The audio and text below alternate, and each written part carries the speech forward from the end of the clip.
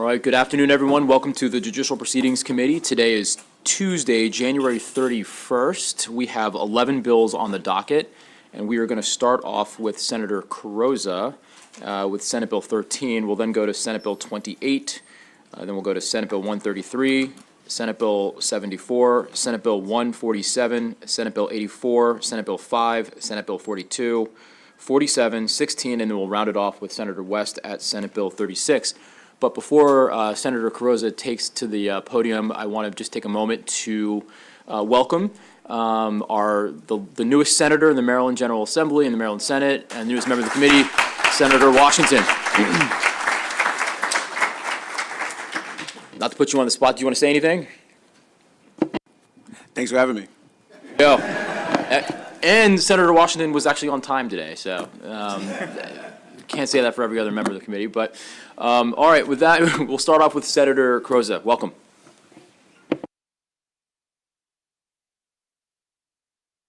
Up as well.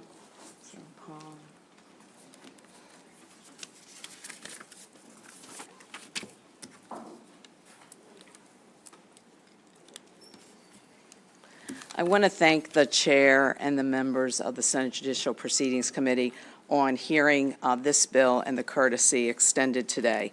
And I am here to ask for your support, to present and ask for your support of Senate Bill 13 as amended, custody evaluators, qualifications and training.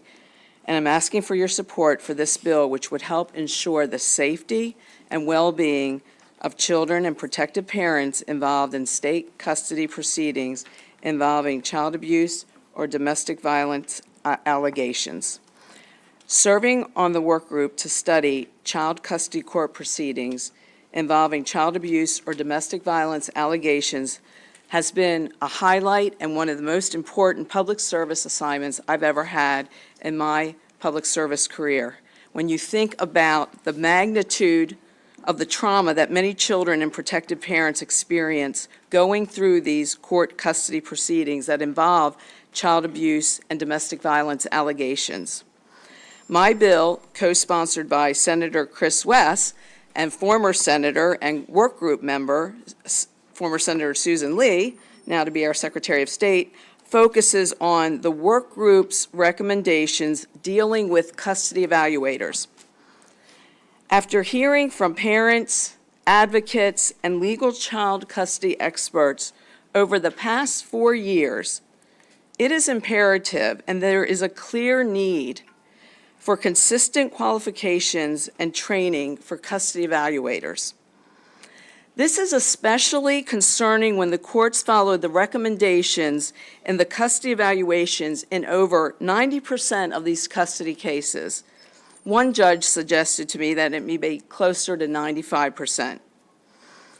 Since my involvement with the work group and after my first introduction of this bill in 2021, I have heard from many parents and child advocacy groups who have shared numerous stories and cases where qualifications and training of the child custody evaluators would have made all the difference in the child's life.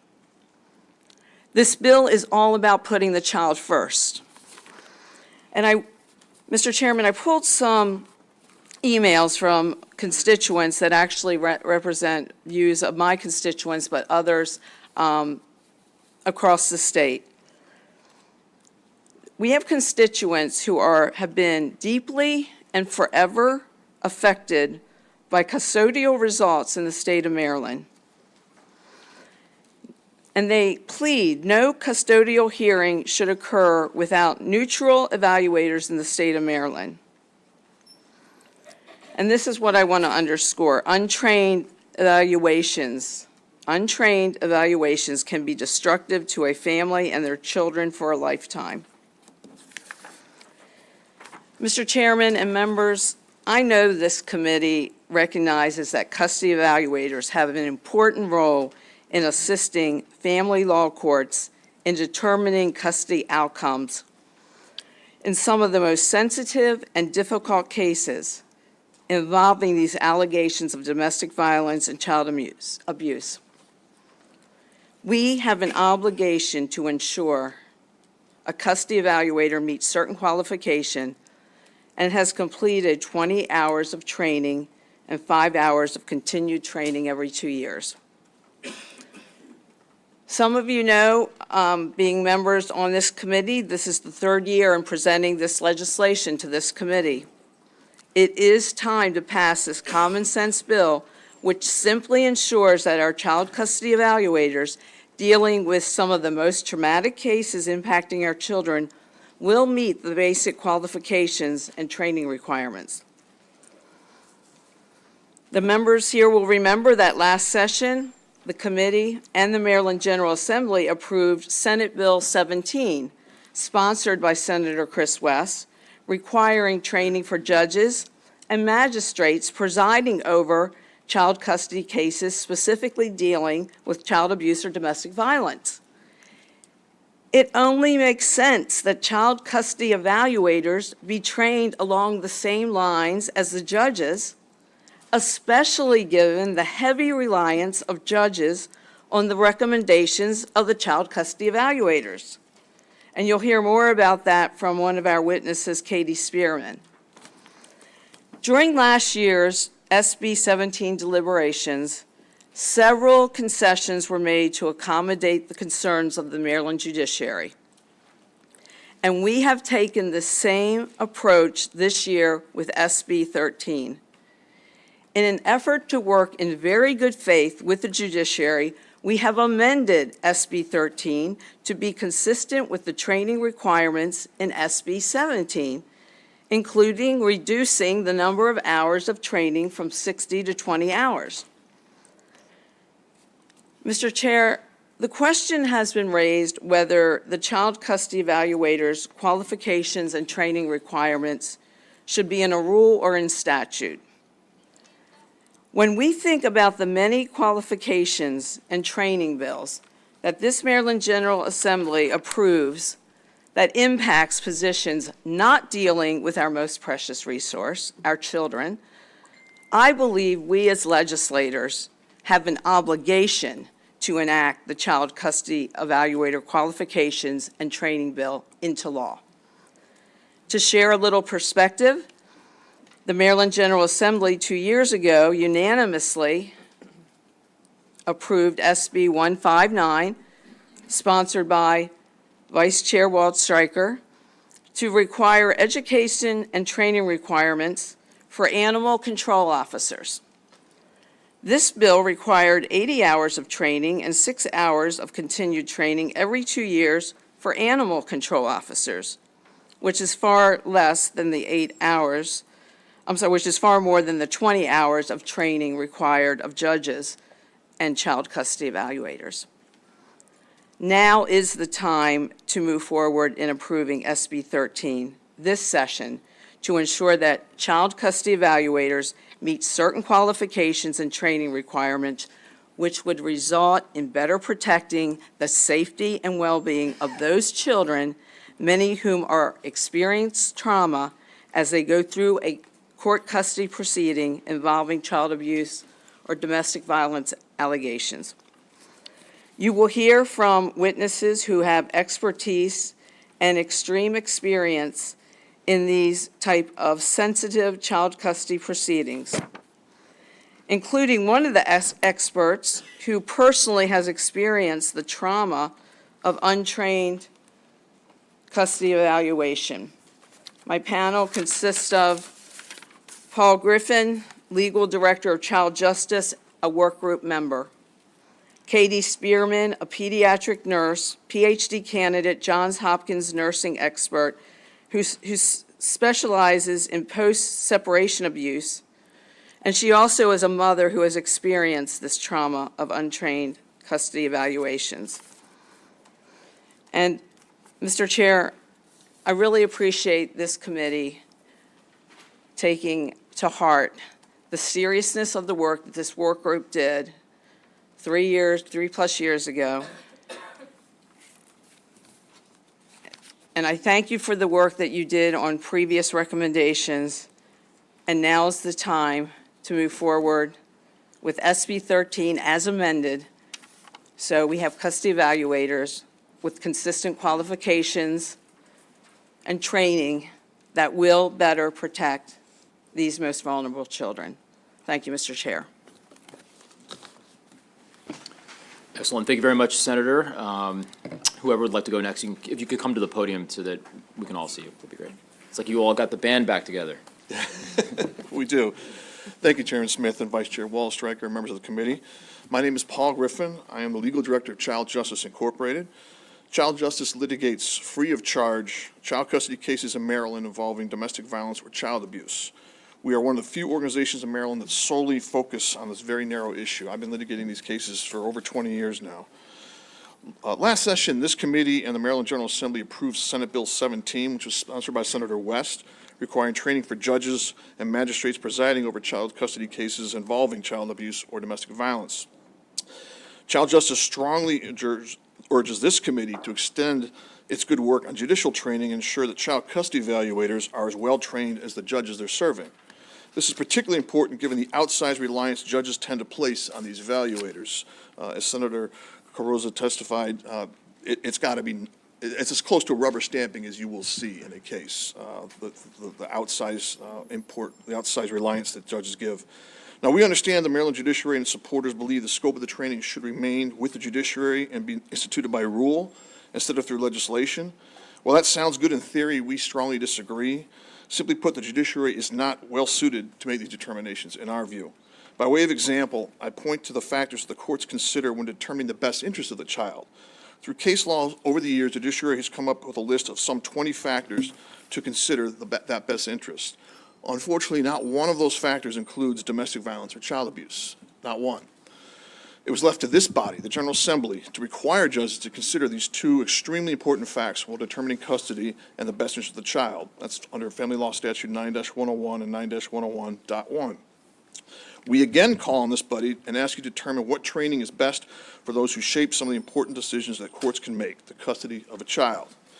I understand that there are concerns that having the required training and legislation is too limiting because the understanding of science may change. We disagree with that. I'll just finish this up. Just as we did with the Judicial Training Bill, we have created a list of specific topics, but left open what the substance of those topics are so that future trainers will always be able to use the latest science in these covered areas. To say that future legislation will be needed every time there's a new development in this area is simply not true. If you will look at the Senate bill, you'll see it tracks exactly the language we used in the Judiciary Bill. Finally, I would like to say that I understand that there's a concern that this will eliminate the number of, or limit the number of custody evaluators. I find that to be a little hard to believe. I've never been in a case where a judge had a problem finding a custody evaluator.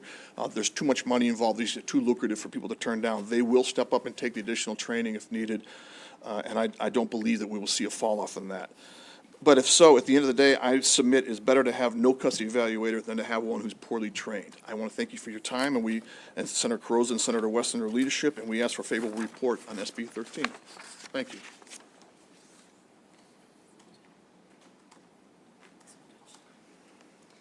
Thank you for the opportunity to testify. In a recent expose published by ProPublica on the broken custody evaluation system in Colorado, one custody evaluator quoted, "Sometimes the judge just cuts and pastes all my recommendations and puts it in the court order." In my work interviewing survivors as a domestic violence researcher at the Johns Hopkins School of Nursing, the single most common policy change survivors say they want for their children is training. Trauma-informed training on the nuances of domestic violence, child maltreatment, and coercive control and how it impacts their children. Parents shoulder the cost of custody evaluations ordered by courts, which can run into the tens of thousands of dollars for an evaluation and court time. In the family court system, you have no option but to come up with this money if you want to protect your children from abuse. The training, or lack thereof, influences the lens through which custody evaluators view the dynamics of the families they evaluate. And child safety must be the priority lens. A qualitative study by Hazel Schwert et al. Found that among custody evaluators who had not had training in domestic violence, these custody evaluators believed that 40 to 80% of their caseload involved false allegations. But we know from population-based studies that experiences of violence in families are common. in separation, divorce, and child custody disputes increase the risk of both violent victimization and the risk for lethality. In the state of Maryland, custody evaluators operate with little to no professional oversight and currently no mandated training on the nuances of domestic violence, coercive control, and the impact of child maltreatment on children's neurodevelopment. Senate Bill 13 would be a start to fix this. I'm testifying to this committee in favor of this bill for the third year in a row. When the custody evaluator in my own case was asked under oath about her qualifications, I'll finish up. Did you take any course only focused on any type of sexual or domestic violence? No. Did you ever evaluate a child to see if he or she was a victim of any type of abuse? No. Have you ever been qualified as an expert in any type of child abuse? No. Have you ever been qualified as an expert in domestic violence? No. Training is simply information that can help professionals make informed decisions. Lack of training is in itself a bias and leads to flaw or inadequate decision-making. Custody evaluators may make recommendations without adequate training that place children and/or their protective parents in unsafe and potentially lethal situations. I urge you to please pass this bill for the sake of the best interest of children in the state of Maryland who deserve to have custody evaluators with the requisite knowledge and training on the often subtle signs of domestic violence, coercive control, and child abuse. Had custody evaluators had this training, it would have made a meaningful difference in the lives of many children, including my own. Thank you.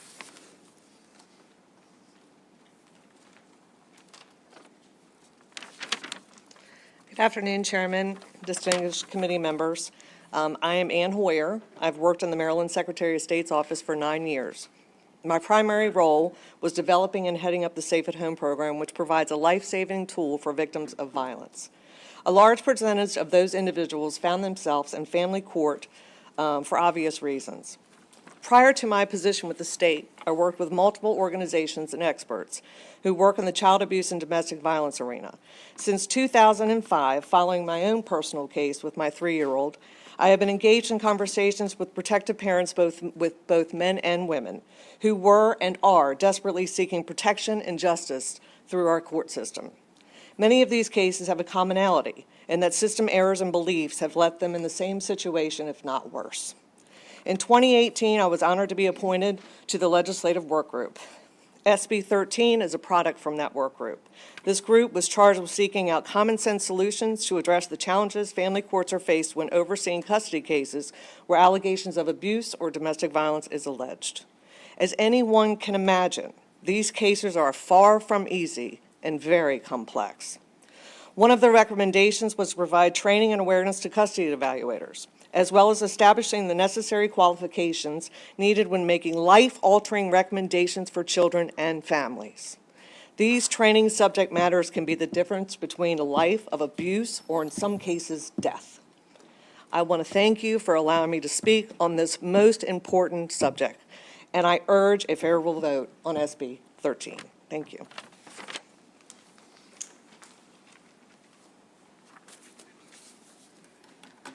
Good afternoon, Chairman Smith and distinguished members of the committee. My name is Claudia Remington. I'm the retired Executive Director of the State Council on Child Abuse and Neglect. I served on the work group that developed the recommendations that are at the basis of this legislation. I strongly support SB 13. Custody evaluators' investigations and reports to the court are to focus on the best interest of the child. Applying the best interest standard in these complex cases can be a matter of life and death for a child, and at the very least be the difference between putting a child on a path toward healing or a path of ongoing exposure to trauma and its detrimental and lifelong consequences. Core to application of the best interest standard is knowledge and understanding of the social, emotional, and physical development of the child, as well as the impact of adversity, like child abuse and domestic violence, on that development. The subject matters enumerated in SB 13 are a 101 course in these cases. The subject matters were carefully crafted by the work group and legislative staff to allow the training in each to develop as the science develops. The terms used have been used in child abuse and domestic violence research for decades. This language could have been drafted 15 years ago without any ensuing need to amend the statute. Every child custody evaluator advising judges who are making these life-threatening, life-altering decisions for children should have this foundational knowledge to ensure sound decision-making. In regards to required training in SB 13 mirrors last year's SB 17 in its subject matter areas. Amendments suggested by some proponents effectively gut the bill and continue to leave children dependent upon the courts for protection in harm's way. The National Council of Juvenile and Family Court Judges stresses the importance of family courts becoming trauma-informed through training and more in its publications and on its website. The evidence is clear, they say. Traumatic stress can have substantial negative and lasting impacts on human development, functioning, and quality of life. Despite this growing attention to the needs of children exposed to violence, progress toward ameliorating adverse childhood experiences is slow, particularly in juvenile and family court systems. Courts often lack a complete understanding of the effects of trauma on the populations before them. For these reasons, I respectfully ask you to be a voice for the children involved in these cases and issue a favorable report on SB 13. Thank you. Excellent. All right, thank you very much. Questions for the panel from the committee? All right, seeing none, thank you all very much. We'll bring up the next panel. Is Jen Shaw in the audience? Jen Shaw? We submitted her written testimony. She was caught up in traffic. Excellent. Okay, thank you very much. All right, then we'll move on to Yakov Egenbaum, Rachel Endo, and then we will switch to the opposition panel.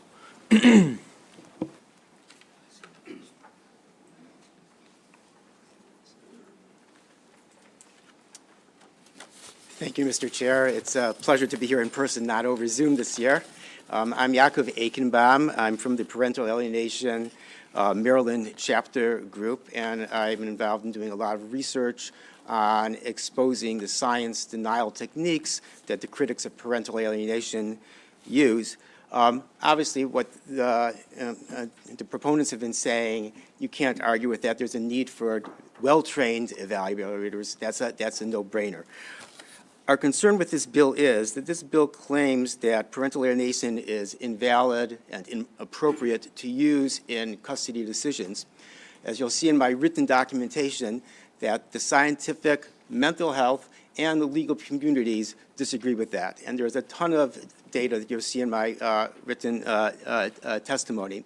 And therefore, the consensus is that parental alienation is real, it is emotional child abuse, and it is essential to deal with it in custody cases. And it's mind-boggling to me that how anybody who is concerned about children would try to discredit it.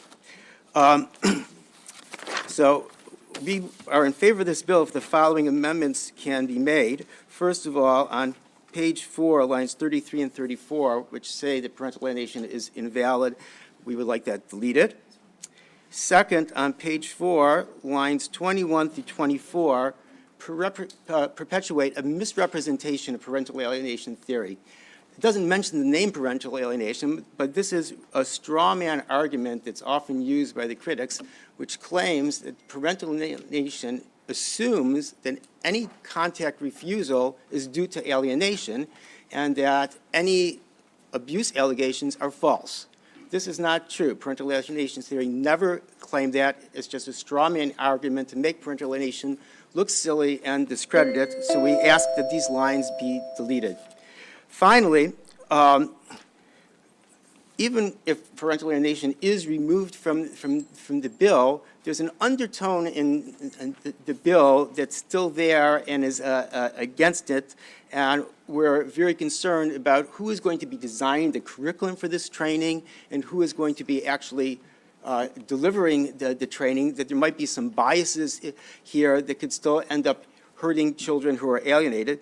Therefore, we agree with the recommendations that the Maryland Psychological Association suggested last year, that the following be added to the bill: that an individual must complete the appropriate training developed by the judiciary in consultation with domestic violence and child abuse organizations, the Maryland Bar, and representatives from each of the licensed mental health professional associations. And I would add on to that also that there should be members of the scientific community who are experts in Borrelia initiation who have not been included in the work group or in any of these proceedings. If these amendments could be added to the bill, then we would recommend a favorable report on Senate Bill 13. Thank you very much. Excellent. All right. Seeing no questions from the committee, we'll now move on to the opposition panel. Is Judge Eiler here and Judge Dumais? And we could also have Ms. Parvis come up as well. Good afternoon. I'm pleased to be here to talk to you about our opposition to this bill.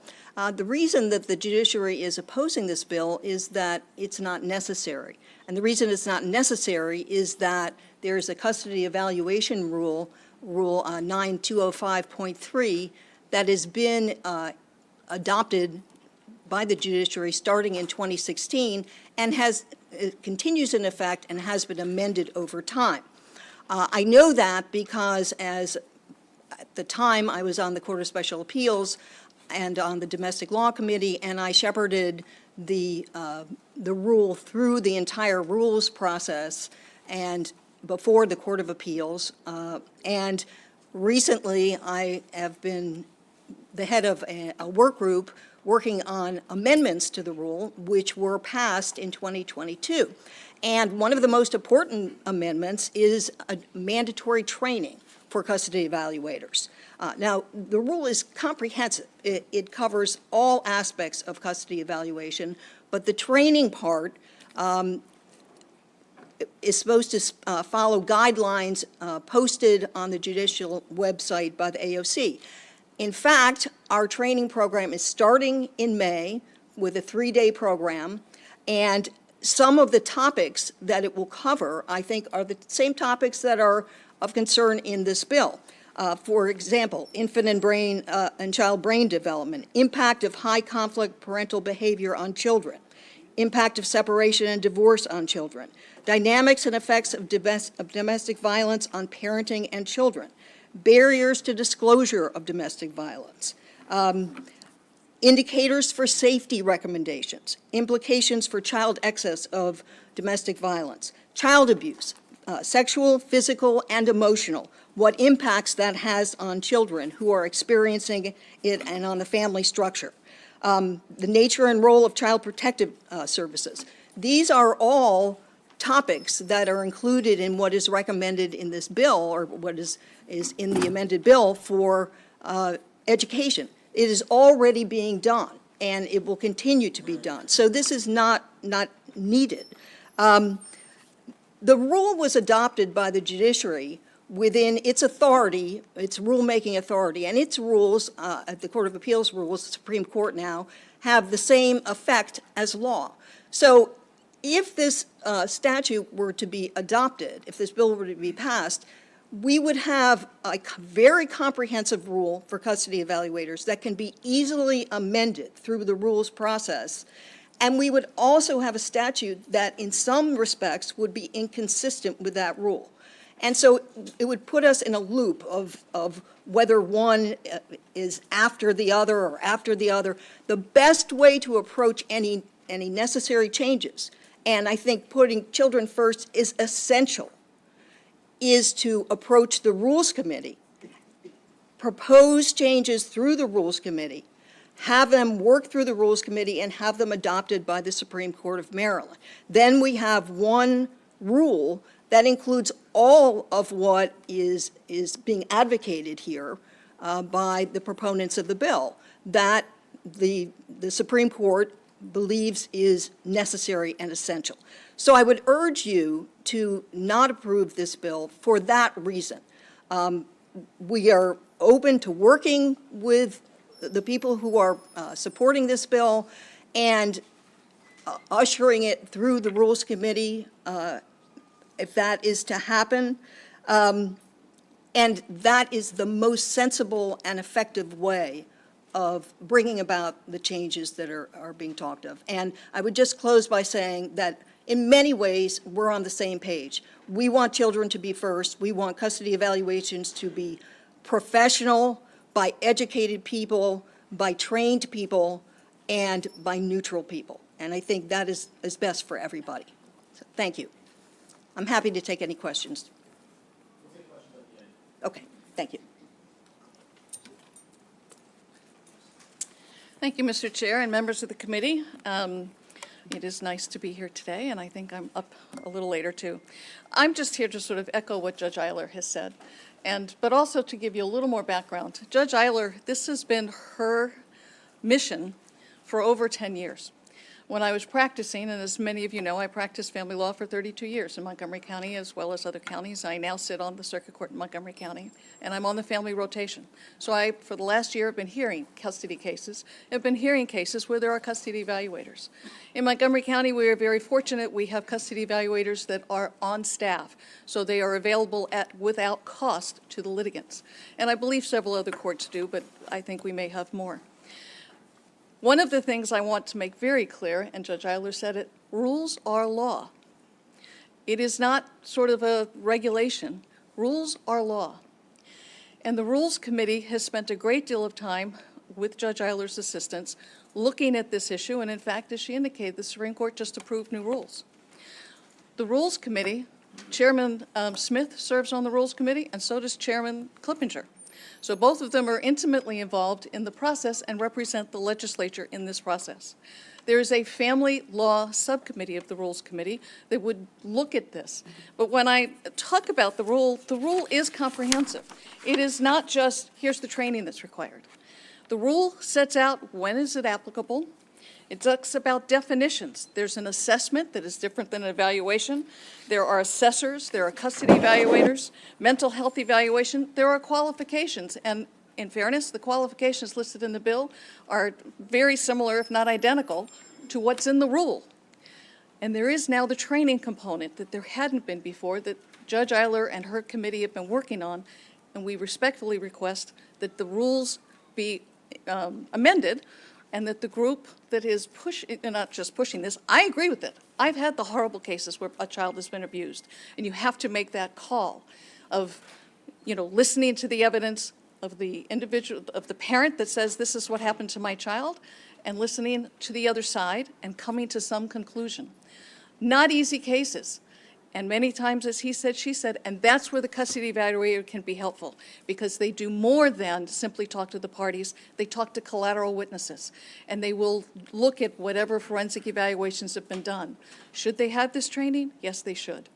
But it should be part of a comprehensive rule that's already in place, and we invite the individuals that would like, the groups, and I'll support it. The types of topics that they think that should be covered absolutely should be. And it should be in the rule that has the force of law. And the Rules Committee, I think, is the proper place, and I'm sure I'd be happy to work with Chair Smith, and I know Judge Eiler would as well, to be able to get this information before the Rules Committee and adopt it into the existing rule. If you'd like to see the rule, it is Rule 9-205.3. You can Google it, it'll come up, and you can look at the entire thing. Thank you very much. Thank you, Judge. Those Rules Committee meetings are riveting. Actually, they're really fun. Actually, they are interesting. No, they can go long. But so just real quick before we hop up to the bar session, have you all had a conversation about pursuing the rules option? We have. Okay. Don't have an agreement yet, but I'm hoping. Understood. And then for the custody evaluator, is that like a circuit level thing, or is it a county resource thing? It's a circuit court at the county, in Montgomery County, it's the county that pays. It's the county. Okay, got it. It's a county employee. Got it. Excellent. Thanks.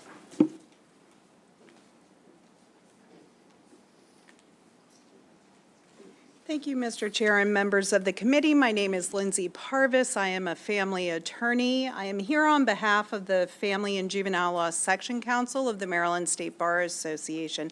I also happen to have the pleasure of serving on the work group that is designing the custody evaluator training, and will be presenting that in May.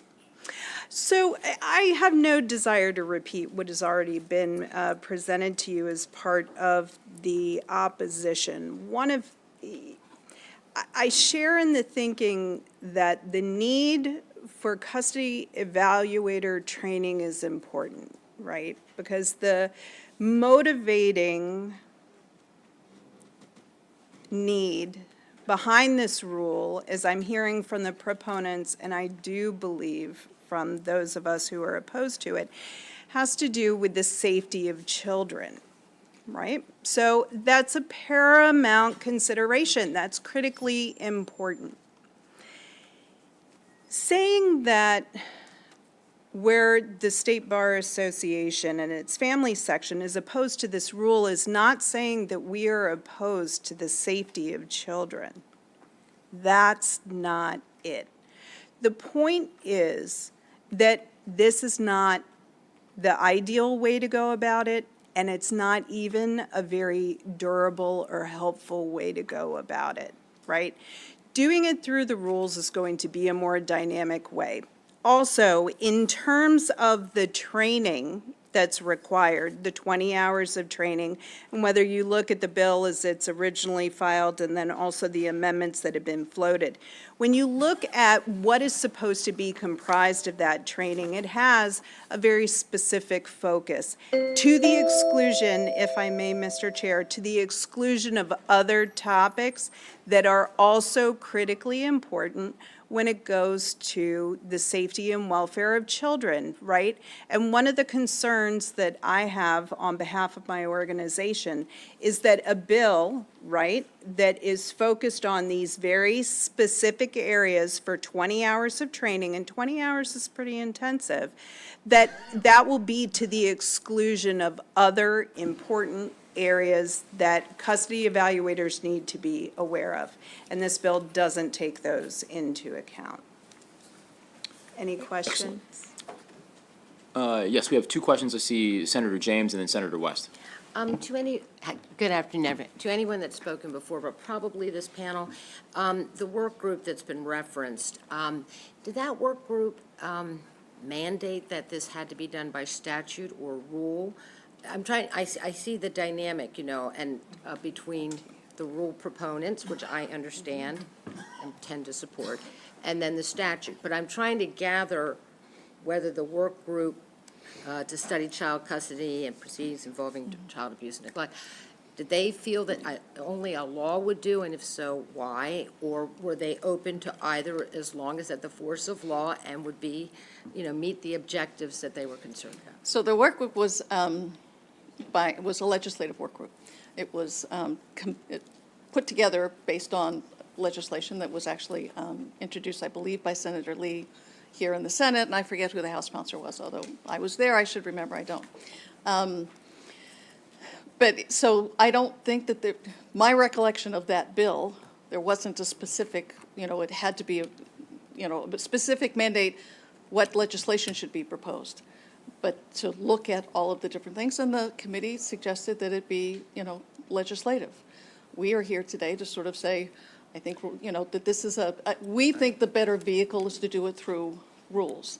And again, we don't have an agreement on that yet, but the list of kinds of things that should be covered in any training, none of us are in disagreement with.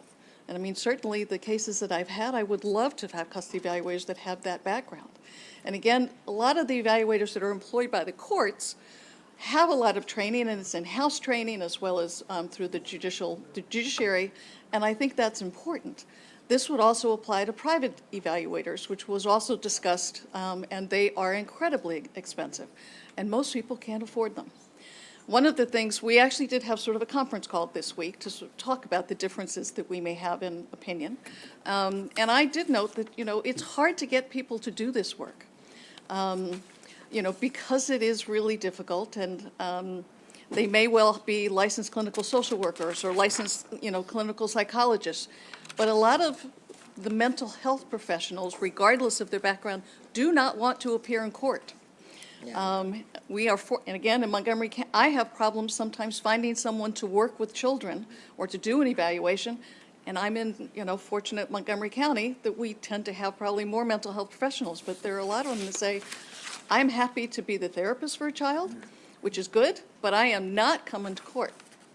And the other piece of it is, if it's the therapist for the child, I will often, when I served as the best interest attorney, indicate I don't want the therapist to testify, because I didn't think it was in the child's best interest to have the therapist testify, because that breaks the relationship between the therapist and the child. If the therapist is then in court testifying, this is what the child told me. Follow-up, Mr. Chairman. I believe it, I'm sorry. Yeah, That whoever. you might have mentioned, and I'm interested in this, all of you. So there's, an extensive list of what the 20 hours should be, but one of you mentioned, and my ears perked up, that to the exclusion of what, or what other things do we want child evaluators to have experience and training in, or at least the flexibility in any particular jurisdiction to have child evaluators that would have training not enumerated here, for which I believe you're saying the rule, you could more easily modify the rule. Would you all, after this, provide me with a list or some categories of Sure. those kinds of trainings that are not enumerated here that are also of value in this? I mean, the rule does have some very broad-based. I mean, the rule talks, the rule itself, in addition to things I think the Supreme Court just passed, talks about child neglect and abuse, family conflict and dynamics, child and adult development, impact of divorce and separation on children. Much of the kinds of things that the work group, it wasn't a work group, I guess, committee, talks about, which, I don't think any of us object, but, understanding how to read a forensic evaluation, understanding what a forensic evaluation is in abuse cases. All of those things are critically important, and I think generally covered, but I don't think anybody on this panel objects to them being specifically in the rule. So that the list of, so the direction of what the training should include is clear.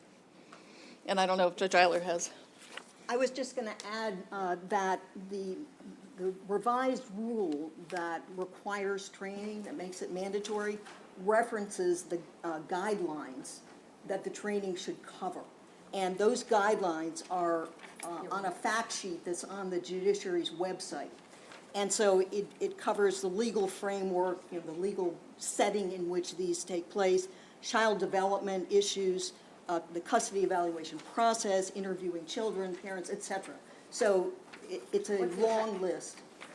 What's the title of it? It's called the Family Fact Sheet, Custody and Visitation-Related Assessments, Training Guidelines. Yeah, it's not short, but it's on the judiciary's website. All right, thank you. We can send it to you, Would too. you? Thank you. Thank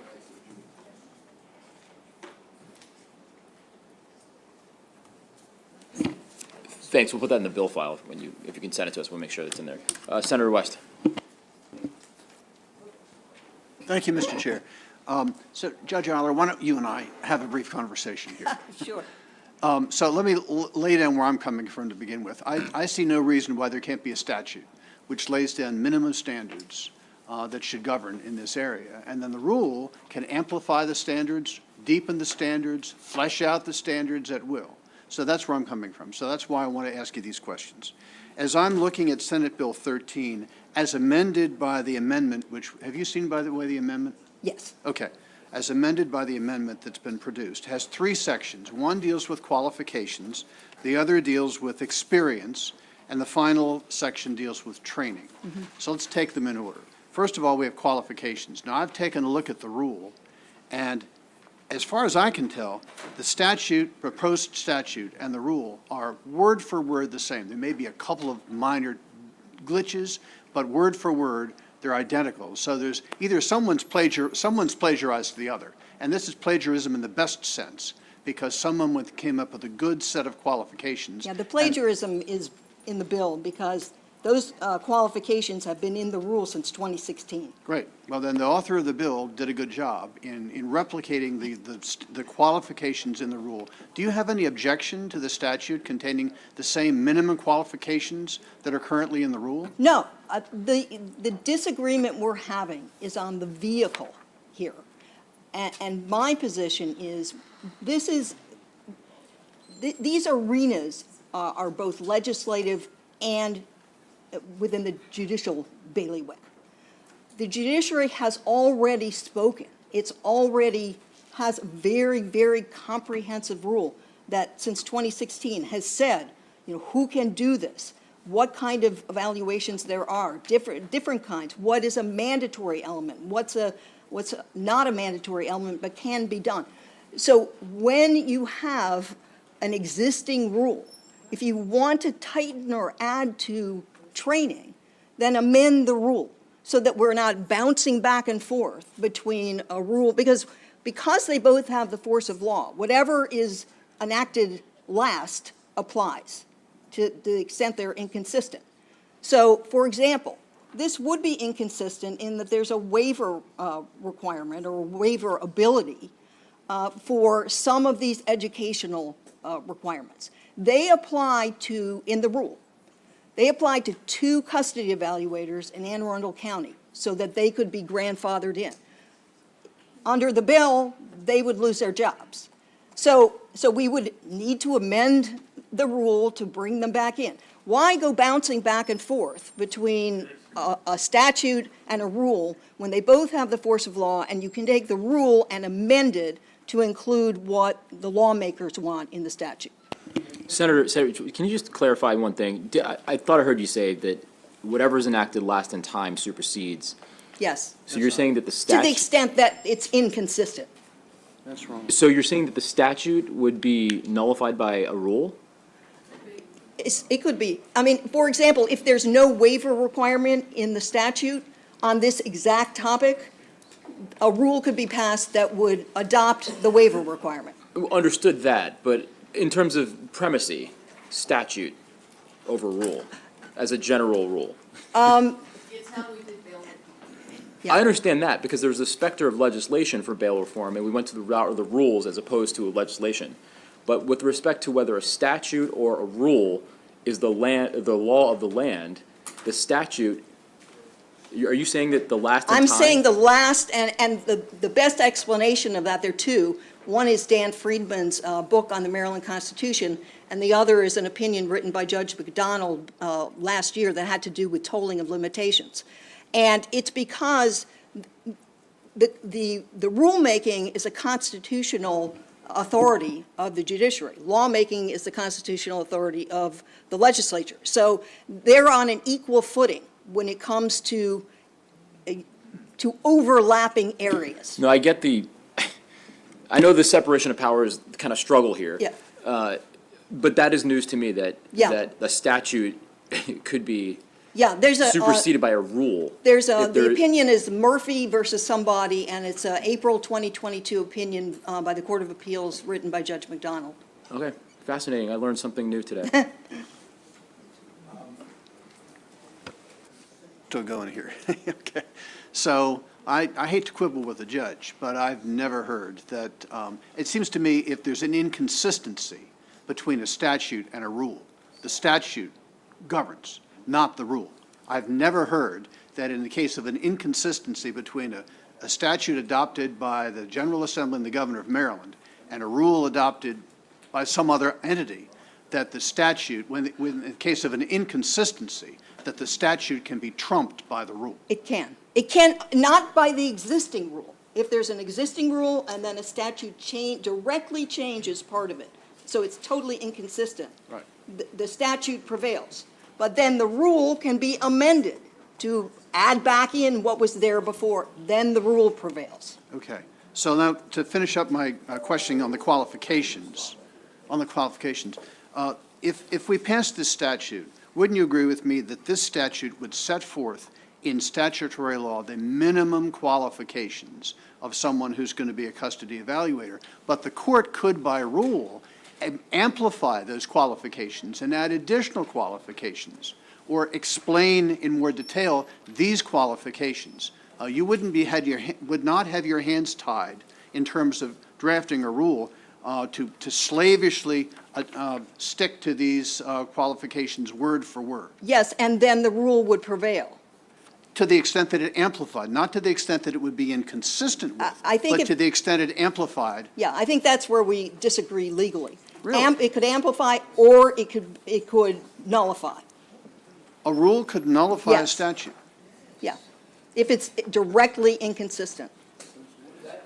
just did in bail reform. I've never heard of that. Yes, please read the Murphy decision by the Court of We'll Appeals. have to. So, all right, let me go on. So the second section under this is experience. And as amended, what the experience section says is a custody evaluator must have experience in at least one of the following areas.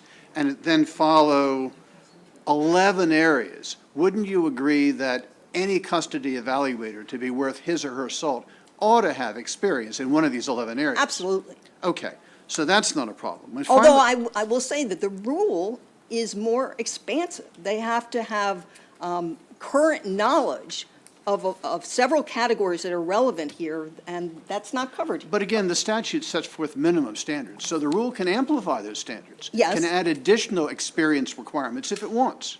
There's nothing in the statute that says that a rule can't be adopted which would amplify the standards. And finally, we get to training.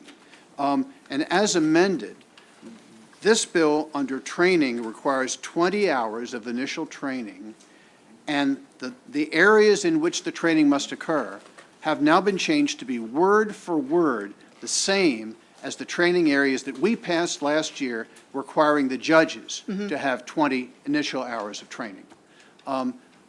Is that a problem? It is unnecessary. Our training will cover that. But this would, again, this And would be. that's this would be a already in minimum- existence. This would be a minimum training requirement. If you wanted to require more than 20 hours, you could do it. This is a minimum standard. It says at least 20 hours of training. So under this bill, isn't it fair to require a custody evaluator whose decisions, as somebody said, the judges frequently rubber stamp them, the decisions are going to be so determinative of the lives of children in Maryland? Isn't it fair to require that they have at least 20 hours of training in these relevant subject areas? I'm not saying 20 hours is unreasonable. I will say that they are not rubber stamped. I mean, the Well, judges someone- make their someone own said that. I best can't remember who interest it was. decisions. Right. But what I am saying is it's not necessary. Why have a law when you have a statute, a rule that has the force of law that requires training in these same areas? All right, and this will be my last question. Don't you think it's fair for the Maryland General Assembly, in this critical area that's going to affect so many lives of so many children, to set minimum standards beyond which the Court of Appeals can go with an expanded rule? I think it was most fair for the judiciary to do that, and we did that. And I think personally that when you have an existing law, such as the rule in this case, that it makes, and there's overlapping authority, to defer to the existing law, and if you want to add to it, amend it. Okay, thank you very much. Thank you.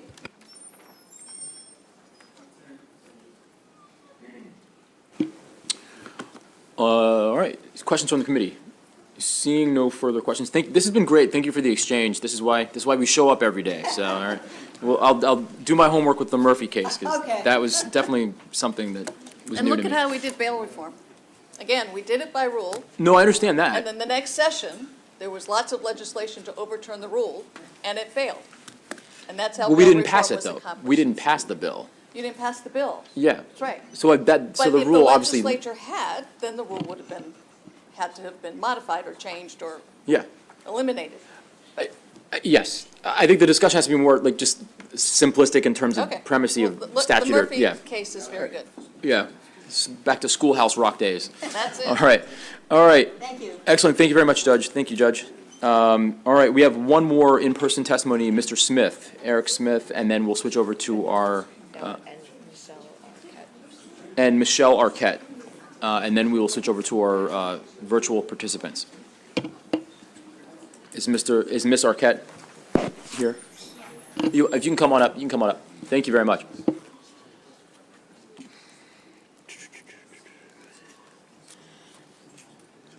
Good afternoon.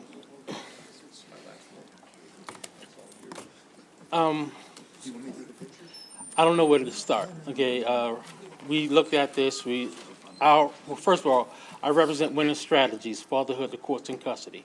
It's a nonprofit program in Baltimore City that helps fathers deal with the custody of their children, okay, when it's unfair. We know about the biases from the courts. Now, actually, when I heard the untrained evaluators, I was like, I thought social workers were trained in this. I thought most of the judges were trained. However, so I don't see why is there a need for it?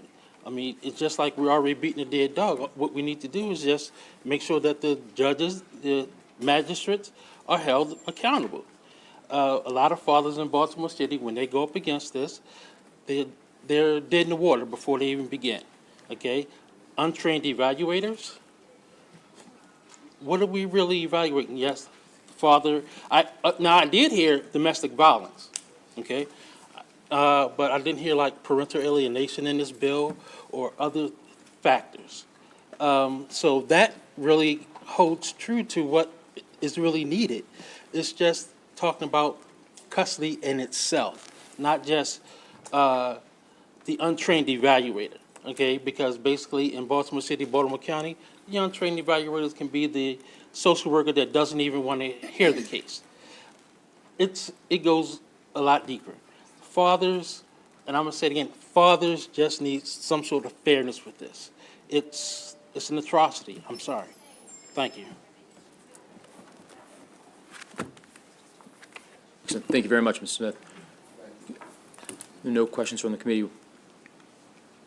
Welcome. Hi, thank you for letting me speak today. My name is Michelle Ariquette, and I have no problems with evaluators being trained. I think it's important. I am a victim of child abuse myself, so I understand the importance of it. My problem is with the training, and specifically with parental alienation. After being divorced for 12 years, I started a parental alienation support group. It was out of desperation because I did not have any support. And now, 4 years later, I have 318 parents from the state of Maryland who are also in the support group. And they come to the support group when they are at their lowest. We meet every month via Zoom, and I hear the same story over and over and over again. My problem with this bill is 2 letters, IN, that parental alienation is invalid and inappropriate. Those 2 letters have to be removed. Parental alienation is both valid and it's appropriate, and custody evaluators must be trained on it. They have to be trained on it. It's a very subtle form of abuse that takes place over a series of years. It starts before the divorce ever takes place. Now, opponents of parental alienation will say it's not in the DSM, but narcissistic personality disorder, psychopathy, sociopathy are in the DSM. So what happens when the narcissist, when the psychopath, and the sociopath get married and have children? Are we to assume that these people don't get married and have children? No, that's absurd. Of course they get married and have children. And when they do get married and have children and then subsequently get divorced, what happens with a person with those personality disorders? How do they behave? I'll tell you how they behave, because I've been a victim of it, and more importantly, my daughter has been a victim of it. It's psychological warfare. They target that parent, and they use the child as the weapon. And it is up to this committee to understand what parental alienation is. And the reason you don't hear about it is enough because people like me who have experienced parental alienation and the 318 people in my support group are worn down. We feel powerless, and we don't have the energy to speak up. It is too frustrating. The rates of suicide of people that have been targeted by parental alienation are skyrocketed. The rates of suicide of these children is skyrocketing. The trauma that affects these children goes on for the rest of their lives. And I really want you to consider that. Parental alienation either needs to be removed from this bill or IN needs to be taken out in front of invalid and inappropriate. Appreciate it. Thank you very much for your Thank testimony, you. Ms. Ariquette. Thanks for hanging in there with us. All right, we're going to move on to our virtual witnesses, and we'll start off with, is this Claudia Ovelis? You're up. Yes, I'm here. Thank you. My name's Claudia Ovias, and I appreciate you allowing me to testify here today. As a Marine Corps veteran and military spouse of a retired 22-year Air Force service member, I speak on behalf of service members and veterans for children's rights, also known as Heroes for Children's Rights, and I oppose this bill as certain language will impact service members and veterans that have service-related trauma after returning home from deployment. Currently, the state of Maryland houses 11 military installations with Marines, Army, Navy, Air Force, and Coast Guard personnel. Maryland is home to over 34,000 active duty service members and reservists. Also, the state houses about 362,000 veterans, mostly disabled. Now, of the 671,809 military members married at the start of 2020, 2.8% have gotten divorced. We understand that the divorce rate is high in the military. Because a service member may be gone months and maybe years at a time, the separation between the parent-child relationship impacts the family dynamic. The parental alienation dynamic is sometimes more acute in the military, as many couples going through a high-conflict divorce come from different states and even different countries. Further exacerbating the problem are deployments and reassignments that separate parents from their children. Since there are decades of science-based research on parental alienation, which I can provide, I ask that this bill be amended to not re-traumatize our service members. Recently, the AFC, the Association of Family and Coalition Courts, and the NCJ-FCJ, the National Council of Juvenile and Family Court Judges, issued a joint statement on parent-child contact problems in 2022, which states that that parental alienation is a factor that should be taken into consideration in custody decisions. If the National Organization of Judges and Legal Professionals are putting this information out there for the public, shouldn't this be an alert for a bill disqualify what could impact so many? Again, thank you so much for your time, and I appreciate this opportunity to testify. Thank you again. Excellent. Thank you very much for your testimony, and thank you for your service. All right, excellent. All right, is Ms. LaPenta, are you ready to go? All right. Be safe in there, all right? Hopefully you're. I am. Okay. I'm pulled over. Okay, great. Hi. It's a weird place we're in right now. I don't know. All right, here you go. Hi, my name is Rael Penta, and I am representing an organization of mothers who believe in protecting rights and the well-being of children, called Mothers Against Child Abuse, or MACA. And we stand up against child abuse in our nation.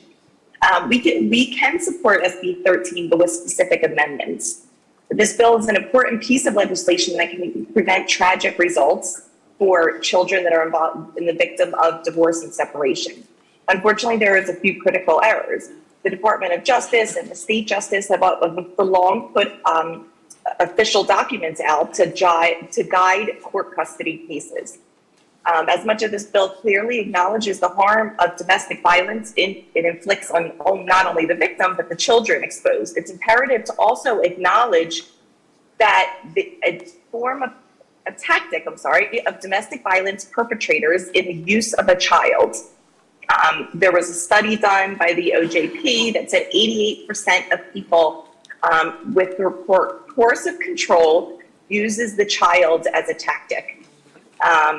The judge's guide from the state justice and the AFCC joint statement, which was recently put out, all stress and require the need of understanding parent-child relationship. So saying that parental alienation is unscientific and not warranted in custody cases goes against years and official data that we have. We agree that evaluators definitely must be trained. We're grateful for the abuse being acknowledged here and protecting our children. But we can't ignore the fact of coercive, and I'll finish right up, coercive control and the use of a child. So thank you so much for letting me speak. Thank you for your tireless work. And please, SB 17 acknowledges that physical and emotional abuse, and it has to be acknowledged, and parental alienation is not restricted there. So thank you so much for your time, and we support this bill with amendments. Excellent. Does anybody have any questions? Looking around the committee, seeing no questions, thank you very much for your testimony. Be safe, and I want to thank our vice chair for passing the move-over laws for vehicles that are stopped on the side of the road to keep you safe. And Perfect. all right, be safe. All right, Thank you. Thank you very much. all right. Frequent flyer here, Mr. McAvoy. You're up. Chair, thank you so much, Chair. Can you hear me? We can. Very good. Thank you so much, Chair and committee. When SB 567 came out, I spoke on this bill actually in person at your horseshoe. And at that time, I boldly said that this was a jaundiced, that 567 was a jaundiced ideological bill looking to import the bias, their bias, Senator Lee's bias, into child custody determinations. We saw that bias last year with SB 17, where it actually had, there were pieces of it that had to be hatcheted out because this bias was acknowledged. And I want to add that for the sponsor, Senator Carrozza, to claim that bias is persistent, well, it is. As you just heard Eric Smith discussing, it's long-standing, and it's actually been entrenched in Maryland's child custody code of a maternal preference. Look back in 1973 when it was abolished. This isn't theory. This is what actually happened in Maryland. But to see this today basically be a jump ball between the legislative and the courts just shows that when we have these ideological bills, this is a terror. This is an absolute terror. So I'm highly against this. This bill cannot be salvaged. It uses issues like parental alienation, coercive control, these things that we've discussed in the House for years, where they're not, one, parental alienation is used by SENA attorneys, state attorneys, yearly, probably monthly. Secondly, coercive control can never be defined. They've tried year after year, they can never define it. So what we have is an ideology into a bill that's already sort of given way to custody evaluators should be professionals. And back to Senator Carrozza and the other speakers, proponents for this bill, the concept that people are going, families are going before judges, and they just don't get the complexity, I think that's honestly silly. And if it is true, we should nix out their $180,000 paychecks. As always, committee, thank you so much for your time. Excellent. Thank you very much, Mr. McAvoy. Seeing no questions from the committee, thank you very much. All right, with that, I think that'll end the testimony for Senate Bill 13. So Senator Carrozza, thank you very much. We'll now move on to Senate Bill 28 with Senator West.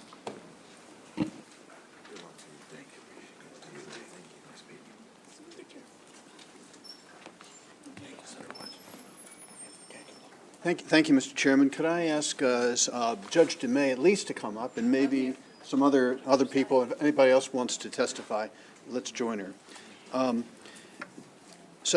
thank the chairman and the members of the committee. It's a pleasure to be here to present Senate Bill 28. This was always Judge DeMay's bill, and I agreed to take it from her because I believe in what it has to say. There is an amendment that everybody should have on their desk. There was a mistake made in the draftsmanship. Section 9-107 of the Family Law article was inadvertently deleted by the bill. That's a section that deals with disabled parents. And some of the people who have filed oppositions, I believe, are filing them solely on the basis of the fact that Section 9-107 was deleted. So that's now re-included in the bill. And those who were, I'm sorry to say, who may have come out this afternoon to express their opposition to the deletion of Section 9-107 should feel comfortable that it's back in the bill again.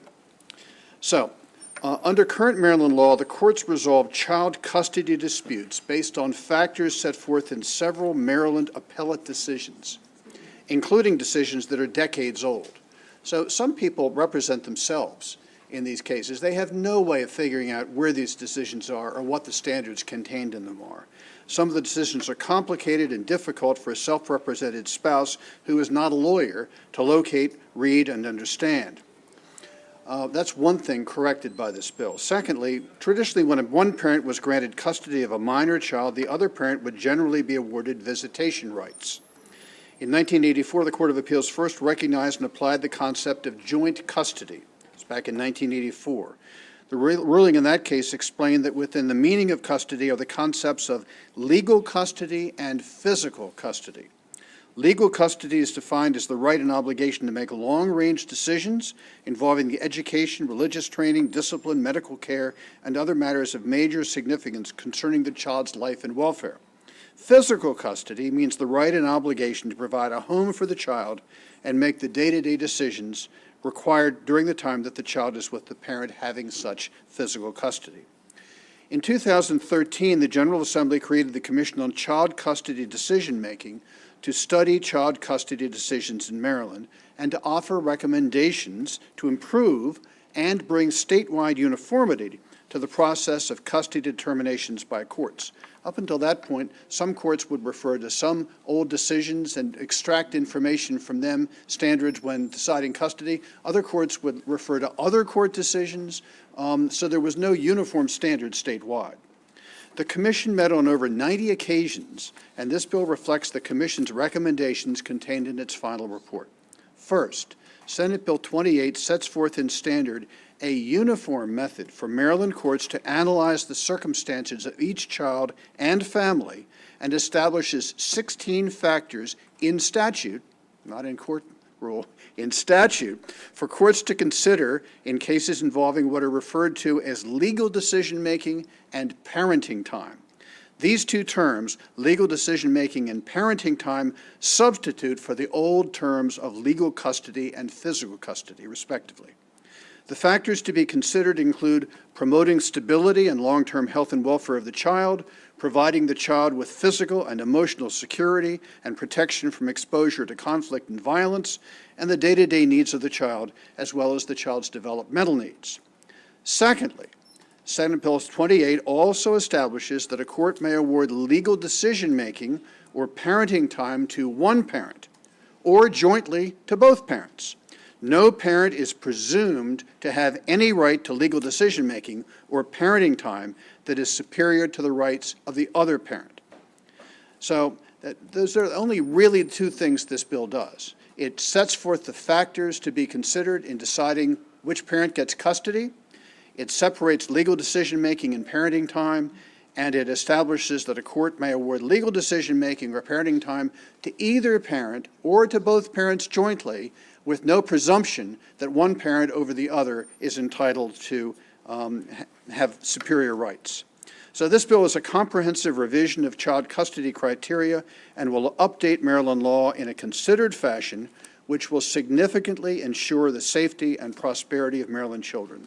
I appreciate the committee's consideration of the bill, and I'll be happy to answer any follow-up questions, but I would recommend that we let the witnesses speak first, and then I'll stick around down here so I can answer questions, but people far more conversant with the issues than me will be testifying. Thanks. Good afternoon again, Mr. Vice Chair and members of the committee. Obviously, I've testified on this bill before. Again, I currently sit on the Circuit Court for Montgomery County, and I'm in the family law rotation, but I did practice family law for a total of 32 years. I was actually a member of the Commission on Child Custody Decision-Making, which, as Senator Smith indicated, met over 90 times, and it was over a 2.5-year period. We had more than 200 people involved in that commission, and we did more than just look at a custody statute. We actually looked at how decisions were made, but one of the, and I almost hate to mention rules, however, one of the things that we did as a result of the custody commission is we actually did go through the rulemaking process. And something that is very helpful, particularly as a member of the bench, is Maryland Rule 9-204.1 and 9-204.2 actually require parties in a custody litigation to present to the court parenting plans. And the parenting plans include the factors that are in this particular legislation. So first, the rules and Senate Bill 28, most importantly, change the dynamics. And I've been doing this as part of my practice for a long time. Instead of saying, you have custody and you get to visit with your kid, that's not the right dynamic for any custody case. Parents shouldn't be presumed to only have visitation. While I was in practice, I didn't use the term visitation. I used the term access. And I would talk about an access plan, which talked about both parties, not just the parent that wasn't maybe the primary residential parent.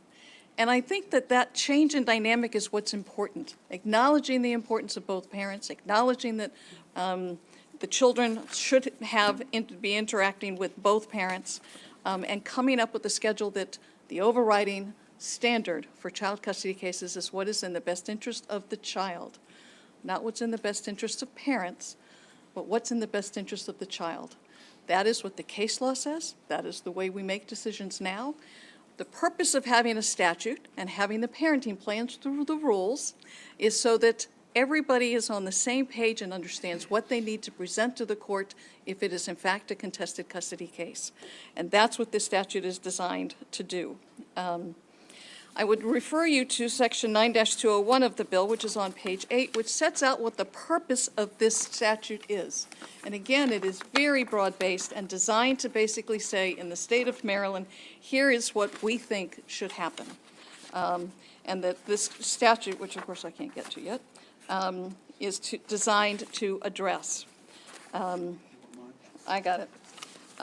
So 9-201 says that the purpose of the statute is to promote stability and long-term health and welfare for the children by ensuring that the children have frequent, regular, continuing, and extended contact with the parents who have the ability to act in their best interest, creating family and case-specific parenting time schedules for day-to-day access, shared holidays, vacations, cultural or religious events, participation in special occasions, encouraging parents to share in the rights and responsibility of raising their children, fostering the children's relationship with siblings and significant adults, and to provide children with the physical and emotional security as it goes on, and to provide for an expeditious, thoughtful, and consistent process for decision-making by courts to protect the best interests of the children.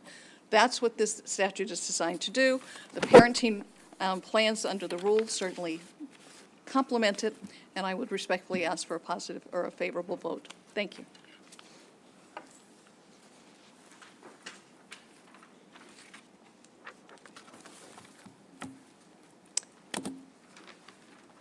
Good afternoon, Mr. Vice Chair and members of the committee. My name is Michelle Smith. I haven't testified before you yet this session. Happy New Year. Welcome to the new session. It's great to see you all and some new faces. I am with the Maryland State Bar Association Family Law Section Council, and I am here to testify in favor of Senate Bill 28. This bill is a critical bill for our children and for our families in the state of Maryland. There are very many self-represented litigants that don't have the slightest clue what they need to present as relevant evidence in custody matters in our state.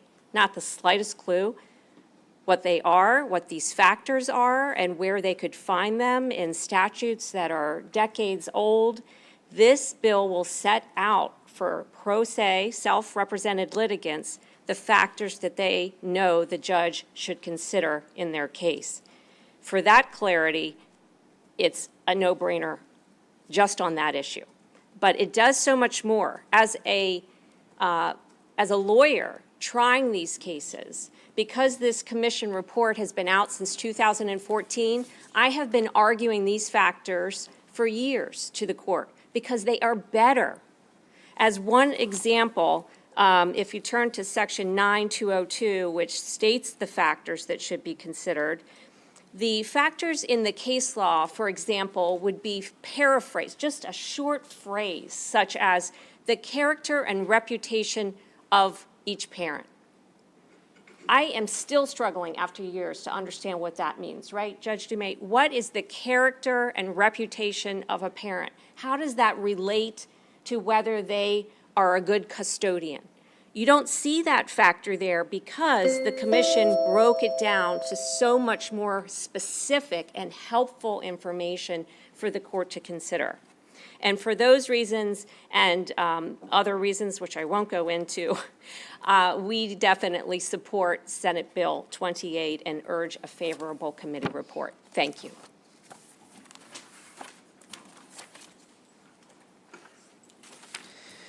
Thank you, Chair and Vice Chair and committee members.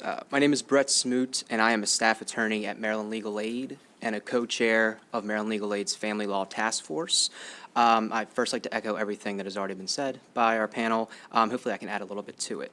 I work in centralized intake at Maryland Legal Aid. What that means is I'm kind of on the front lines. I'm a point of first contact for folks who want to utilize legal aid services, usually by the telephone or online. And so I frequently advise low-income Marylanders who, that's our clientele, low-income folks, regarding the best interest factors. And again, these factors are inaccessible and difficult for pro se litigants to understand. They don't have legal search engines like Westlaw, like we have at Maryland Legal Aid. It is, and even if they did, some of them don't even have access to the internet, but even if they did, it would be difficult for them to decipher and analyze the cases just due to their, I went to school specifically to learn how to do that, so most folks have not done that I advise. And so, a common example I might get is someone, thinks that because they don't have a job and the other parent does, that they're going to lose custody. And I tell them, well, that's not the case. There's actually this list of factors, and that prompts them to ask, oh, what's the list? And then I have to kind of dive into my spiel and try to do as best I can. But if I had a codified list I could give to them, that would not only make my job easier, it would help them better understand the factors as well. And it would also bring uniformity to the court's decisions if there was just one statute that all the courts could point to. In addition, the language of changing physical custody to parenting time and legal custody to legal decision-making is just language that has been already adopted by parenting plans. It's easier to understand, and it is less contentious.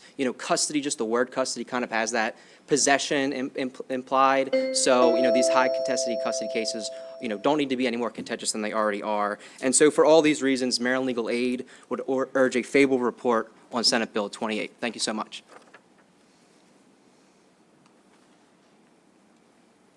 All right, thank you very much. Questions from the committee? Senator McKay. Thank you, Mr. Chairman. So, I really don't understand why the need for changing the terminology and how that's going to help the child, because I really could, this is a statement, but really could care less about the feelings of the parents. But, it's about the child, so I don't understand how this is going to magically fix. After doing this for, there's no magic in custody cases. I wish there were. It's not magic, but it's a perception.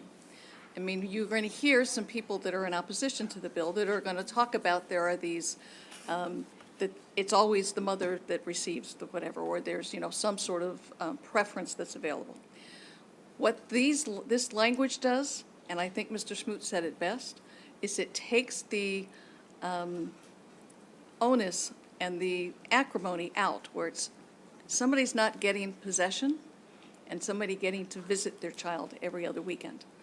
This is designed to foster the idea that both parents should be involved and both parents have equal rights.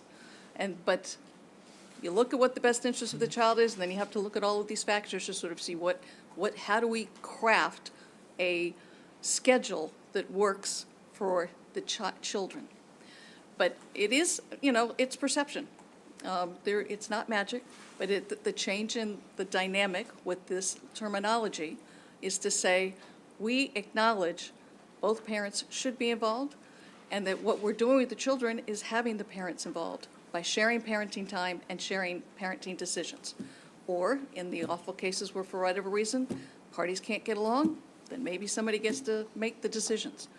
But this starts us at a level playing field. That's the idea. I don't know if that specifically answered your question. And, and again, maybe it's too touchy-feely, but to be honest, I find it helps in my courtroom when I talk about parenting time and I don't say, I'm going to give so-and-so custody and so-and-so visitation. So, being one of the only members who's not an attorney on this that might be a committee, good thing. You've just confused me even more. Was not my intention. Yeah, I understand that, but I just don't see how it helps with the child. So I'll move to the second question. Okay. So in some of the opposition, they've talked about provisions being removed about grandparents not having the ability, as much involvement, that being deleted? Well, that's not necessarily, I have to go back and look. I don't remember if we actually deleted it or just changed it. Part of the problem is what the Supreme Court case law says, and not the Supreme Court of Maryland, the Supreme Court of the United States, as well as the Supreme Court of Maryland. By Constitution, grandparents do not have automatic access with the children. It is something that, to be honest, I've worked on legislation in the 19 years I was in the House of Delegates trying to find some way to craft it, to craft something about grandparent access. We haven't been able to get beyond the United States Supreme Court language. And so if it's been deleted, and I have to admit, I don't remember. I'm just reading some of and I guess my last thing is, touching back before,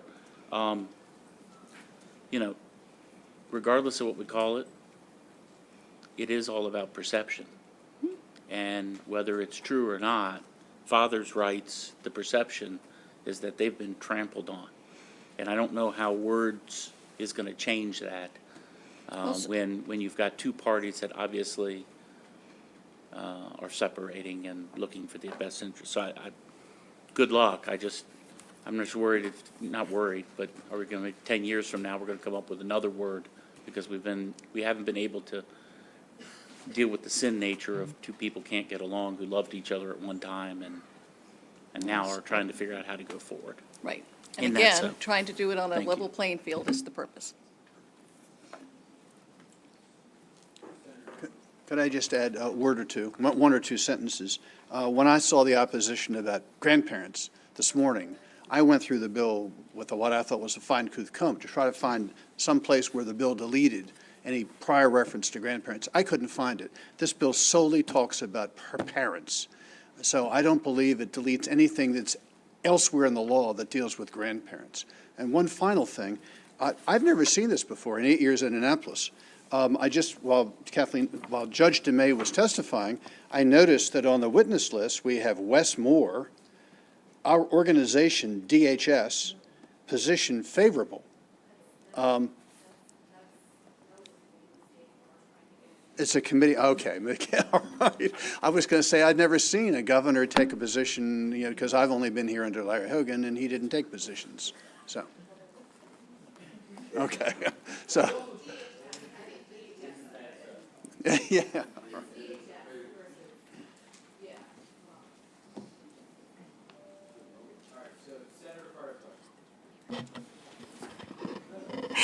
Thank you so much for the testimony. And I want to be clear, Senator West, we've had many conversations about this, and I believe that you believe this is a good policy. I don't believe that. And I believe that if we honestly wanted to start with fairness and equity, then we would do one simple thing. We would begin with rebuttable presumption of joint custody. And so my big fear and concern about this bill is that you'd be codifying terms in an already very unjust system, a system that is based on traditions of racism and gender bias, a system that believes that mothers have much more value in the lives of their children than fathers.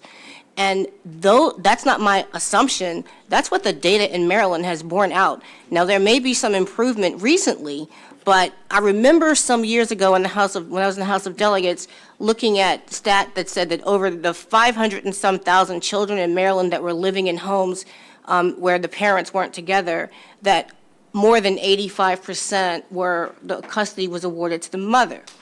And that is a real concern because I think a system that fosters having a mother being the primary custodial parent, even though you want to call it parenting time or whatever, and the father being the bill payer that has less rights, that is a system that has worked very badly in my community and in the state of Maryland. And so my question to you is, what is the fundamental problem that you have with simply starting at, if it's really about equity and fairness, why can't we start at rebuttable presumption of joint custody? A rebuttable presumption of joint custody. At the beginning end, you say each parent that is, of course, assuming neither is unfit, each fit parent begins at equality at jump.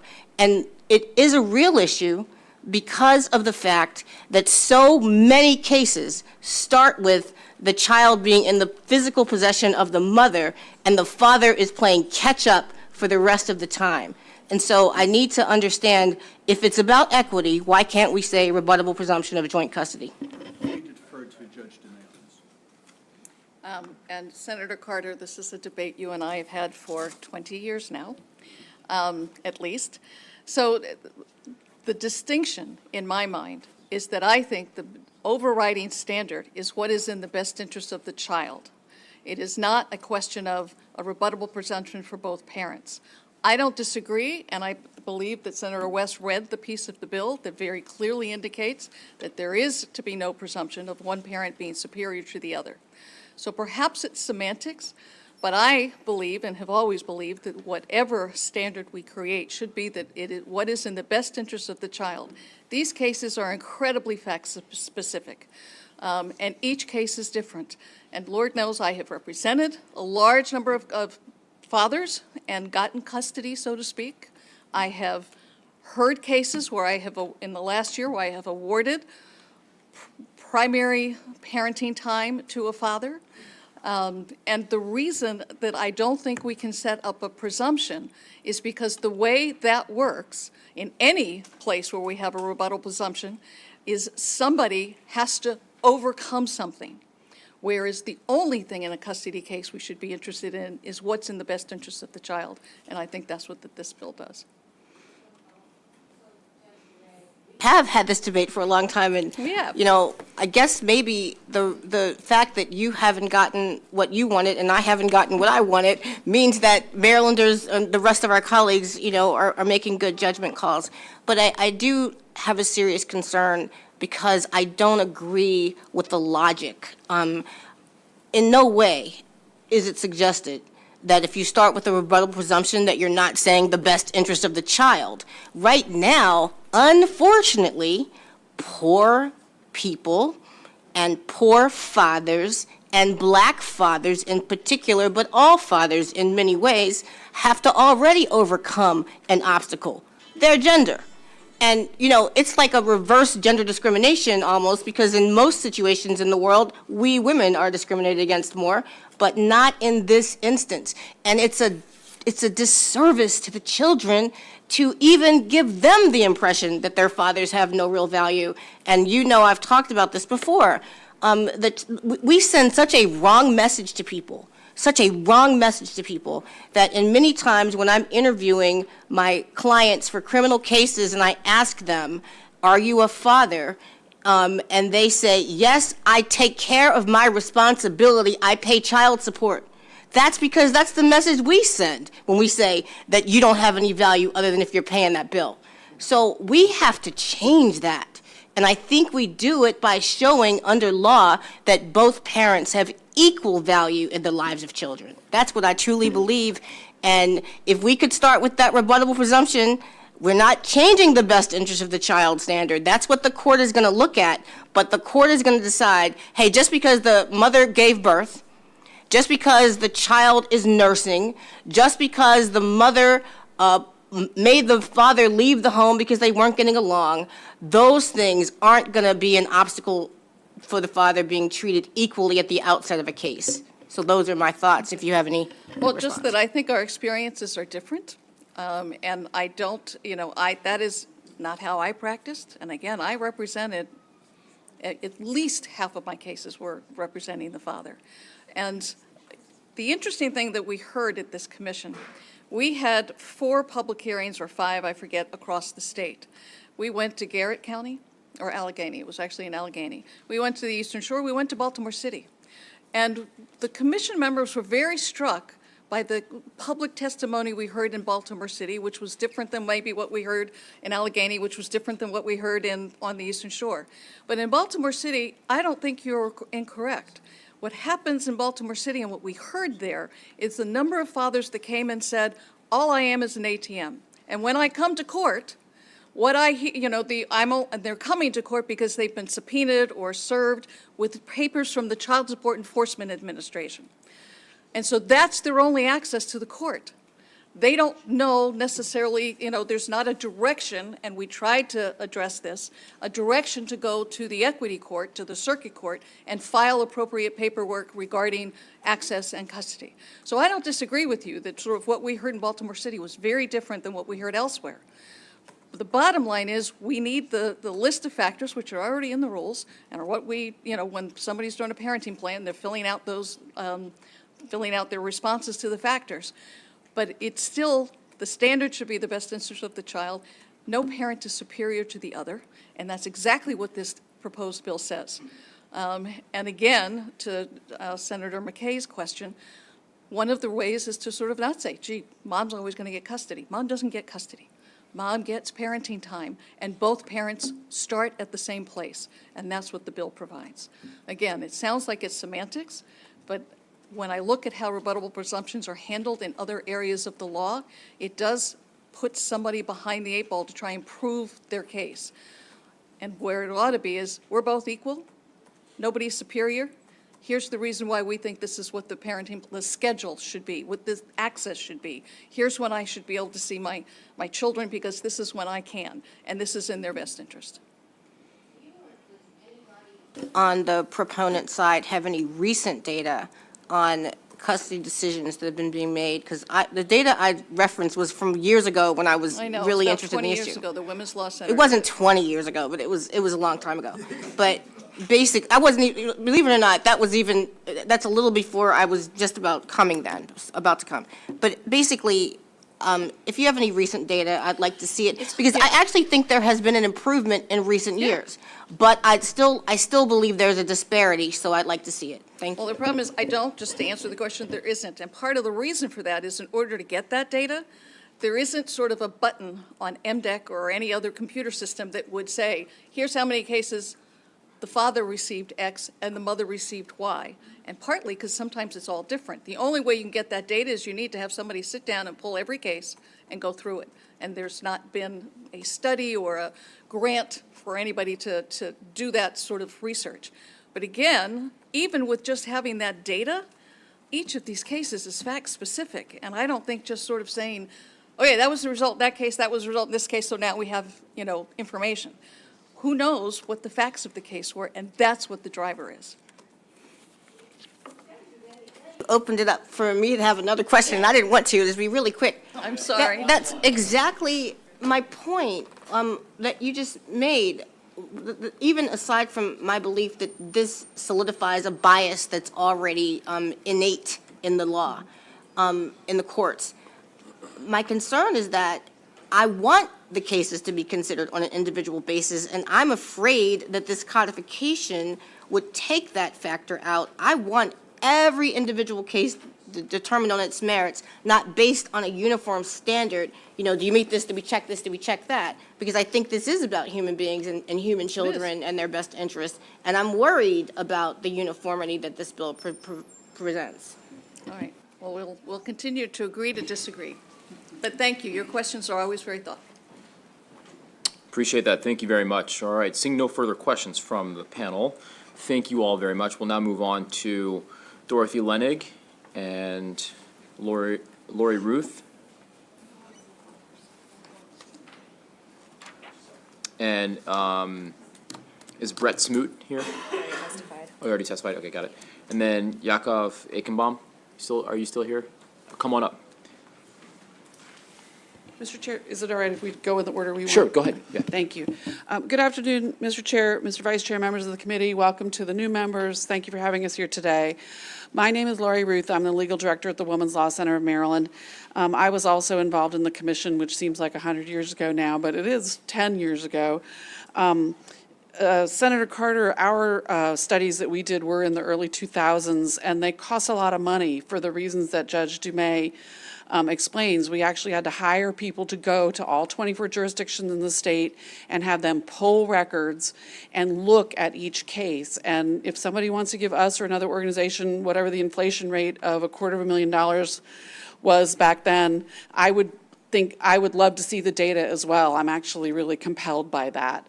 But we are here in support of SB 28. I don't want to repeat anything that's been said, but much like Mr. Smoot from Legal Aid, He talks to pro se litigants all day long.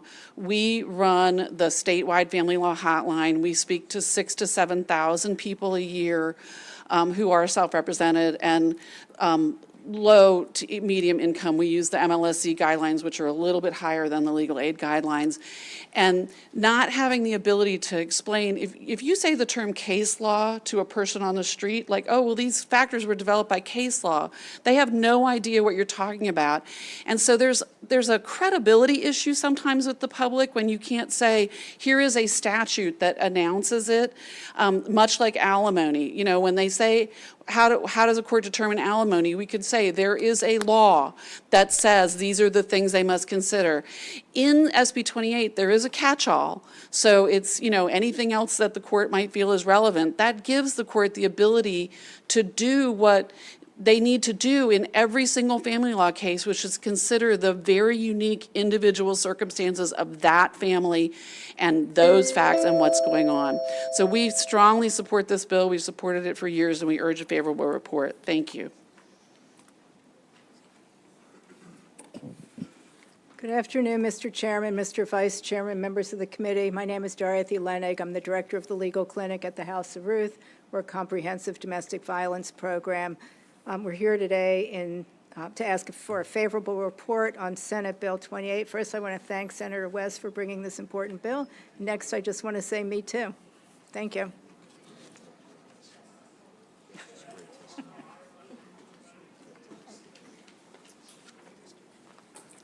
I don't know if I can top that one.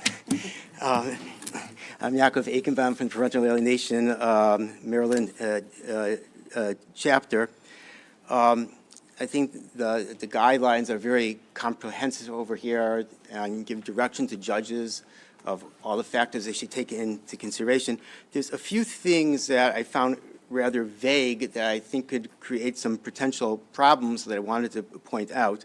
The bill mentions in I think 2 places that one of the factors we should take into consideration is avoiding children being exposed to conflict and violence. Now, those are rather vague terms. Conflict could be a snide remark. Conflict could be pots and pans flying and everything in between and more. And there could be a tendency over here to say, well, we can't have any conflict, and we could rule a valuable parent out of a child's life just to avoid a minimal conflict. So I think there's a little danger there. And also, as we all know, divorcing couples don't get along so well, and we could have who could actually manipulate these guidelines and promote conflict because they know that, well, they're going to be the primary custodian. The other parent works, they're going to be with them more of the time anyways. So if they promote enough conflict, that will push the other parent out of the picture for legal decision-making and things like that. So I think there's a potential that this could be manipulated. So I think that guideline has to be a little clearer, or safeguards have to be put in to avoid that from happening. The same thing with the guideline that when the parents cannot make joint decisions together and they cannot communicate, well, there's different degrees of not communicating, and you have the same danger as we have with the other thing. And I think this is really where the difference between Senator Carter and Judge Dumais really makes a difference in which position you are starting from. If you're starting with the position of joint custody... Mr. Eichenbaum, if we could just succinctly conclude. Yes. Thank you. If you have joint custody, then, let me do it the other way. If you don't have joint custody, you're just starting off a neutral ground. There's a tendency to preserve the status quo. So if the child is already more by one parent, that parent's going to end up with it. If you have joint custody, then I think you'll have a more balanced slate over there. So if these concerns were to be addressed, then I would urge a favorable report. But there's 2 other quick things about, in my written testimony, that you could take a look at and see my other objections for amendments. Thank you very much. Appreciate it. Thank you very much. Thank you. All right, that'll conclude the testimony for the proponents of the bill. We'll now switch to the opposition panel, and we'll hear from Robin Murphy, Eric Smith, Michelle Arquette, and Rachel Endo. Yep, come on up.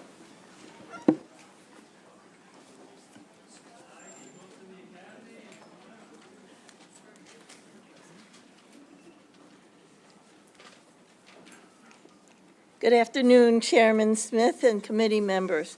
I am Robin Murphy, Executive Director of Disability Rights Maryland, and we are the designated protection and advocacy office to protect and advocate for Marylanders with disabilities.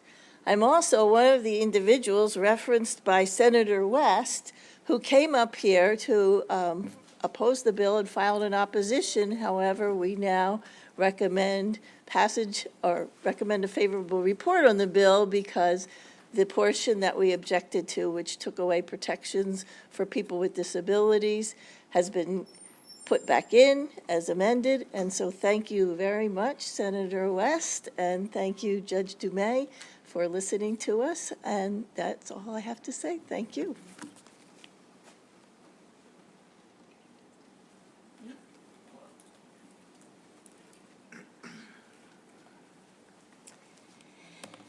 I don't have very much to say about this bill, except I am in agreement that joint custody should be assumed. High conflict divorces, not starting off with joint custody, it just causes more conflict. And having that assumption that you are both going to have custody just levels the playing field. I echo everything that Yakov said about conflict being vague. It is very vague. And I just want to say about parental alienation, you know, it doesn't know any sex or race or financial status. So it doesn't matter if you live in the city or if you live in a mansion. Parental alienation doesn't discriminate. So the fact that mothers get awarded more often happens. It does still happen. It happens whether or not parental alienation takes place from the mother or the father. And I just want to make one last comment as far as parental alienation goes. In the state of Maryland, we, along with 16 other states and countries around the world, determined April 25th was going to be National Parental Alienation Day. So that is a fact in the state of Maryland. So to not acknowledge it in the other legislation that we talked about would be sad indeed. Thanks.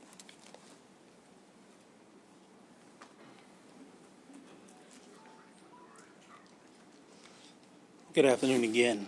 I wrote in, I say nay to this bill, because as I looked at it last year, I printed it out March 9th.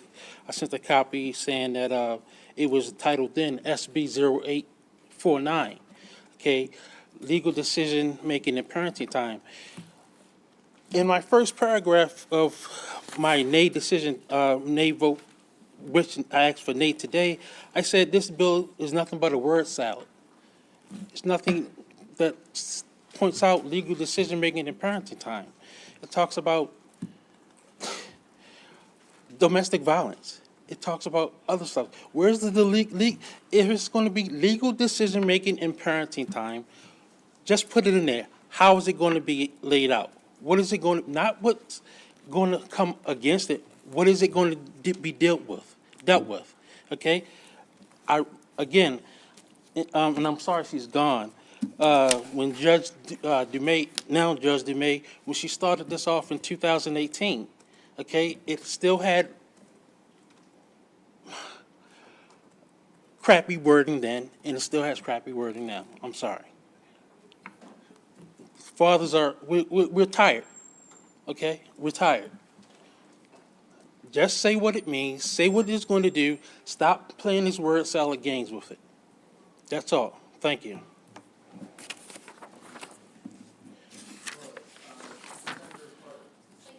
Sir, I might have missed it, but could you please just identify yourself for the record? I didn't hear you introduce yourself. My name is Eric Smith. I'm with Winning Strategies, Fatherhood to Courts and Custody.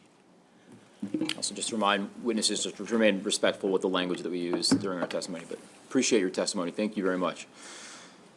All right. Is Rachel Endo still here? Oh, here you go. Welcome. Hi. My name is Rachel Endo, mother of 2 children who were abducted by their father to Japan. Thank you for the opportunity to share my story here today. I just wanted to contribute some information about my situation and how it might affect this bill. I noticed a couple things about this bill that might be of concern. So the wording with parenting time, I understand it's there might be confusion between custody and parenting time, but I feel like that when you state it that way, it might be giving like a impression of possessing the child versus having the child, then therefore you have custody, versus you have custody, therefore you may have the child. So it's something to ponder, and it reminds me a lot of Japan's custody, where if you abduct the child, the language dictates things like that. So if you possess the child, then you're supposed to have them. So this is something I wanted to point out to be careful of. Also, on page 10 of, I don't know how the pages are on your papers, but I have page 10, number 15, the child's preference, if age appropriate, should be taken into consideration. This is something also that could be very dangerous either way, because sometimes the children can be brainwashed and they don't know what they're saying. So you have to be careful even if they're 14, 15, or older, because children typically won't reject the child even if, children typically won't reject the parent, even if they've been brainwashed. So I just wanted to say that when you have a case like that, it's, I think, important to look into further with, risk assessments and things to the child, because the child should not be in a place to choose a parent. My time is up, so I'm sorry. I'm a little nervous. I was rambling, but thank you for No worries. the time today. Thank you for your testimony. We'll now move to our virtual testimony. First, Ms. LaPenta, we're glad you made it to your destination. Go ahead. Yes, that was the plan for me to initially be there. But thank you so much for allowing me again to testify. I'm here with Mothers Against Child Abuse. And I'm grateful for the opportunity to be here and hear all the discussions that are put into these bills. And it's obvious how much work and care is put into them. And we're beyond grateful for that. For the children, they really do need it. So the reason I didn't realize, like, fitness in general was one of the custody factors in the state, and it's just so hard to judge that. I think that having states that have set custody factors that are very clear, like, will the parent encourage a relationship with the other parent? That's something that is a yes or no thing that is beneficial for the children, and that's something that should be included when you have custody. So when I heard someone say something about when 2 people can't get along, and I think that goes along with some of my other testimony about the coercive control. Sometimes it's not 2 people. It could look like 2 people, but it could just be one that has too much of an issue or is coercively controlling the other one. So some of the things in this law, though, that had the custody factors that was really concerning is the things like being able to protect the child from exposure to abuse. In my personal case, there is always a problem when I am around my children and my exes, because he does not want me to be involved. You know, he has said, I'm rotten to the core now that we're broken up, and there is always a problem when I'm involved. So that could look like that has to do with me, even though I am not a participant in that. Some of those custody factors are very difficult to navigate, and they're a little tricky in terms of being subjective and having someone having to, not a parent, a judge having to determine on limited evidence. So the custody factors aren't magic. They aren't magic, but they are a guideline for people to do the best for their children. So thank you so much for your work and allowing me to testify. Thank you, Ms. LaPenta. Seeing no questions from the committee, we'll go on to Mr. McAvoy.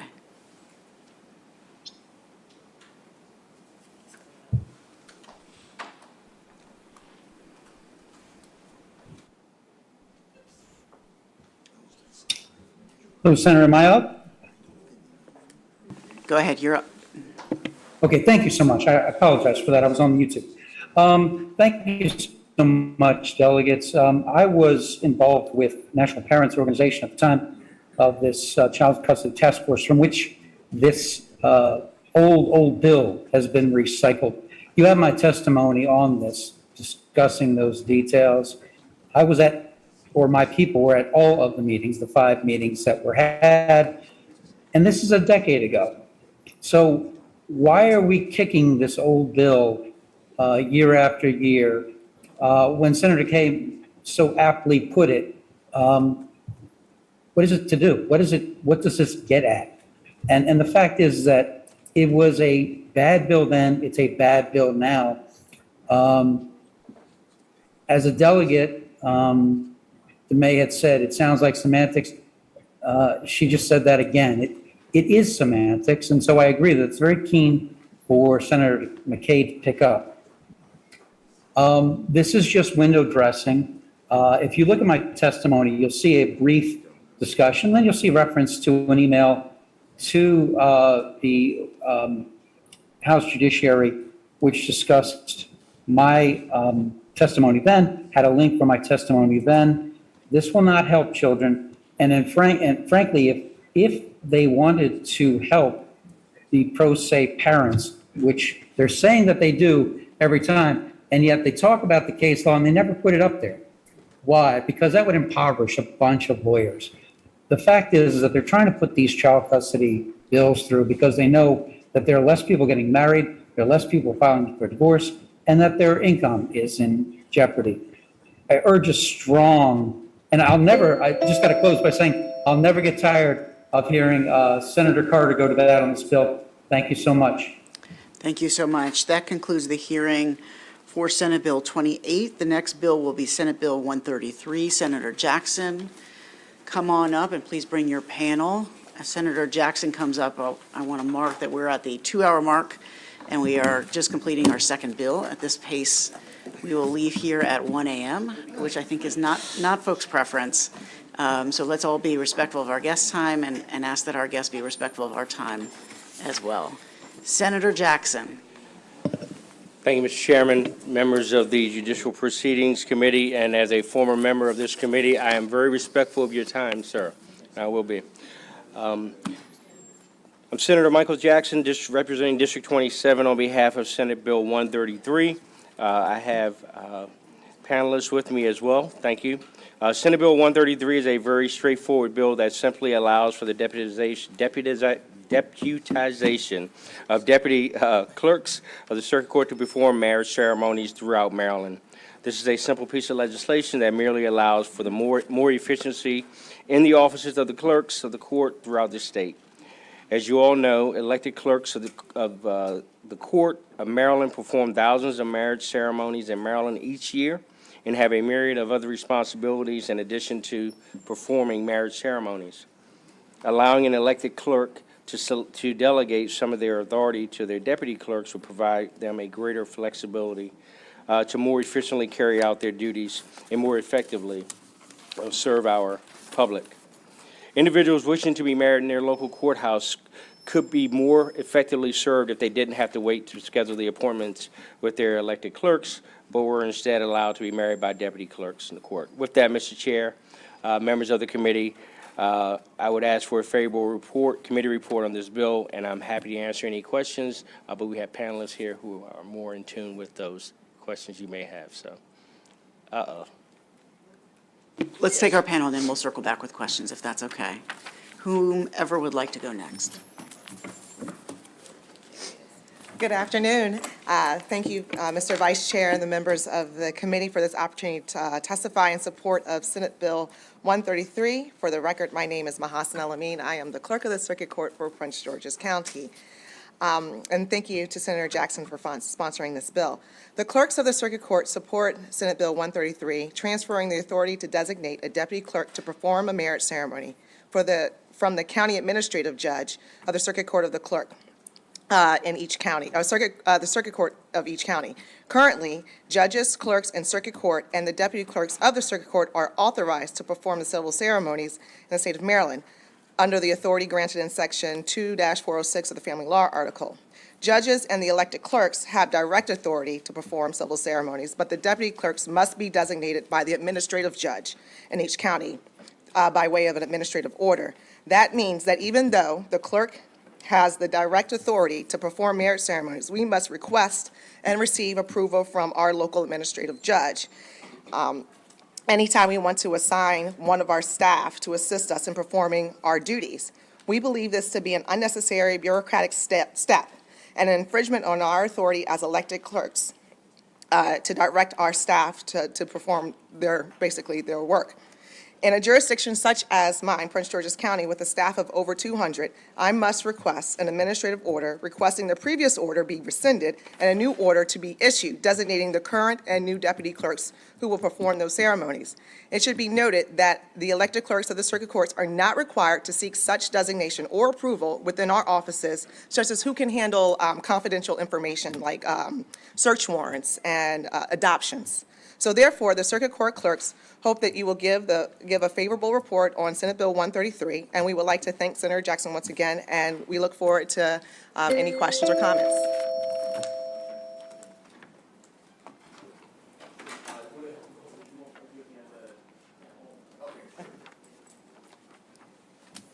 Thank you, Chairman Smith, Vice Chairman Waldstreicher, and members of the committee for the opportunity to testify in support of Senate Bill 133.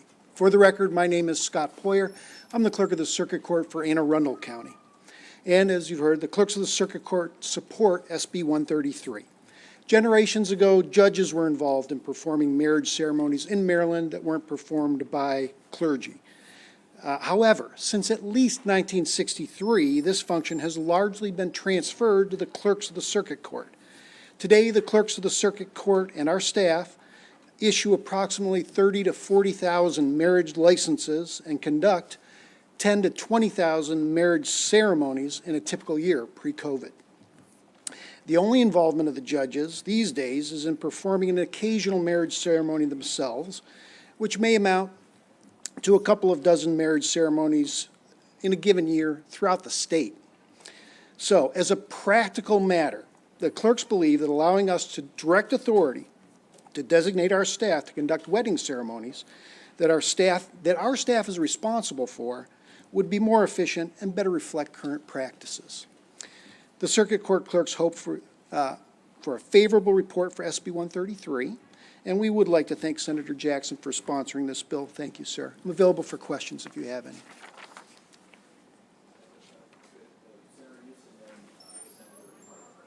Thank you, Mr. Chairman, and welcome all of you. And I want to welcome our clerk of the court from Prince George's County. And I was trying to, I had a meeting, but I was listening to this as well. Number one, just some questions. What is the reason for the change, and where's the outcry to change this and put this in the hands of just the judges? It's been this way. In the church, you know, you're an elder in a church, you can do it as, I can do it as a bishop, or I can assign it to an elder or assign it to one of our ministers. You all are all officers of the court. Why this big change in 50 or so years, and where's the outcry coming for? I'm trying to understand. Good afternoon to my wonderful distinguished senator. Are you referring to having just the clerks designate, or versus having to ask the judge? Versus having to ask the judge. Okay, yes. So basically what, for example, in Prince George's County, so I would get a turnover. I have a department specifically set up for marriage licenses. Right. So every time I get a new staff member, I have to send an email. I have to wait for the judge to receive the email, and then I would have to wait for the judge to send the order back down. Meanwhile, I have staff who are trying to get trained and perform a ceremony, so that wait time I guess it puts a burden on my office to basically perform our role as a clerk, as the elected clerk, to designate her staff to perform a duty of the clerk's office. And we're not trying to take any authority away from the judges to perform ceremonies, but it's just, we're the ones who do it. And this is the only time that really they come into our office and basically. And I'm just trying to understand why they're involved in anyway. But, Oh, yeah, and basically, and the no history. disrespect, but Oh, I yeah. just think that, for the court, it should be done immediately. I that's respect that sentiment, and thank you. Thank you, I appreciate Thank you, it. and thank you all for coming out. I do marriages all the time. I just been trying to figure this out myself.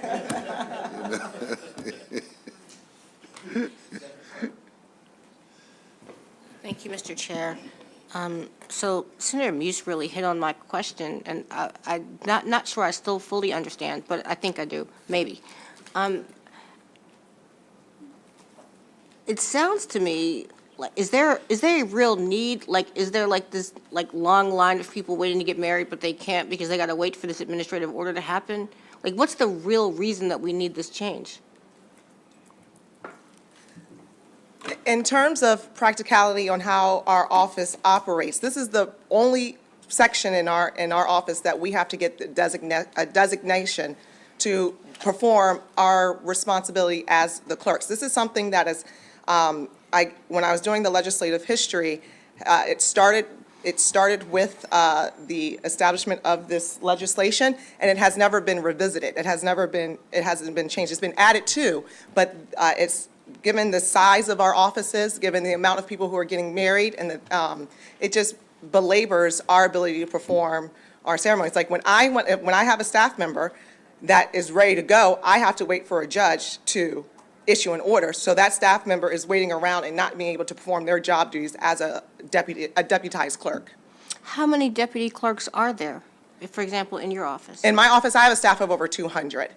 Deputy clerks? They're called deputies? Yeah, we have, yes, because they have to sign our names.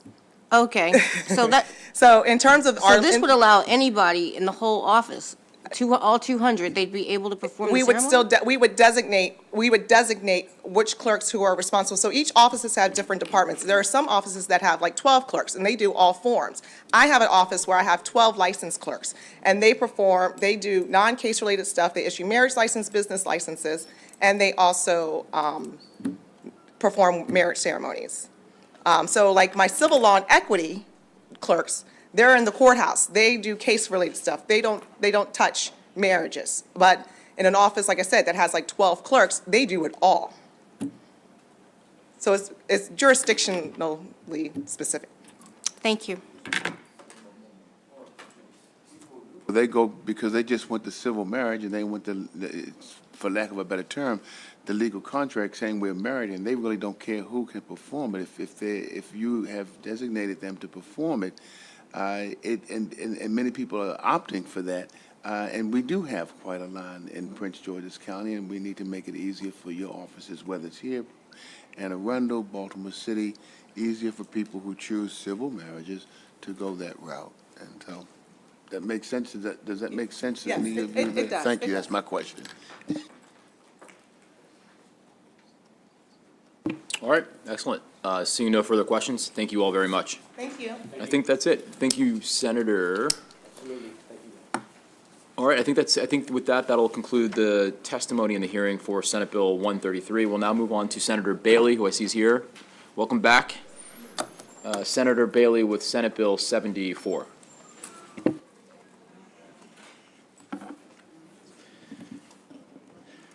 Thank you, Mr. Chairman. To the distinguished members of the committee, it's nice to be back. Nice to be visiting you all.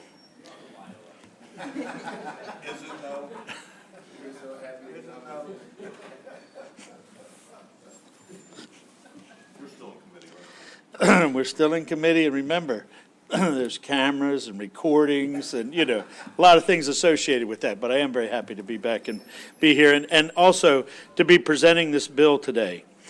Senator Bailey, District 29, representing St. Mary's and Calvert County for the record. Senate Bill 74 would resolve an inconsistency in how drunk and drug driving and operating a boat while drunk or drugged are handled for the purpose of determining whether an individual is a subsequent offender. Under current law, convictions for DWI or DUI and operating a vessel under the influence of alcohol or while impaired by alcohol or drugs are considered separate when determining if an individual is a subsequent offender. This bill requires a conviction for drunk or drug driving be considered a prior conviction for the purpose of determining subsequent offender penalties. If a person drives drunk and then drives drunk again, they are subject to subsequent offender penalties. If a person drives drunk in a car and then drives drunk in a boat, or vice versa, there is no subsequent offender penalties. As many of you know, I was a natural resource officer for 30 years. I could not count the number of people that I stopped in a boat that was intoxicated, and when you went to do the field sobriety, took them to shore to do the field sobriety, they looked at you and went, wait a minute, I'm not driving a car, right? No, you're driving a boat. And they're like, well, I would never drive a car in this condition, right? Because they just didn't see the same. And we use that many times as, against them in the case. We use that, presented that as the evidence. Well, they knew that they were entirely too intoxicated to be driving a car, but yet they still drove a boat. This bill also establishes that a person convicted of drunk or drug driving offenses is subject to increased subsequent offender penalties if the person had previously been convicted of manslaughter by vehicle or vessel in a grossly negligent manner. This bill ensures consistent treatment for repeat offenders. Last year, we had a bill similar to this, but that bill had provisions increasing penalties for some certain drunk driving offenses. But I could tell with the committee that there were some issues with that, and so we have stripped all those penalty provisions. I know that this committee are aware of how serious this issue is for residents of our state. I respectfully request a favorable report on Senate Bill 74. Thank you for you all for your consideration. I'll stand for any questions and also have some people to stand here and testify also. Excellent. Questions from the committee? All right. Thank you, Senator. We'll now hear from Kirk Erickson and Mr. Daggett. It's David Daggett. That's David Daggett's virtual. Okay. Good afternoon, Mr. Chairman, members of the committee. My name is Kurt Erickson. I head up the Maryland nonprofit Washington Regional Alcohol Program, which is a 40-year-old award-winning public-private partnership working to prevent drunk driving and underage drinking. You have my written testimony, so let me just make 3 quick points communicating RAP's unequivocal support of Senate Bill 74. One, and succinctly, Senate Bill 74 proposes to count previous boating under the influence convictions as prior convictions relative to Maryland's impaired driving statutes, 21902 statutes, when it comes to enhanced penalties for second or subsequent violations of Maryland's impaired driving laws. 2, and inasmuch such proposes a uniform imposition of sanctions as, quite frankly, impaired driving on land or water is a distinction without a difference, as both are criminal behaviors which far too often have deadly consequences. In fact, and according to 2021 U.S. Coast Guard's data, alcohol use is the leading contributing factor in fatal boating incidents. 3, and lastly, marry all that with Maryland Department of Transportation data showing that today, nearly a third of traffic fatalities in Maryland still involve drunk drivers, and where 2021 bore witness to Maryland posting increases in the number of drunk driving crashes, up 4.9%, and the number of persons injured in said crashes, up 3.9%. The Maryland nonprofit Washington Regional Alcohol Program strongly supports Senate Bill 74 as a means of equitably applying the state's DUI and BUI laws. To that end, we thank you in advance for your consideration of advancing this potentially life-saving legislation. Thank you very much. All right. Seeing no questions from the committee, we'll move to our virtual testimony. Mr. Daggett, welcome. Thank you. Thank you, Senator, Mr. Chairman. Members of the committee, my name is David Daggett. I'm a prosecutor with the Maryland States Attorneys Association. My concern, for the most part, is the impaired driver, whether they're driving a car or they're driving a boat. As Mr. Erickson said, there are a large number of fatal crashes involving alcohol, people who are driving. But there are also fatal crashes involving boats. I got Natural Resources Police gave me some figures this morning that there were 8 or 10 alcohol-related crashes in 2022, and of those, there were 2 deaths. Two people died from alcohol-related boat crashes. In 2021, there were 6 fatal crashes. 6 people died from in alcohol-related boating. I think Senator Bailey correctly pointed out this is a really good way of trying to even out things and make people responsible for their behavior. Right now, as Senator Bailey pointed out, if you have a prior boating while impaired conviction, it doesn't affect your motor vehicle license. If you have prior driving while impaired on a vehicle, it doesn't affect how you what you do when you boat. And I think this bill certainly makes it more equitable and brings a lot more attention to it and makes people responsible for what they do. I'm not going to belabor the point. I just want to thank Senator Bailey for bringing this out, and I would ask that the committee give this a favorable review. Thank you. All right, thank you very much, Mr. Daggett. Looking for the committee for questions, seeing none. Thank you very much. Oh, actually, we do have one question. Senator Sidnor. Thank you.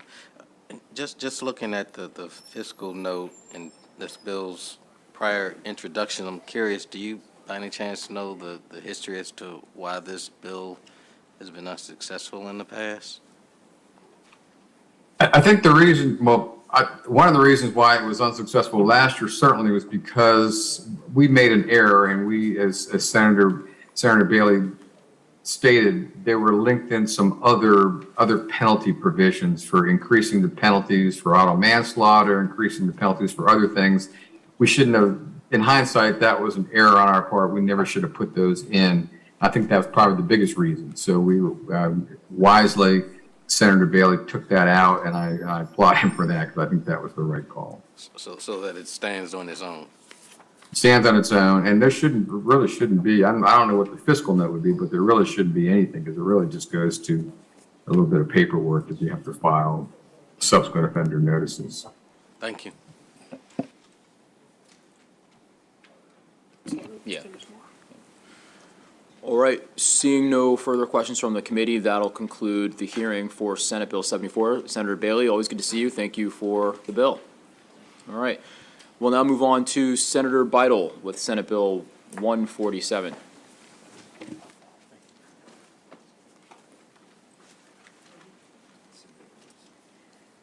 Mr. Chair, can I bring up my panel? I think they're here. Maybe not. I think Lieutenant Carney's here from Anne Arundel County, maybe? Maybe not. Okay. He's coming. Okay, thank you. Mr. Chairman and members of the committee, thank you again for hearing street racing and exhibition driving, Senate Bill 147. For the record, I'm Pamela Beidel. I represent District 32 in Anne Arundel County. You saw this bill last year. You amended this bill last year. We passed this bill last year. The House passed the bill this last year, and the governor vetoed it. And the reason it was vetoed, I understand from prosecutors, was an amendment was added that said 2 or more vehicles. And very often there was 1 vehicle doing the exhibition driving. Now, this doesn't mean drag racing, but observers in cars will gather around, and someone in the middle will be doing wheelies and donuts and all kinds of squealing wheels, and that's where the exhibition comes in. And so I've worked with Ocean City over the interim, and because they had a great law that's moved these cars and this H2O exhibition out of Ocean City, unfortunately into Wildwood, but they're out of Ocean City, and so we need to keep this out of our community. So I think the bill is in very good shape. You're going to hear from prosecutors. There's something that you'll understand that I don't because I'm not a lawyer, but maybe we need a savings clause, so you'll hear from state's attorneys or prosecutors on that. But I ask that we pass the bill again this year so we can protect our communities from these events that are really harmful to people as well as very noisy in the community. So I will stay if there's any questions. Thank you, Mr. Chairman. go with the senator first. I'll just say that we won't Christmas tree this time. We've got another vehicle for the muffler sound, I think. So Yes, we've we got another, no pun intended. But all right, go ahead, Senator Sidnor of the senator, and then we can move to the panel and take questions. Thank you. No, I was just curious, do you recall who offered that amendment last year? Who offered that amendment? See, I was blaming Chris. I wasn't certain. No, I'll cop to that. That was me. Thank you. All right. I didn't know that, or I wouldn't have brought it up, Mr. Chairman. It happens. All right. All right, we'll move to the next panelist.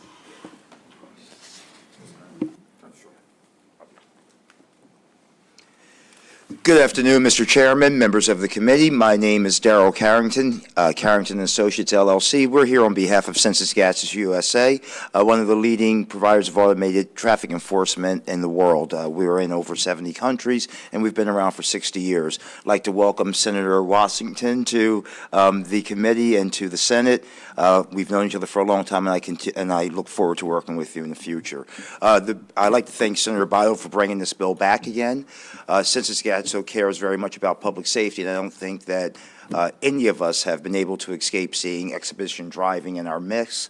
It's quite dangerous. It's happening in communities like Silver Spring, where I know the chairman and his family may shop. It happens in Prince George's County, where I live, and I've witnessed it actually happening in Baltimore City, down in Fells Point. We have families around, we have children around, and while you may think that you are in control of your car and you're a great driver, it is just absolutely reckless, dangerous, and it's really easy for people to lose control. And I think we're very fortunate that we haven't had a ton of fatalities related to this, but it's going to happen. So I won't speak any longer. We've passed this bill. You've all passed this bill out of this committee. It's been amended, went over to the House, it came back, and it was passed. And as Senator Bio said, the governor chose to, vetoed the bill. I think that in the interim we've worked with everyone to try to make sure we have a good bill, and of course we'd be more than happy to work with the state's attorneys that would have any issues with this bill. So with that, we ask for a favorable report.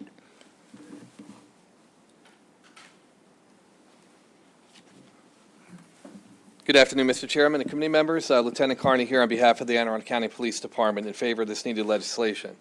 Senate Bill 147 addresses public safety concerns regarding street takeovers by exhibition driving and street racing, which across the country has resulted in serious injuries and fatalities.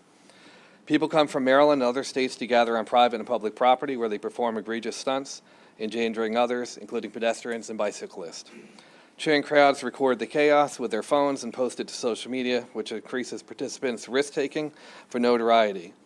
Reckless drivers rev their engines, accelerate, perform wild stunts, and tire burnouts, while onlookers often get too close to the cars doing stunts and risk getting hit. These frequent street takeovers attract large groups of competitors and observers who deliberately close roadways to other traffic, including emergency vehicles, which can be life-threatening. Additional police resources are often required to safely disperse large crowds, which delays emergency response elsewhere and is costly to taxpayers. We've heard complaints and safety concerns from the community. Current laws don't discourage these events and prove ineffective to safeguard against this reckless and life-threatening behavior. The passage of this legislation will properly address these criminal activities as successful measures in Ocean City have. If enacted, Senate Bill 147 will keep our roadways safe and our communities safe. Therefore, we urge a favorable committee report. Thank you.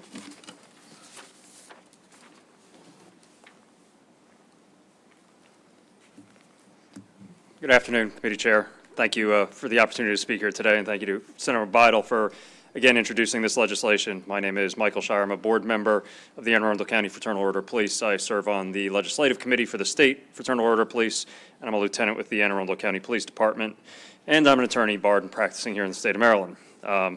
I won't belabor too much what's already been said. We know that it was a disappointment that this bill didn't make it into law last year.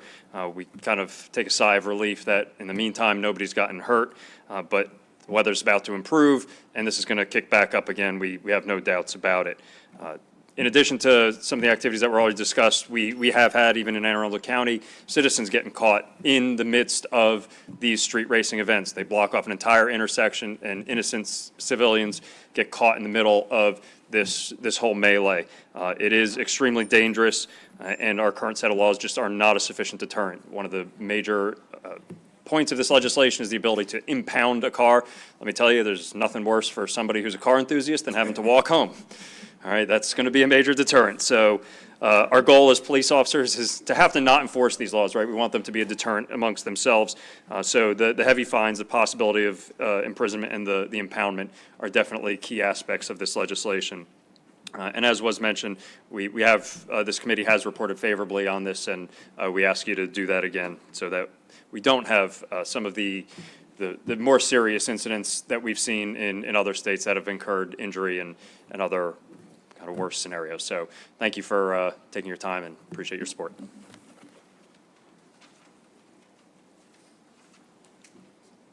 Questions from the committee? Senator West. Oh, and then Senator McKay. Thank you, Mr. Chair. Actually, maybe I should defer to Senator McKay. Let me do that. My question is for Mr. Carrington. Good afternoon, Senator. Good afternoon, sir. With last week's testimony, Senator Folden wanted to know, is this a money grab? Thank you very much. That's an amazing question, and it also gives me the opportunity to recognize the gentleman from Frederick that I failed to recognize last time, and go Eagles. This is definitely not a money grab. We're very fortunate to have this for public safety, and thank you for the question. Understood. Thank you, sir. Thank you, Mr. Chair. After the discussion of the amendment was adopted last year and the unfortunate results, I'm hesitant to offer an amendment, but as I look at the bill, the defined term is exhibition driving, and then it says it means, and in the rest of the definition, the word exhibition or something like it never comes in. So I'm thinking, I have a new car, and if I got it on cruise control, and it will automatically slow up if there's a car in front of me. And a couple of weeks ago, my attention was diverted, and all of a sudden, the brakes were applied dramatically on my car, and it slowed up really fast, and it created a squealing sound, and I didn't hit the car in front of me, but thank goodness for the modern cars which do that kind of thing. But literally, what happened to me would have fit the definition of exhibition driving, even though I had no intention of creating an exhibition. So I'm wondering whether or not we could revise the bill that says exhibition driving means the operation of a motor vehicle in a manner that results in, the following words, the following intended conditions, and then with the rest. So importing the idea of intention there rather than inadvertence, which was the case in my case. Does that make sense? I'll just say, we're definitely going to have to wordsmith this, because, I mean, like, we did this last time. We tried to add two components, because, like, if I was, skidding down a road, or I took off of a line, or I needed to do that for safety, that would qualify as, exhibition driving. So we'll have to, we'll work together on this, because the definition that we created last time obviously jeopardized what was already on the books, and so it created more problems. So we will have to work on this, but. Senators, if I can comment, though, I think it's also the intention of the driver, and that certainly wasn't your intention to be driving in an exhibition, because these are very often planned events. And as I said, there is a car displaying certain techniques, and that's not what you were trying to do. So I would think our police officers are smart enough to know the intention of the driver. But please be careful in your wordsmithing, Mr. Chairman. We will, because the problem with the intent language is, like, of course you intended to decelerate. Of course you intended to do the underlying action that they're talking about. So we'll have to leave it to the lawyers, okay, to do this. But, you're a lawyer, right? You're a lawyer, aren't you? So we'll talk. All right. Yeah, no pressure, counsel. All right, additional questions? Seeing none, thank you all very much. Thank you. Okay, we'll hear from Mr. Boreano. Is the mayor? Mr. Mayor, are you still here? Come on up. Yes, can you bring the entire panel up?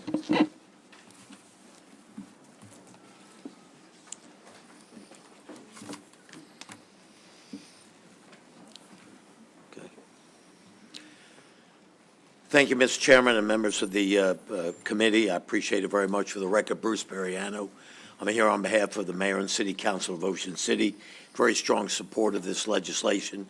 Again, I would like to thank this committee, you'll hear from others, back in 2020, passing this legislation and strengthening so that Ocean City has been able to take care of their problems. People went up to Wildwood, as you've seen by the article that the sponsor of the bill sent around, and unfortunately, the unthinkable happened, and a car went into a crowd and killed 2 people. This is a very, very serious problem in the state of Maryland. This committee was wonderful in correcting it and giving Ocean City the power and the tools to correct it in Ocean City. And this bill is now statewide. And Ocean City strongly supports this bill, but is urging, do not change the tools that you gave Ocean City so the problem is revisited, that it's gone. The reason the governor vetoed the bill last year was because it was unworkable. This was not a partisan thing or anything like that. No one favors this activity. The bill last year, I don't know how it happened, but the bill last year required 2 incidences and 2 cars in order to impound and arrest and prosecute. It's ridiculous. And all the state's attorneys, all the prosecutors, everyone jumped on and urged the governor to veto the bill because it's unworkable. In the interim, we have worked with all the parties. I commend Senator Bidel enormously for her tenacity and her willingness. Senator Bidel was such a decent statesperson. She said to the governor she understood the problem and had no problem with his vetoing it, and we would fix it. And Ocean City has been at the table. We're committed to it. And please pass this bill as is. It's been worked very, very hard.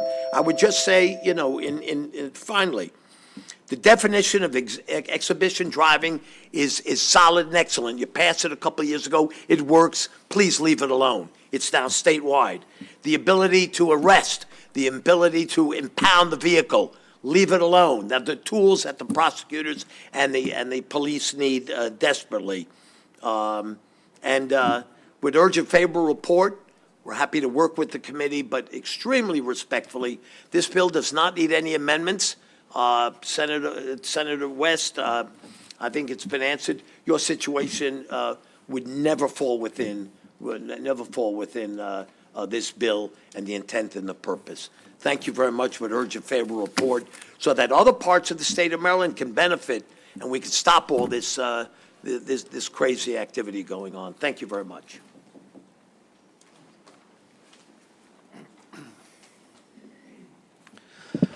Good afternoon, Mr. Chairman, members of the committee. My name's Rick Meehan. I'm the mayor of the town of Ocean City. If I could, I'd like to give a little history of why we're here today to support this bill, Senate Bill 147. In 2018, the town of Ocean City was invaded by a social media-generated pop-up motor vehicle group that totally paralyzed and terrorized our community. The sudden emergence of tens of thousands of vehicles racing on our streets, ignoring motor vehicle laws, repeated acts of demonstration and reckless driving, and spectator interference overwhelmed law enforcement and threatened the safety of our citizens and our entire community. These individuals had little regard for motor vehicle laws or enforcement. In fact, they blatantly defied these laws and law enforcement officers. This event, unfortunately, became an annual event. It occurred the 3rd week in September. We moved other events that were originally scheduled for long periods of time during that week because we didn't want people to be subject to this type of behavior when they visited Ocean City.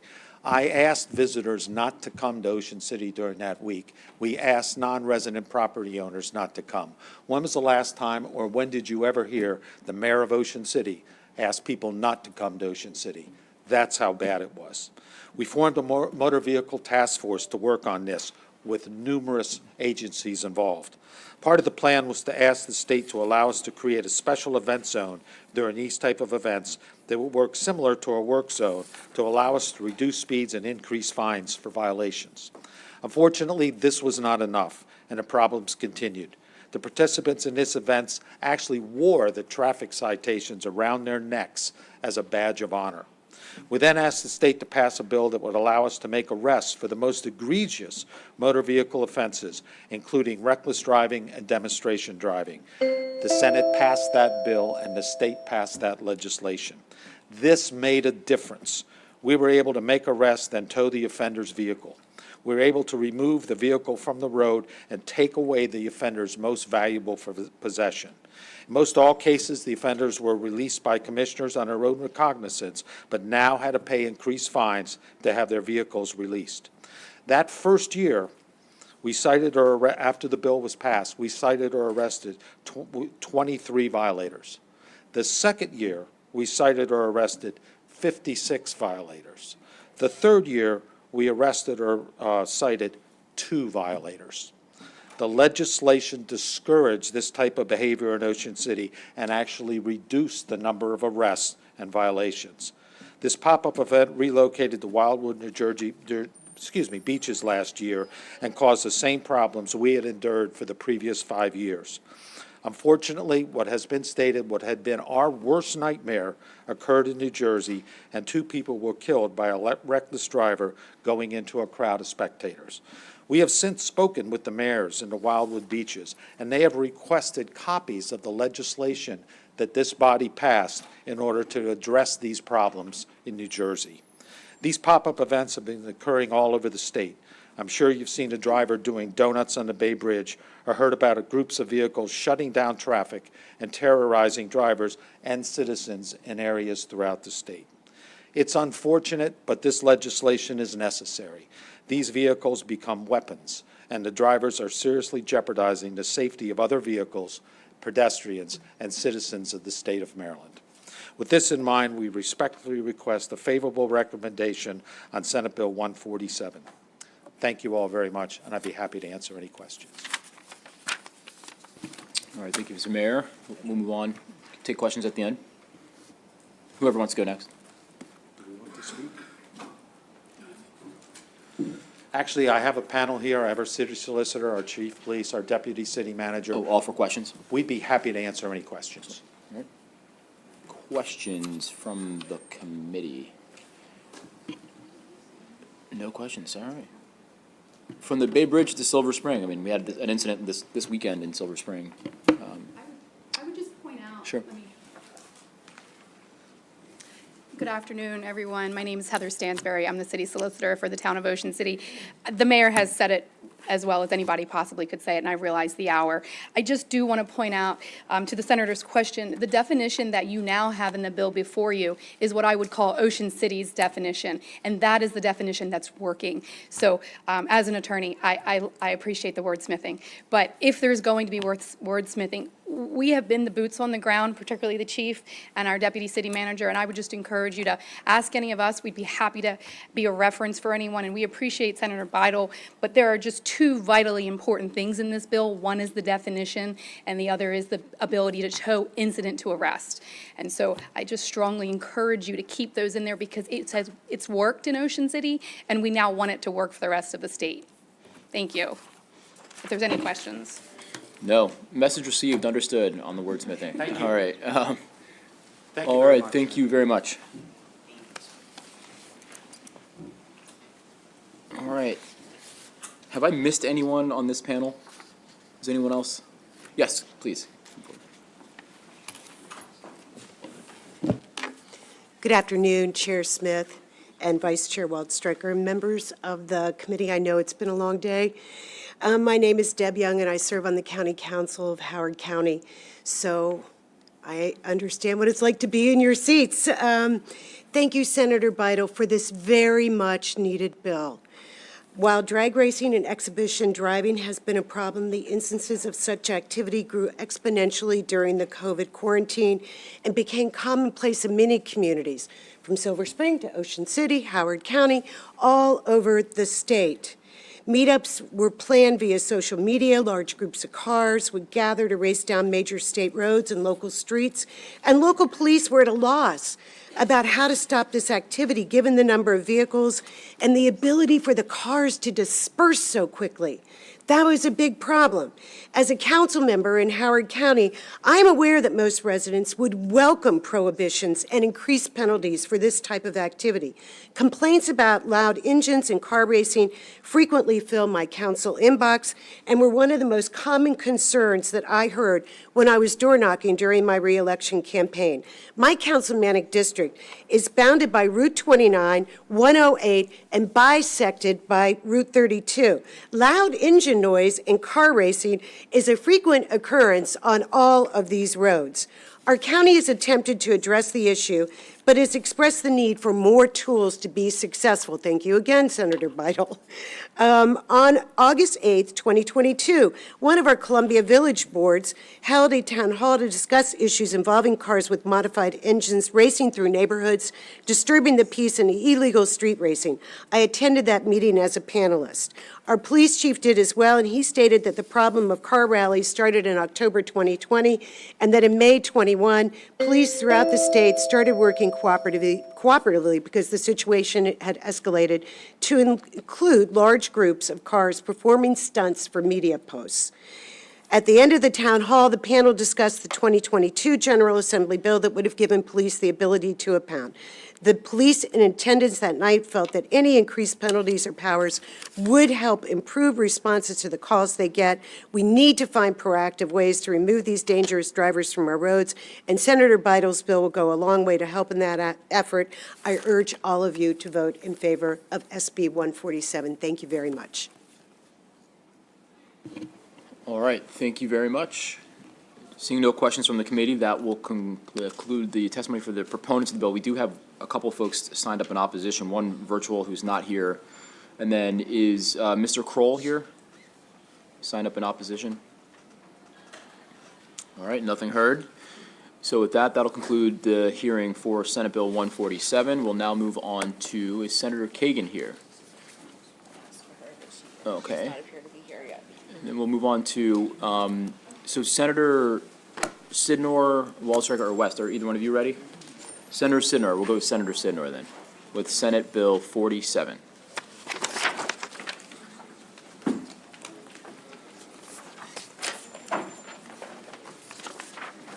Oh, actually, all right, Senator Kagan's here. Here we go. Senator Kagan, welcome. We'll now go on to Senate Bill 84, Senator Kagan. Senator Sidnor, thank you for your flexibility. We're going to pull up a presentation for you, Senator. Thank you. Yes. In a moment. Okay. If we could. Okay. Yep. Do you want to come and set that up in a minute now? Okay. Yes. Thank you.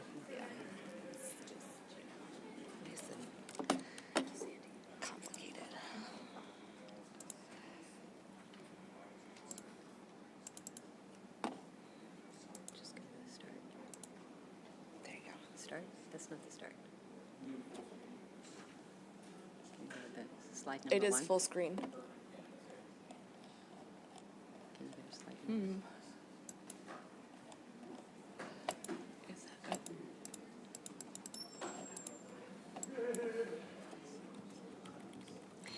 There we go.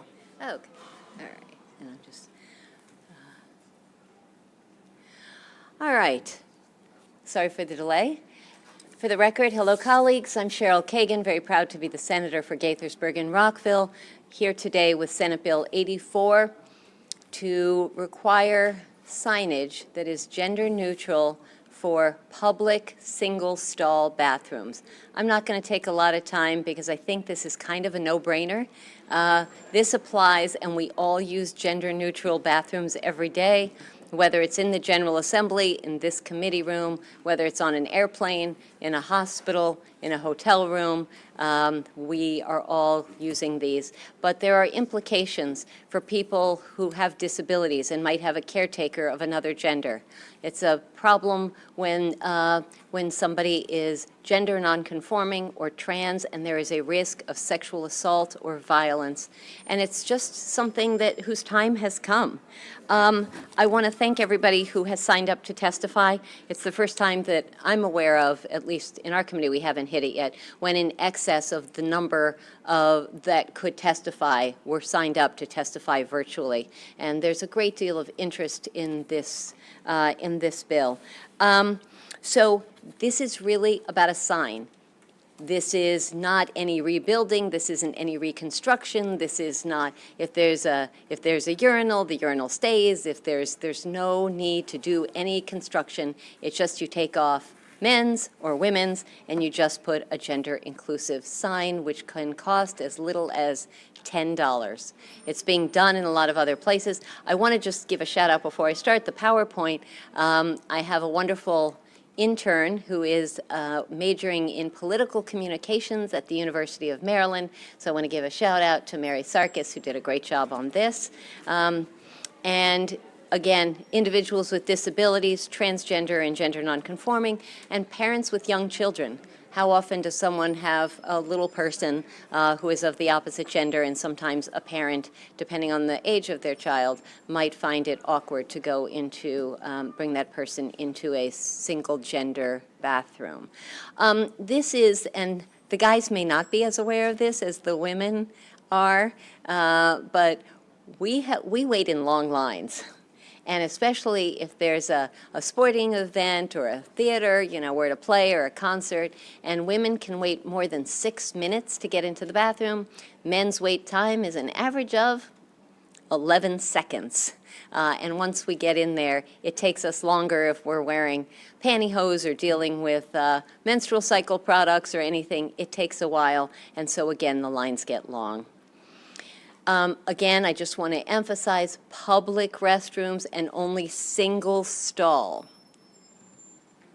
Again, I mentioned that it was inexpensive. It has already been passed in a lot of places. You all are aware that in Baltimore, in Salisbury, in Montgomery County and stuff in Maryland, but several states, including California, Vermont, Maine, Illinois, and New Mexico have already passed it. A lot of major cities, and this, I don't think this is the entire list, but it gives you an idea of there's precedent and it's growing. This requires that there be words and or pictures or both. It can be anything, but it just needs to indicate that anyone can use this bathroom.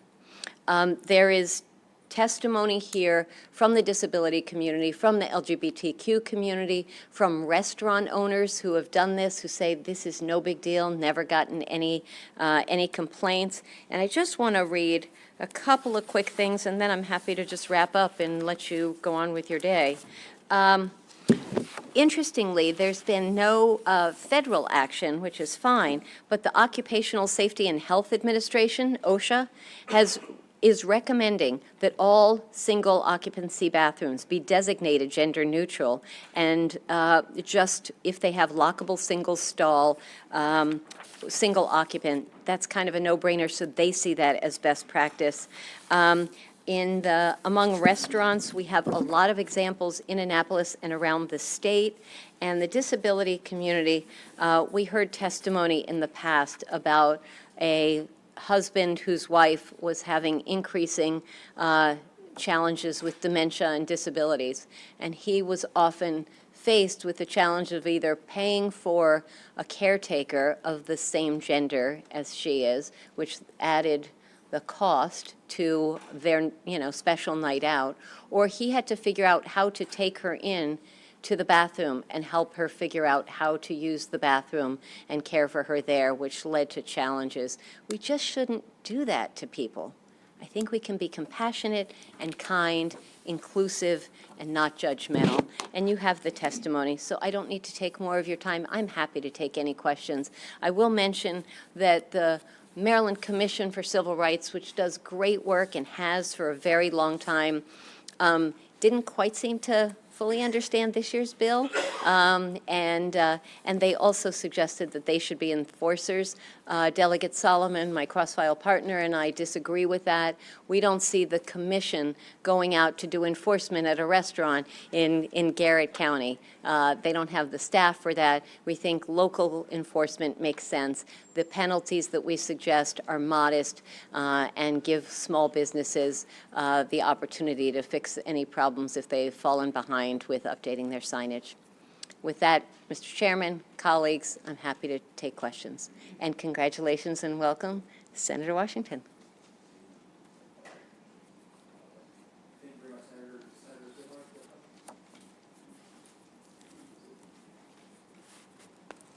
Thank you.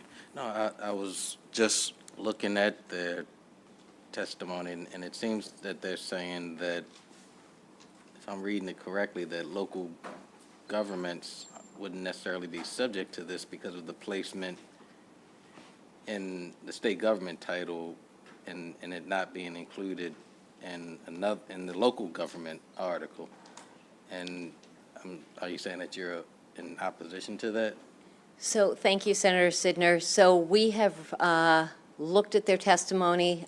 I defer to the brilliant folks on this committee, and if it should be shifted, we're fine with that. But we believe in local enforcement. That's the way it's being done in Baltimore City. That's the way it's being done in Montgomery County, in Salisbury, and around the country. So we just don't think it makes sense for the commission to suddenly start hiring a bunch of bathroom sign inspectors. Thank you.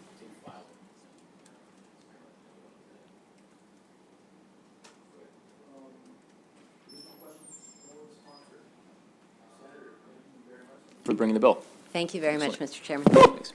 All right, next we'll hear from Rachel London. I saw you back there, Miss London. Alan Richardson. Jamie Grace Alexander.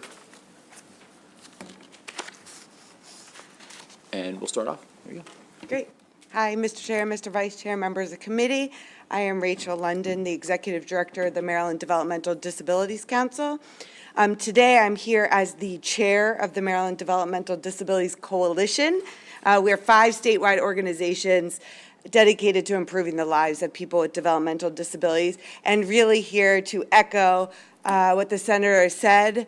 People with disabilities need a lot of support. Some of that support includes personal care, and often either rely on family caregivers or direct support professionals of the opposite sex. So certainly this would remove an unnecessary barrier.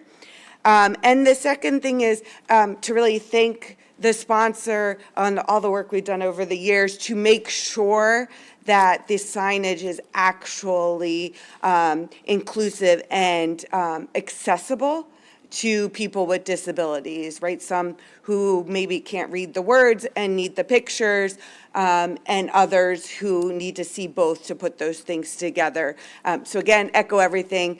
Back here again, talking about bathrooms, which is seem to do quite often, but would appreciate your support on behalf of the entire Developmental Disabilities Coalition. Thanks.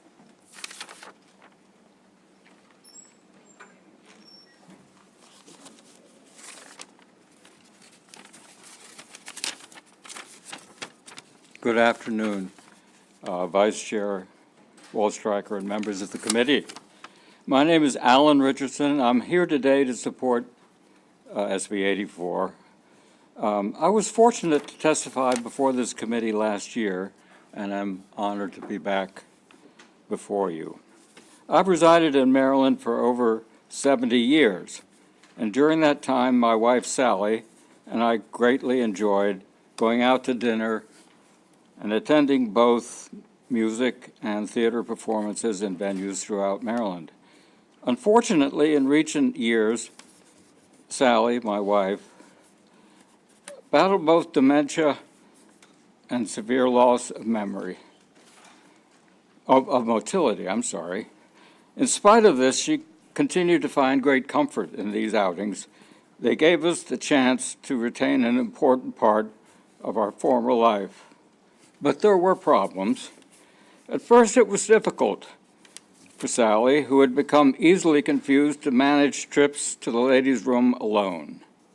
I became uncomfortable allowing her to enter restrooms by herself because she would forget where she was. Then later, when she became wheelchair-bound, she was completely unable to manage without assistance. Often I had to decide whether to bring Sally into the men's restroom or to hire out daytime female caretaker for the evening to assist her. These are not easy things to discuss, but the Open to All Act would alleviate many of these problems.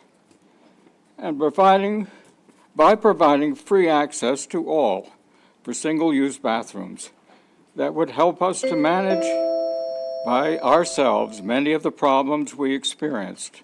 We all want to be out enjoying events in Maryland, and it goes without saying that none of us wants to worry about how to access a restroom, regardless of our sex or state of disability.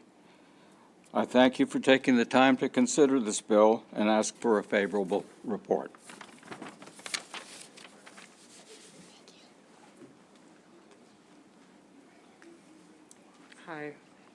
Hi, I'm Jamie Grace Alexander. I'm here representing Free State Justice, which is Maryland's LGBT advocacy organization.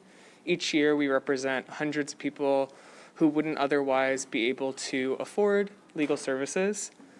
And we write today in support of SB 84, which would designate single-stall restrooms more accurately and inclusively gender-neutral. Relieving oneself is a euphemism implying that bathrooms are a site of relief, but for trans and gender nonconforming individuals, such as myself, bathrooms can be quite the opposite, stressful and potentially dangerous. A widely circulated image has a person standing at the crossroads of two public bathrooms with one labeled, "Get yelled at," and the other, "Get beat up."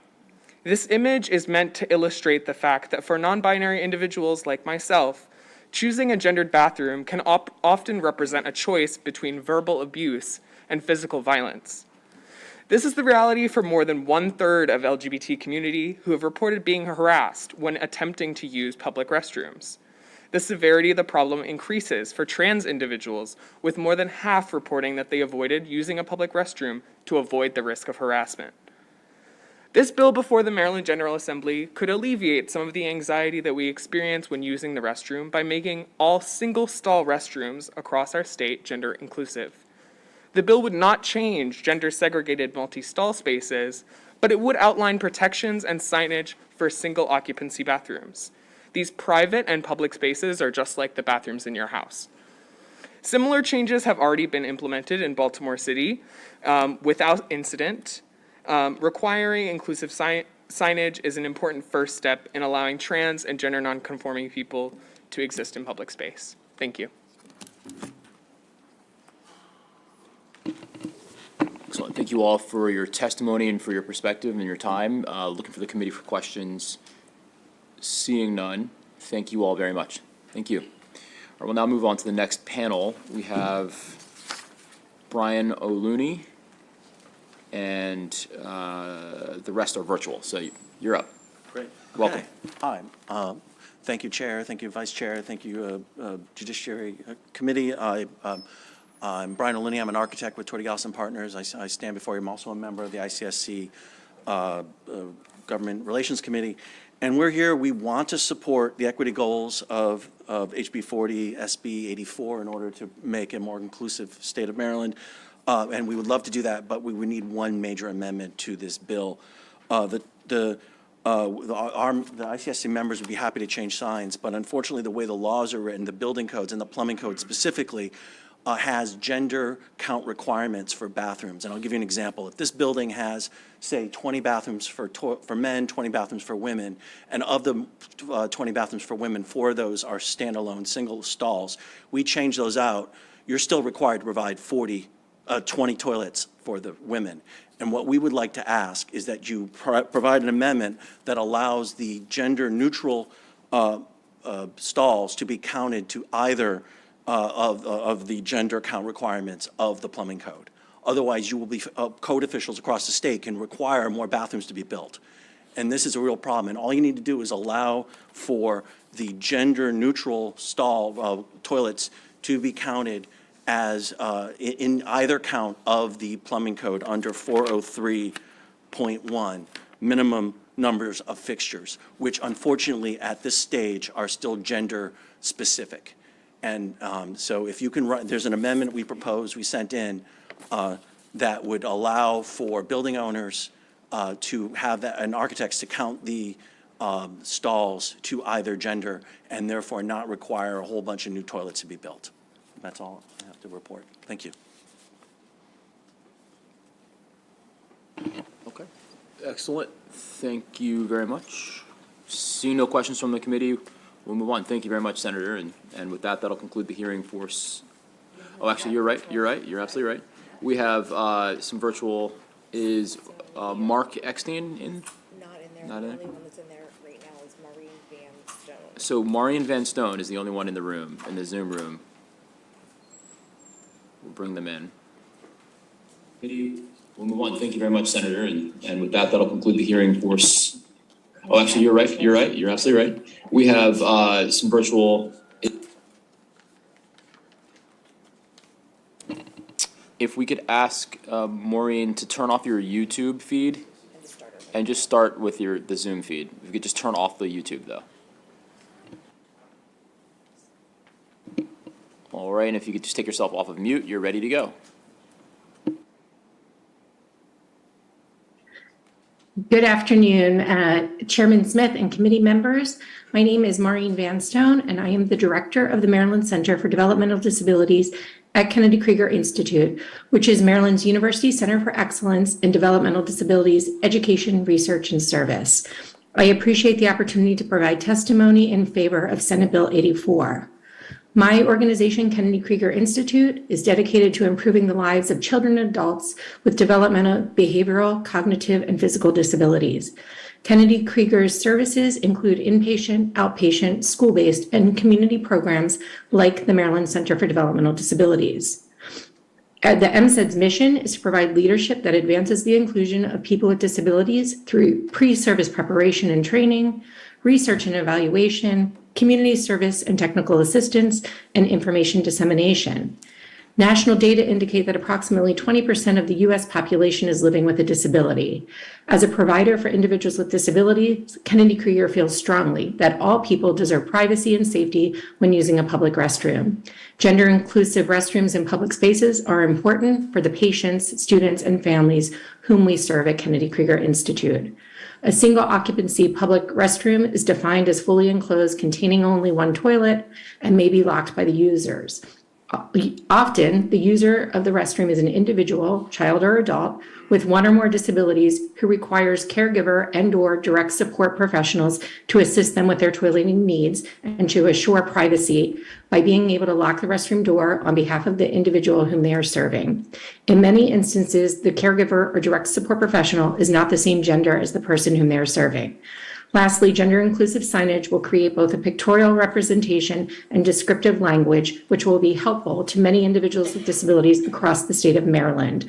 I urge a favorable report of Senate Bill 84, and I appreciate your consideration of my testimony this afternoon.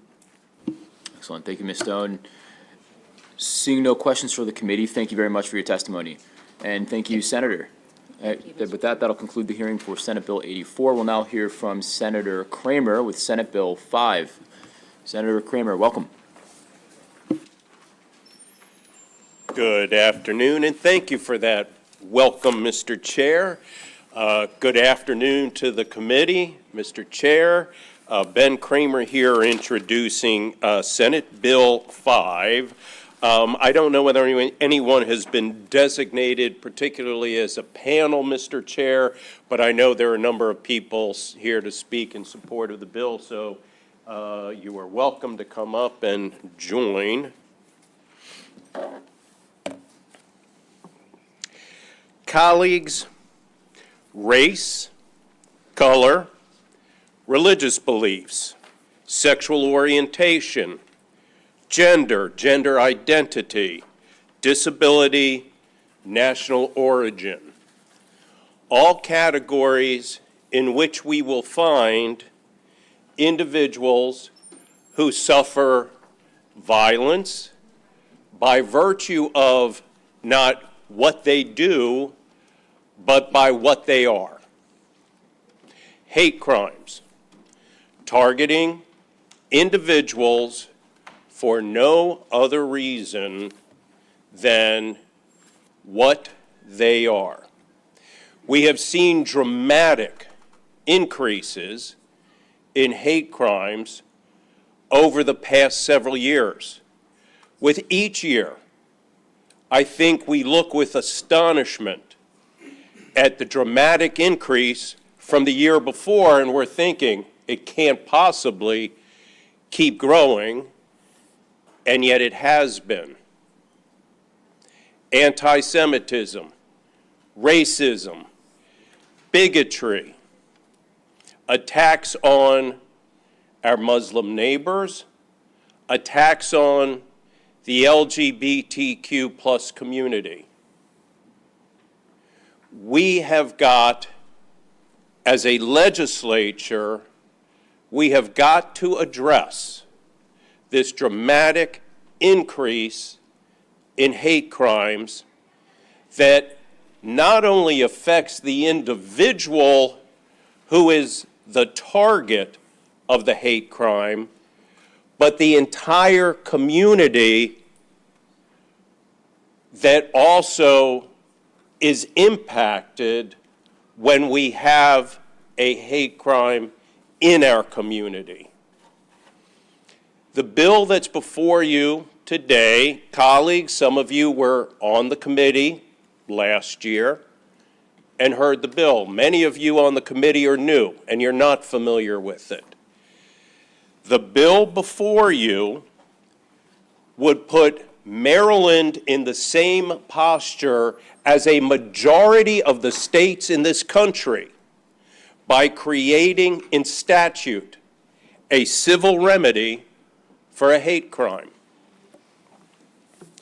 The bill is very narrowly tailored, more so than one that I introduced a number of years ago. And I listened to the commentary of the members of this committee who said, look, we think it's a little too broad. Let's work to make it more tailored. It is. The bill before you passed out of the House of Delegates last year and was in conference committee and came within a whisper on sine die of being signed into law. It just didn't quite make it across the finish line. Mr. Chair, Mr. Vice Chair, members of the committee, I am asking that this year we move the bill quickly, keeping it in the posture that it is before you today, to ensure quick passage and to let our residents of the state of Maryland know we are taking this issue very seriously. So what does the bill do? The bill reads as follows. A person who is the victim of an act that would constitute a violation of this subtitle, and that references 10304 of the criminal law article where we have the enumerated hate crimes, may bring a civil action against the person or persons who committed the act in a court of competent jurisdiction. And then it spells out what the court can do. The court may, 1, issue an injunction to prevent or restrain an act that would constitute a violation. How very important that is to afford a victim the opportunity to go to court and stop being victimized. 2, the court can order economic damages. 3, court can order non-economic damages. And 4, the court may also award reasonable attorney's fees. Having listened again to this committee with a prior introduction of the bill, paragraph Section 3 on page 3 of the bill offers the following. Non-economic damages under paragraphs 1, 2, 3 of this subsection may not include emotional distress or mental anguish caused solely by the need to replace or repair personal or real property. That was a recommendation that came from former chair of this committee to tailor the bill, narrow it down, the breadth of the bill. Finally, the bill states the damages awarded by a court of this section may be equal to 3 times the amount of actual damages. Why would we do that? We would do that to send a message to the haters that if you are going to violate someone's rights, if you are going to victimize them by virtue of their being black, their being Muslim, their being gay, their being a Jew, you're going to pay a price for that. And that is how we are going to start to send a message. And I guarantee you, committee, when there's a multi-million-dollar suit brought under this statute, when it passes, it is going to get the attention of the haters. And then we will have an opportunity to start to modify that behavior, start to tone it down, and in the meantime, with passage of this bill, let's let our constituents know that we hear them, we recognize this is a significant problem in our communities, and we as the Maryland General Assembly are taking action to respond. Mr. Chair, I will share with you that this bill is one of a package of bills that I have been working on this session to address in particular the dramatic increase in anti-Semitism that we are seeing here in the state of Maryland. And with that, colleagues, I ask for passage of this very important legislation that will, in fact, send a strong message to the haters, they're not welcome, and to the people of our communities, we hear you. Thank you, Mr. Chair.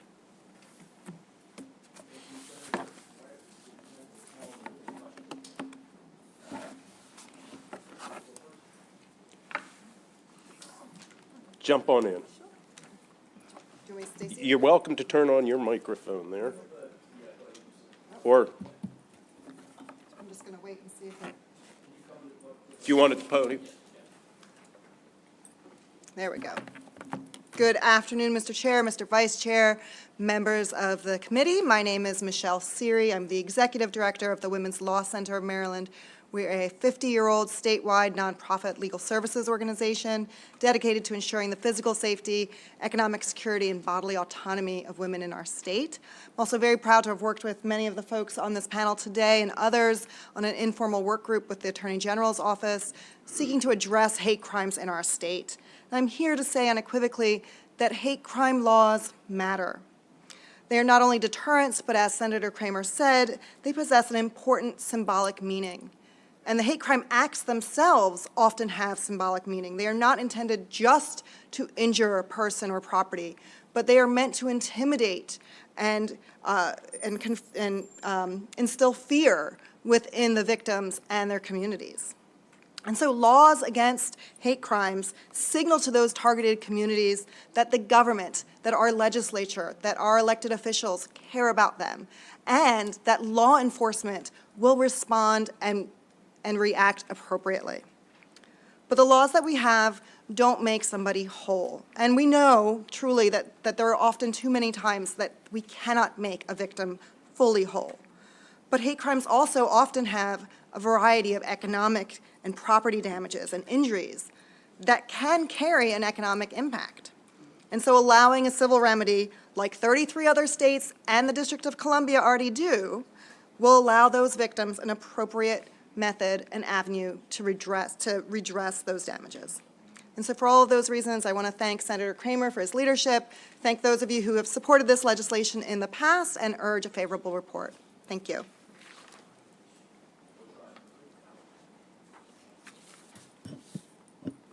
Good afternoon. I'm sorry. Good afternoon, Mr. Chairman, Vice Chair, and members of the committee. I'm Deborah Miller from the JCRC of Greater Washington. I'm the Maryland Director of Community and Government Relations. For the record, I'm here today in support of Senate Bill 5, Hate Crime Civil Remedy. As many of you know, the JCRC is the umbrella organization representing over 100 synagogues, schools, and agencies in the region. Our top priority is not only to advocate on behalf of security for the Jewish community, but for all faith communities as we work to combat anti-Semitism and all forms of hatred. Every measure to strengthen our state's hate crimes laws is critical to fighting against the current rise of extremism and intolerance.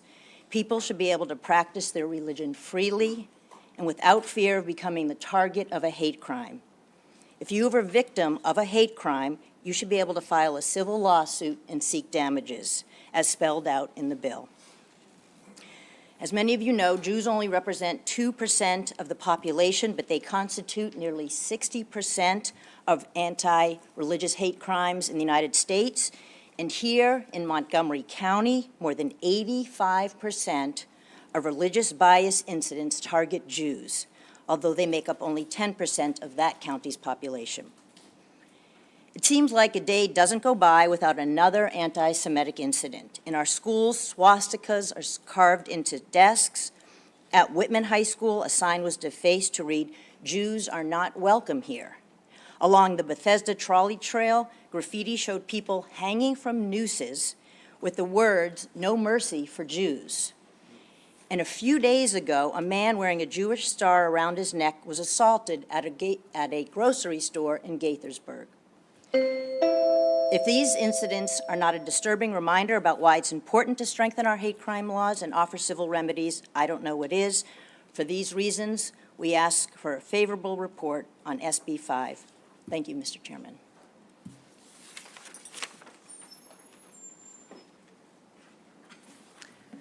Good afternoon, Chair Smith, Vice Chair Wallstreicher, members of the committee. I'm Sarah Mirsky-Mickey. I'm the Deputy Director of the Baltimore Jewish Council, which represents the Associated Jewish Community Federation in Baltimore and all of its agencies.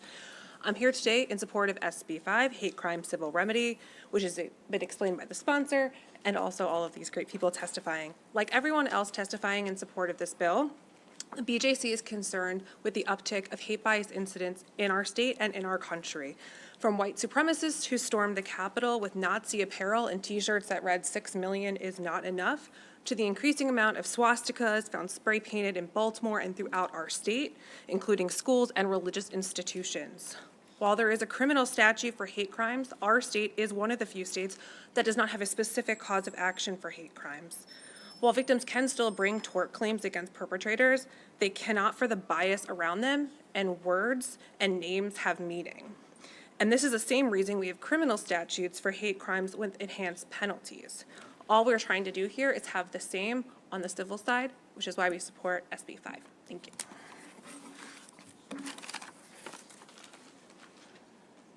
Questions for the panel from the committee? Senator West. Thank you, Mr. Chair. I love this bill, but I am concerned at the possibility of literally an unlimited amount of damages against a defendant.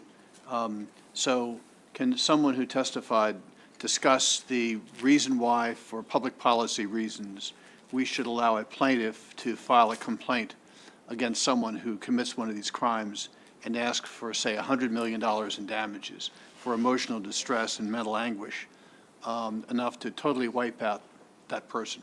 Is that desirable public policy? Well, first of all, I think we have to have faith in the court system and our jury system, and that by virtue of simply filing the lawsuit, it doesn't mean the award is going to be made. But it also is very important that we provide this avenue, because this is where you make change. It's the civil case that brought down the Ku Klux Klan by bankrupting the Klan.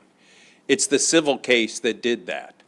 So the point here is that if the court and a jury, in their wisdom and in learning the facts of the case, make a determination, whatever that determination may be as to what the damages will be, then it sends a message to the haters, you know what? Suddenly there are consequences for my actions. And that will hopefully have a chilling effect for all those who would seek to perpetrate these kinds of crimes. So that is the intent, the purpose is to send that message. I'm hoping that our courts will. I suspect they will be very judicious in how they resolve these cases, but just like any other litigation, it'll run its course. But thank you for the question. Seeing no further questions from the committee, thank you all very much. We do have some folks that are waiting in the Zoom room, so we'll switch over to the virtual testimony. And we'll start off with Tom Yost. Mr. Yost, oh, actually Meredith, there you are. We'll start off with you. Good to see you. How are you? Thank you, Mr. Chairman, and Vice Chairman, and members of the committee. Apologies, I could not be there in person today. So I have certainly testified on this bill many times, and for the record, I'm Meredith Weisel. I'm the Regional Director for ADL, the Anti-Defamation League's Washington, D.C. office. And I just want to highlight a couple of things. You already do have my written testimony. So just to keep in mind, the reason why we're talking about a civil remedy is because behind every hate crime statistic, there's a person, there's the family, there's the community. They're dealing with the unimaginable. And as was mentioned just recently in Montgomery County, there was a victim who was physically assaulted, and ADL is working directly with the victim and their family. And I can tell you the emotional impact and the physical aspects of what are affecting that individual is extremely harsh. And so when we're talking about civil remedies, it's really important to remember that it's a powerful tool for victims. You're talking about looking at a harm that was caused by the bias motivation itself and not just from the damages that flow from the underlying torts. And so when we look at this, we want to make sure that we're looking at the fact that this is something that if prosecutors for a number of reasons maybe cannot prove bias motivation beyond a reasonable doubt, that they can look to the civil aspect of it where there's a preponderance of the evidence. So it's really important that we understand. And the fact that Maryland is one of the few states that doesn't have this puts us at a disadvantage. And so for all these reasons, I want to really thank Senator Kramer for continuing to push this. And we ask for a favorable report on Senate Bill 5. Thank you. Excellent. Thank you, Ms. Weisel. Questions from the committee? Seeing none, we'll move on to Mr. Yost. Chairman Smith, Vice Chair Waldstreicher, Senators, my name is Tom Yost. I'm here on behalf of the Maryland Association for Justice. Our organization believes in giving people access to the civil justice system. This is a very timely bill, and it's something that will protect your constituents. The bill will not create runaway verdicts. There are still caps on damages, so that would not be a concern, but it provides some very, very important and useful tools that do not exist currently. First off, it enables a judge to issue injunctive relief, a temporary restraining order to stop harassment. This may stop something escalating to violence. It could stop something in its tracks. This would be a positive thing for everybody involved. It also provides the judge the opportunity to award attorney fees for an injunction. And that's something that doesn't exist under the common law, and that may create a small deterrent or cause someone to rethink what they're doing. The provision for treble damages for an economic loss, non-economic loss is up to the judge. We have the same provision in the Consumer Protection Act It's rarely, very rarely given where a judge will extend or triple the verdict, probably only in the most extreme of cases. The instance of hate crimes is really becoming epidemic in our society. This provides a small way to level the field because prosecutors usually don't get involved in charging someone with a hate crime unless there's a murder. Those are the ones that we hear about. So there's got to be something short of that, and the civil justice system will provide an opportunity to stop this in its tracks, at least to thin out these cases and create somewhat of a deterrent. Strongly urge you to report favorably on Senate Bill 5. Thank you. Excellent. Thank you, Mr. Yost. We'll now move on to Ms. Chaudhry. Welcome. Good to see you. Hi, good to see you, Chair Smith, Vice Chair Wallstreicher, members of the JPR Committee. Thank you for this opportunity to testify in strong support of Senate Bill 5. I know that our time is limited and you've heard many compelling cases and reasons for why this bill should be passed.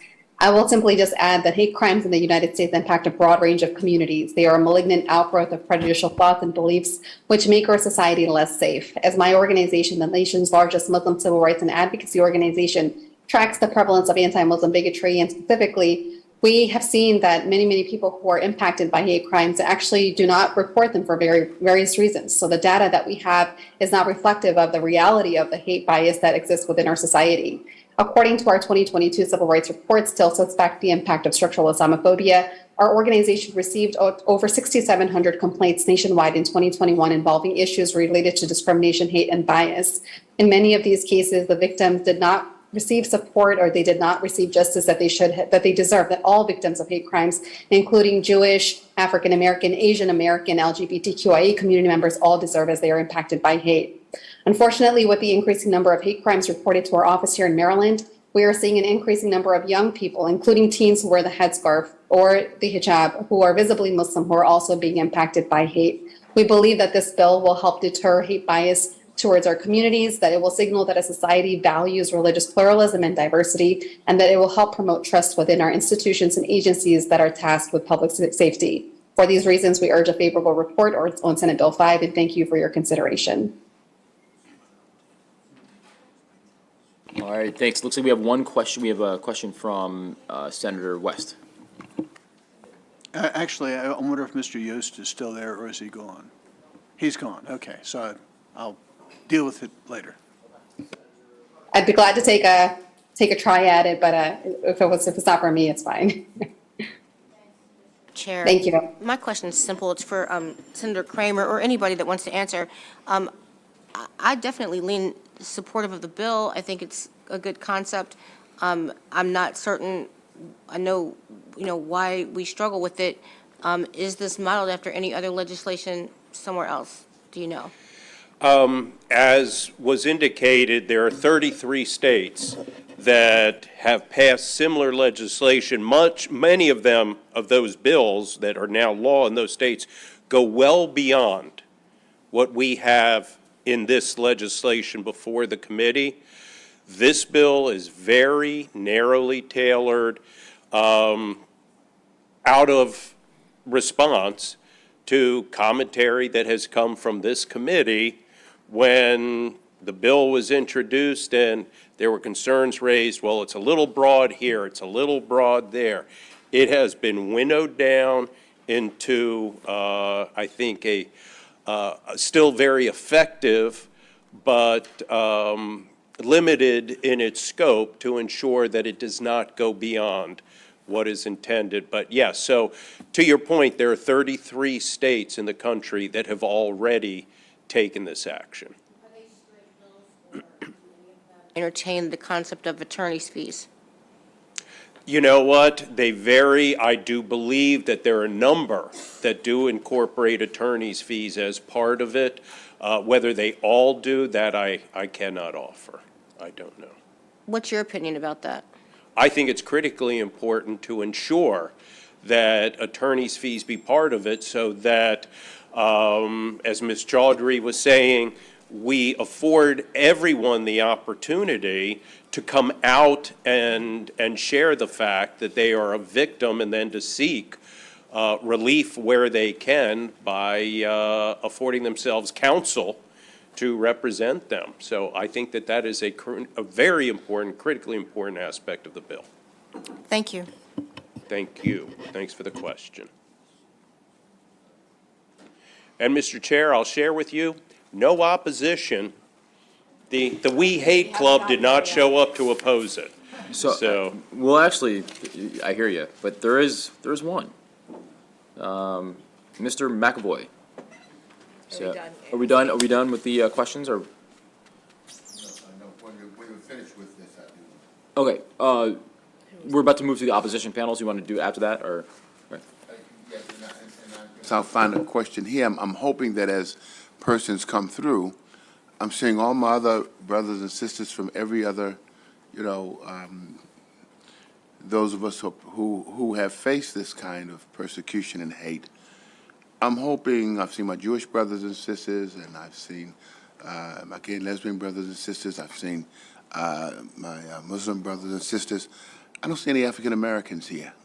And I'm going to make it a question in a moment, but I want to say this. Shame on us. And I hope that we're out here somewhere, and I hope that we have some African Americans who are going to testify. Here's the question. Where is the NAACP? Where are our leaders, SCLC? We give the banquets. We come together. We have good times.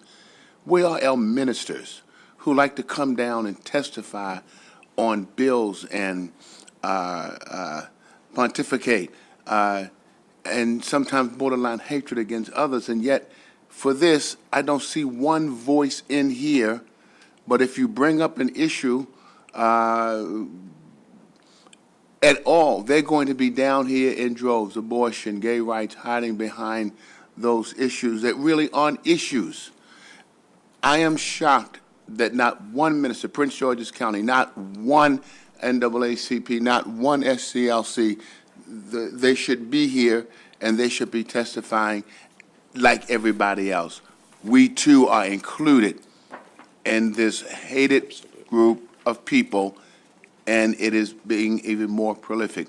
I'm not going to ask you, do you think they should be here? I think I've asked myself the question, and I've answered it. They should be. Thank you, Mr. Well, and I will say I certainly appreciate the sincerity of your words, and thank you for that. There is written support from the NAACP, and they did testify orally at the House cross-file to this bill a couple of days ago. I don't know what happened today, but thank you. No, the point's well taken. With the NAACP, though, I will say Mr. Flowers was signed up, had another obligation that conflicted. So, but I don't know. State, he's state. Yeah. He's state, Yeah. yes. I'm representing Prince George's Understood. County. I see nobody. Yep. Thank you. Got it. All right. Thank you, Senator. We'll go on to Senator Fulton. Thank you, Mr. Chairman. Senator Kramer, don't walk away so fast, sir. How can it be assistance, my good friend? There we go. Hey, I just wanted to, ask a quick question about, the framework on hate crimes. It doesn't really specify that I'm seeing, and maybe I'm missing it, but which bodies of who would be covered? So would law enforcement be covered under a hate crime as a protected group or no? The enumerated groups that are protected are those that I read in my introduction. So it was race, color, religious beliefs, sexual orientation, gender identity, disability, national origin, and in addition to that, in my time here in the legislature, you all may remember when this passed, we also incorporated a person who is homeless. And that all exists currently in statute. Okay. And if I can add to what Senator Kramer said, that would also include law enforcement officers who have those protected characteristics. So those are federally protected characteristics that are protected by law. So if a law enforcement officer, an individual who happens to be a law enforcement officer, they're targeted by a hate crime because of the protected classification, then they would be protected by this bill, to my understanding. So there's only one class of law enforcement officer that would not be protected. So I'm just asking, so, Baltimore just suffered a really tragic last year where one of their officers was shot and killed. She was executed sitting in her car. Not because of, and it didn't matter, Ms. Chaudhry, it didn't matter her race, it didn't matter anything. It mattered that she was in a uniform, sitting in a car along the edge of the roadway, and someone walked up and executed her. She didn't have a chance to defend herself. She didn't have a chance to do anything. So I would challenge that the idea that this great bill that you're bringing forward should think to be expanded because there's an ongoing assault on law enforcement nationwide. And it has nothing to do with the color of their skin. It has everything to do with the color of the uniform they wear. So I don't take issue with it. That is a sincere concern, that law enforcement personnel are being targeted by virtue of their job and what it is that they have taken on, which is a huge benefit to the community, that they're out there looking to protect us and become targets as a consequence. I don't take issue with that, but the bill before you does not change, increase, decrease the enumerated offenses. It just takes what we have in statute. Separate bill. There you have it. Thank you, Senator. I appreciate it. No, thank you. I appreciate the comments. It'll die a miserable death. With that, thank you very much, Senator. Thank you very much. Thank you, Mr. Chair. Thanks, committee. Very much appreciate your time. Thanks. So that'll conclude the testimony for the proponent of the bill. We'll switch over to the opponent, the opposition panel. Mr. McAvoy, you're up. Thank you, committee. Can you hear me okay? Great. I see the sponsors say it's slimmed down. This is what I heard. Senator Kramer from the 19th sponsoring hate crime, 6th or 15th time, and this time as provision for fines and increased fines and injunctions and pecuniary and damages 3 times and attorney's fees and court costs and legal or equitable right of remedy and including the kitchen sink.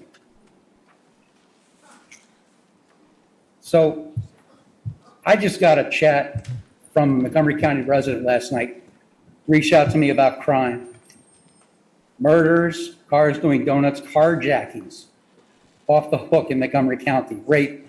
You know it's getting bad when Bethesda Beats readers are angry about crime. This element crime that Senator Kramer brings has near nothing to do with his constituents. And to Senator Muse's point, I've testified on this bill about 5 times now. Anti-Semitism is the primary focus throughout its run. And I find it interesting how swastikas and other icons seem to pop up about every December, right before session begins.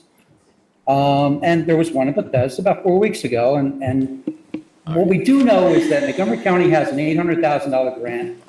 We know that the federal security grant programs are set up to hundreds of millions. We're getting close. Just let's keep it on. No, it's not about the time. It's about the inferences, the inference that you're trying to draw. What I'm trying to, I follow that, Senator. I'm sorry, Chair. But what I'm trying to say is, to Senator Muse's point, he's talking about Christianity. Where are the Christians? They're a religious group. They're persecuted in this state and in my city, and I've seen it. And we don't have the same type of outpour.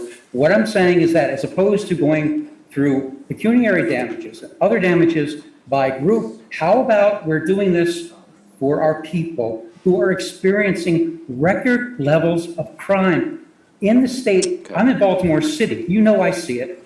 And then we're also talking about Montgomery County. All right. What I'm saying is that this is disjunct with reality. I urge an unfavorable, and I do thank you for your time. I appreciate your caution, Chair. Actually, thank you very much. Thank you. Yes. All right. Let's go ahead and.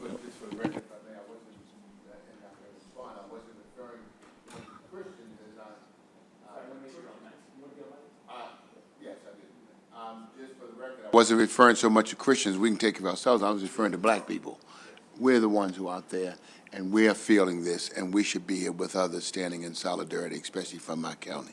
Thank you. Thank you. Couldn't agree more. All right. Thank you all. I think with that, that will end the testimony for Senate Bill 5. Thank you very much, Senator Kramer. We'll now move on to Senator Carter with Senate Bill 42. Senator Carter, you're up.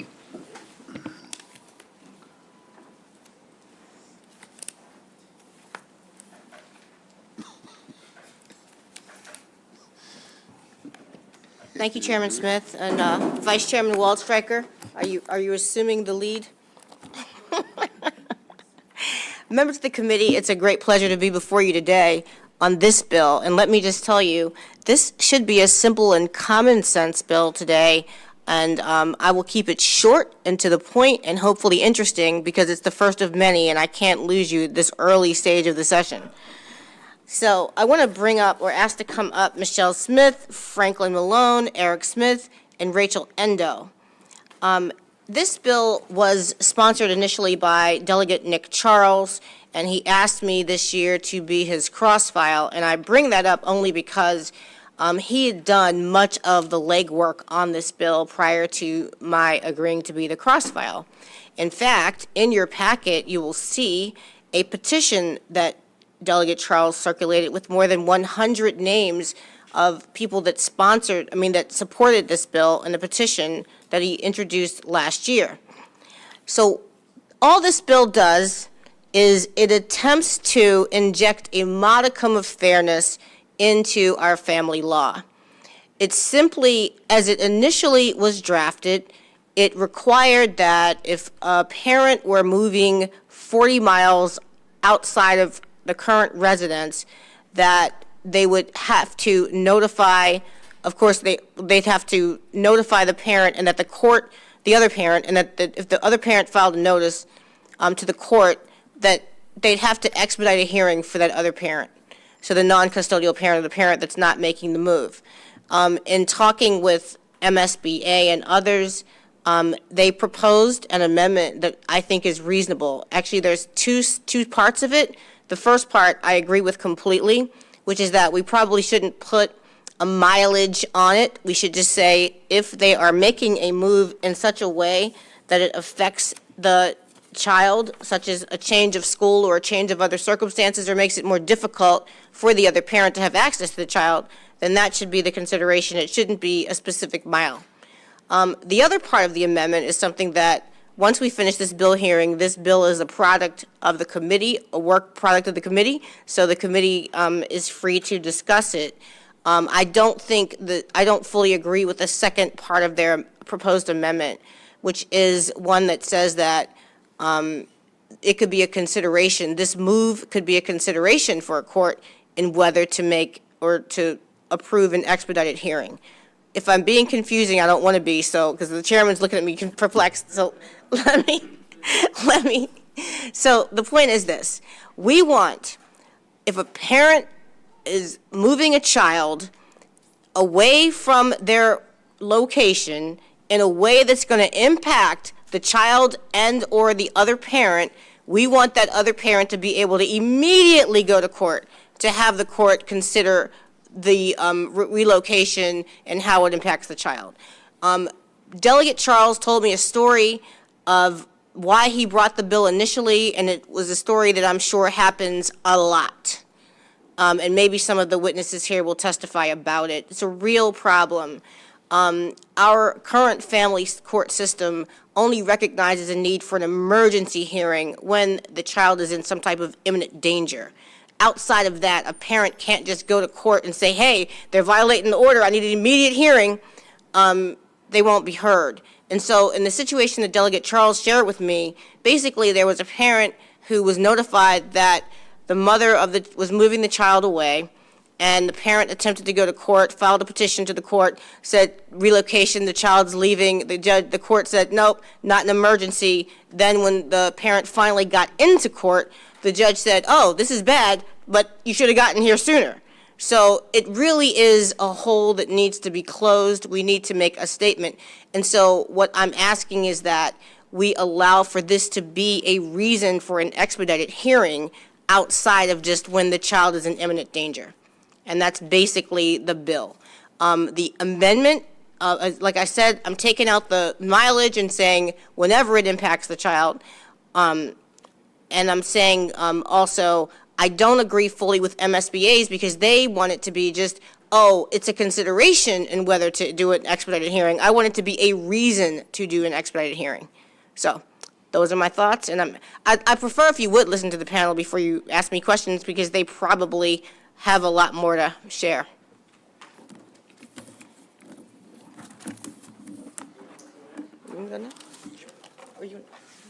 Okay. Ms. Smith or Mr. Smith? And Mr. Smith. Mr. Chair, Mr. Vice Chair, members of the committee, again, I'm Michelle Smith here on behalf of the Maryland State Bar Association Family and Juvenile Law Section Council. I represent about over 1,000 divorce and custody lawyers who deal with these issues every day. I can tell you from my own practice that this is a real problem. I've represented clients on both sides of this problem. And that is where there is an order in place indicating that notice shall be given at least 90 days before relocating the child's primary address. That notice is not given by one parent. Doesn't matter if it's the mother or the father. It happens both ways.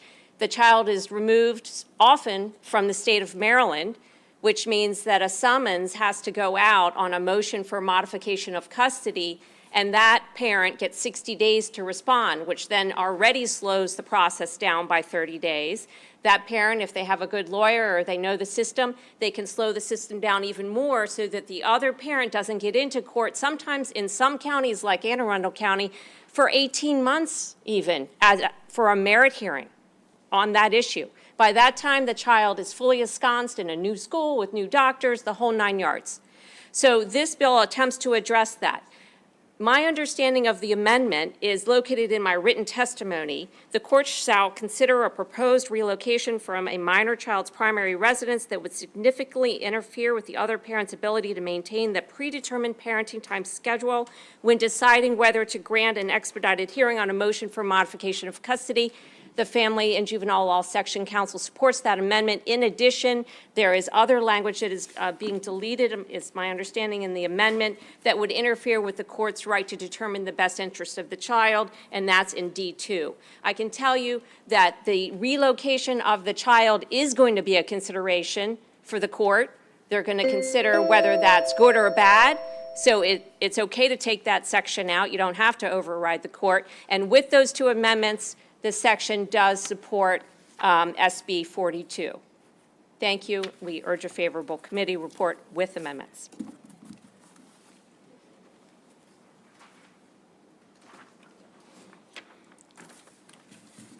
Pardon me, committee. Can I defer to one of the members of our nonprofit to speak instead of me? Mr. Russell.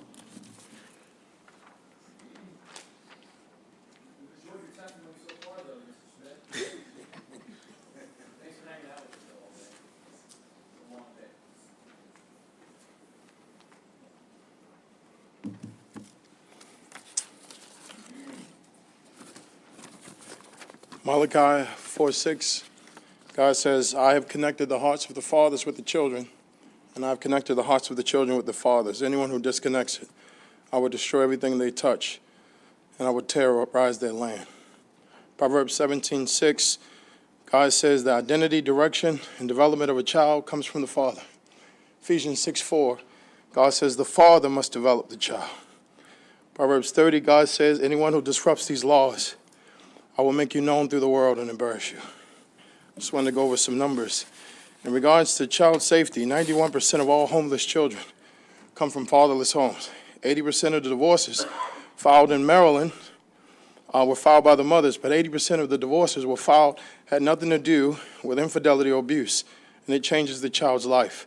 76% of child abuse cases are done by the mothers on record, which affects the mother and the child. Many of the women, young women, are stating in the ministry that I serve that they are thrown on me, and now I'm abusing this child. Some of the stories about what they've done are horrendous. 71% of domestic murders of children are done by their own mothers.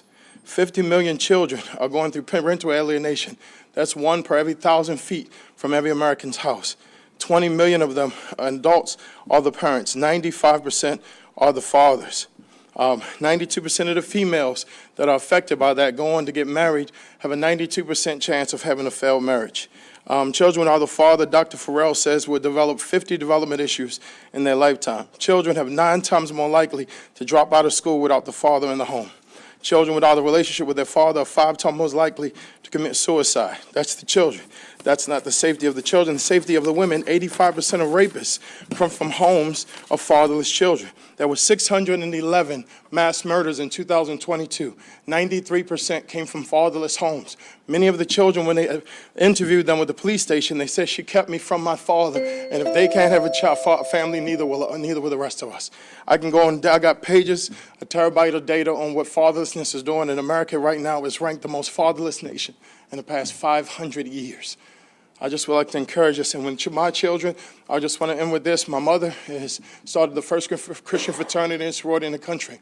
My grandfather was a sparring partner with Joe Louis. My father opened the first black-owned music store all over Maryland. All my brothers were at house at 18 and 20. My whole family, we got 40, 50, 60-year marriages. I'm the first one with my child being gone. My 4 children, 8 states away. We came home to an empty house. My family does not know what this looks like. We've never been in this system. I put the video live, what she said she was going to do to me and the children.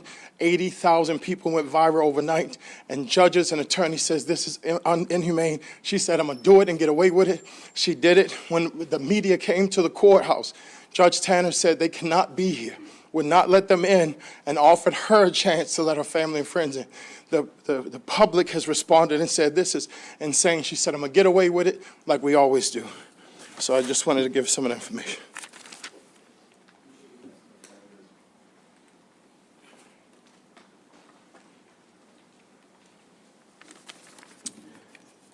Good evening, Mr. Chairman, Vice Chair, members of this esteemed committee.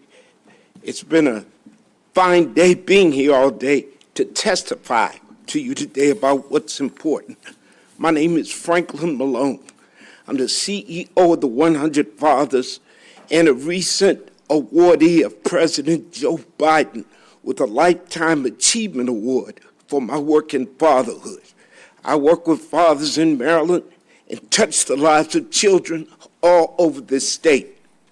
The latest research does reveal that undeniable evidence that a father engaging with his children is one of the most important things we must consider. 71% of young people, 69% of high school dropouts, and 70% of youth in custody are fatherless. They didn't have the opportunity to be loved by that father. My own situation, earlier in life, my ex-wife took my daughter and went to Chicago. It caused me psychological, emotional, and social and financial damage that took me a long time to overcome. We did file a brief and have my daughter return, and my daughter and I are like that. We love each other. A father's love for a child cannot be underestimated. And we have to look at connecting the family focus of what's going on with this bill. This bill is designed to create a focus on family, on the reality of what's going on in this world, with the violence that we have seen that has persisted. It's not violence, it's fatherlessness. And so we need to do everything that we can to connect the family focus. That's what SB 42 is about. That's what we need to be about. Focus on the family, Maryland. Thank you very much. All right, we'll turn to questions for the panel. Mr. Smith, did you want to go, or you're good to go? All right, and then we also have, Rich, just 1 second. Were you up on the initial panel? I'm sorry. We'll go ahead and, Ms. Endo? Okay, go ahead first, and then Mr. Smith, and then David Smith in the back. We'll have the last Smith of the panel will come up afterwards. My name is Rachel Endo. I'm the mother of 2 children who were abducted by their father to Japan, and thank you for the opportunity to share my story here today. I am here to express my support for Senate Bill 42, Assurance of Child Safety Act. As a mother who had her 2 daughters abducted internationally by her former spouse, I strongly believe that 1, parents should be required to give at least a 90-day notice of any intent to relocate. 2, that any petitions to relocate more than 40 miles away should require court hearings. And 3, that a child's time spent with a parent who relocated in violation of this should not be considered advantageous to that parent during a custody hearing. The case of my 2 children who were abducted to Japan, often referred to as the black hole of child abduction, exemplifies the importance of these 3 measures. In February of 2019, my husband and I divorced in the United States, and I was awarded full physical custody and joint legal custody of my daughters in the United States. My husband wanted to relocate to Japan with our daughters, and he brought a petition just 45 days before the courts. This left me with little time to prepare my case to show the courts the dangers of relocating our children to a country that does not guarantee joint custody. Furthermore, having an actual hearing rather than a judge to decide our case based on review was very important. There are many factors judges may miss if there is no hearing, and while I understand the pressure courts are put on, our children's well-being and future depend on good judgment, and so cases involving custody should require a court hearing. In my case, because my husband was able to make a last-minute request to take our daughters to Japan, I had limited time to prepare a case, and he ultimately was granted permission to take our daughters to his native Japan. It is crucial that the state of Maryland do everything in its power to ensure a positive future for our children, and that will be achieved by protecting a child's right to both parents. That is why, again, I come here today to express my support for Senate Bill 42. Thank you for this opportunity.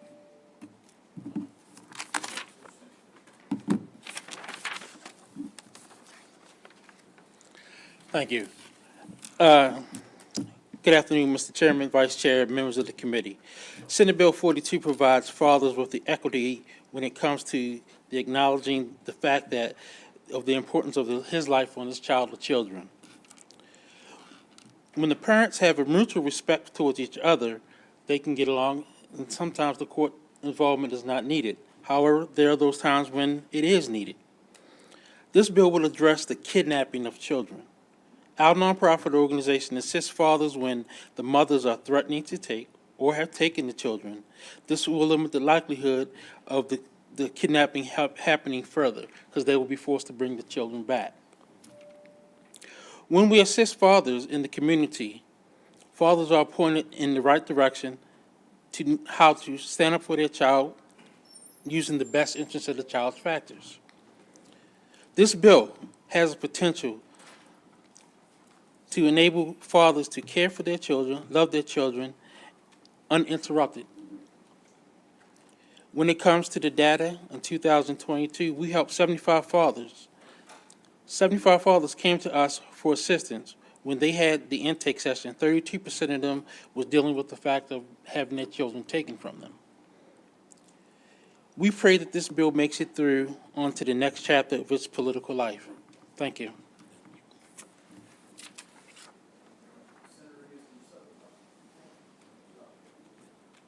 All right, seeing no questions for the panel, thank you all very much.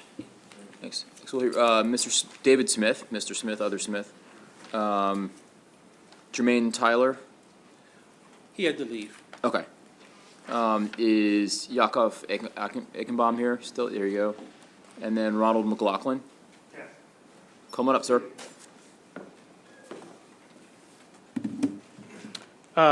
Greetings and good evening, Chairman and Vice Chair in this committee. Been here for a long day. I have not been back here since probably 2018, but it always seems to be a long day when we're talking about family law.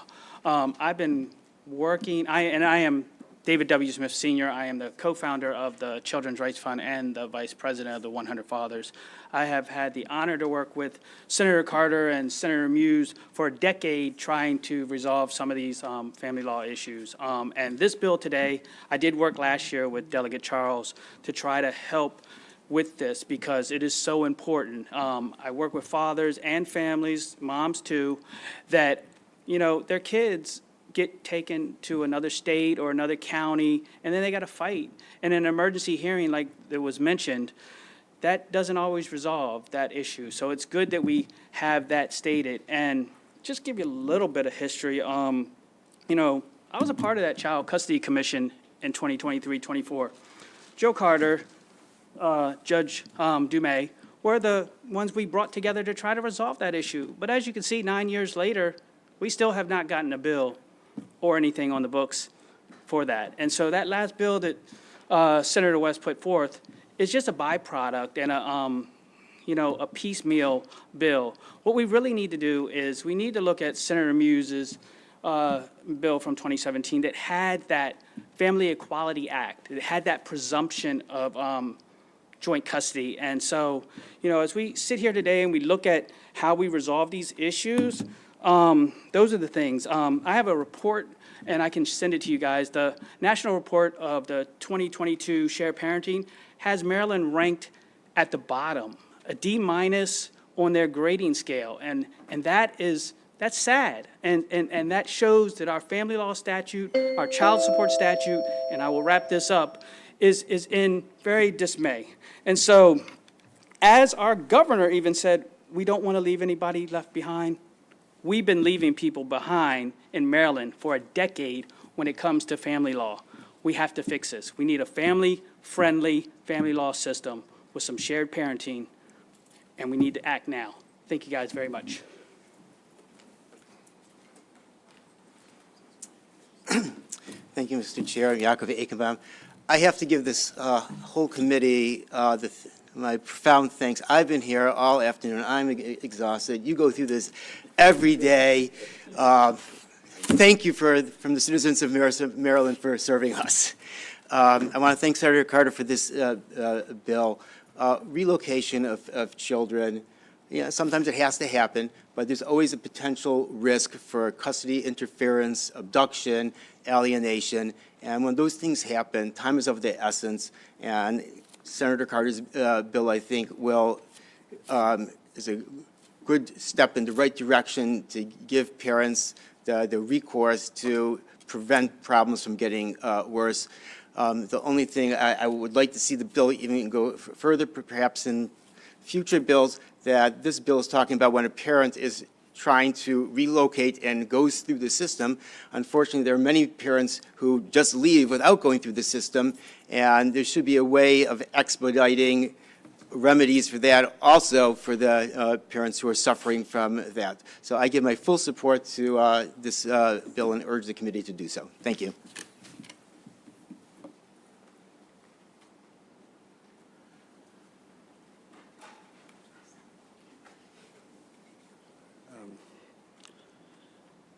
I'd like to start off today. I'm here for my children, and as a father, first and foremost, a taxpayer, a good citizen.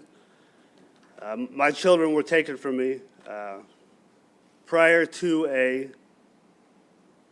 divorce, prior to a complaint filed for divorce. I missed my son's first steps, his first words. My children were taken for over a year. Before there was any court intervention. It was not an emergency custody hearing. I didn't even know where my children were.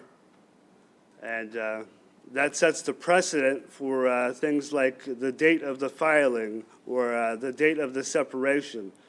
And so there's a lot of things that take place. One, you don't know where your kids are, even though you're responsible for them. It's not an emergency. The kids are uprooted from a stable home, and there's not much that anybody can do. And it almost took 4 years for a divorce. So I get a phone call about 2 years later that I'm $30,000 in the arrearages for child support. And I said, how could this be? I never missed a payment. I didn't even know where my children were. But children, they need their mother and their father. Both parents should be presumed equal. And the children were also withdrew from their school and enrolled in another school. How can that be when we have the same custody?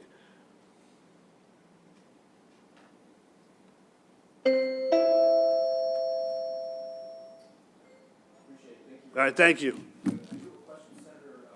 Yes. Mr. Chairman, and thank you for coming and sharing your testimony. I listened as you said you couldn't find your children, but you were still charged for child support. That's correct. They backdated it to the date that she separated the marital home. And Was anything ever done to the mom for not giving you access to visitation? no, it was brought up, and over the course of 4 years, every petition in the world was filed with the courts, and it came down to a trial, a 2-day trial, and I spoke about 20 seconds about the children. The rest was how much money can they extract out of my pension, and take this and take that. And I said, look, I'm almost homeless now. And I believe that's what Senator Carter and others have been talking about when we've said it is an unjust system. In that, instead of being seen equal, something should be done about the fact that the visitation rights are violated. But in any case that I've dealt with in my own congregation or others, it's just pay up, and it doesn't matter if she takes a child or he takes a child, wherever it is, around the world. You're just going to pay, and we're not even going to enforce the visitation or joint custody when it comes to that. I've not seen it happen yet, and so thank you. I just wanted to bring that up. The only thing that they want to enforce is let's take more money. Correct. Thank you. And Thank you. I'm with you. All right, thank you very much, Mr. McLaughlin. Seeing no further questions for this panel, Ms. Ruth? And then we'll switch off to Mr. McAvoy if he's still here, if he's still in the Zoom room. Very quickly, Lori Ruth from the Women's Law Center of Maryland, favorable with amendments on this bill, and thank you to Senator Carter and her staff for listening. I agree with Michelle Smith about why both amendments are important, and we are favorable with amendments and would urge a favorable report. Thank you. All right, thank you very much. We'll now switch to the Zoom room with Mr. McAvoy. Is he still here? Yeah.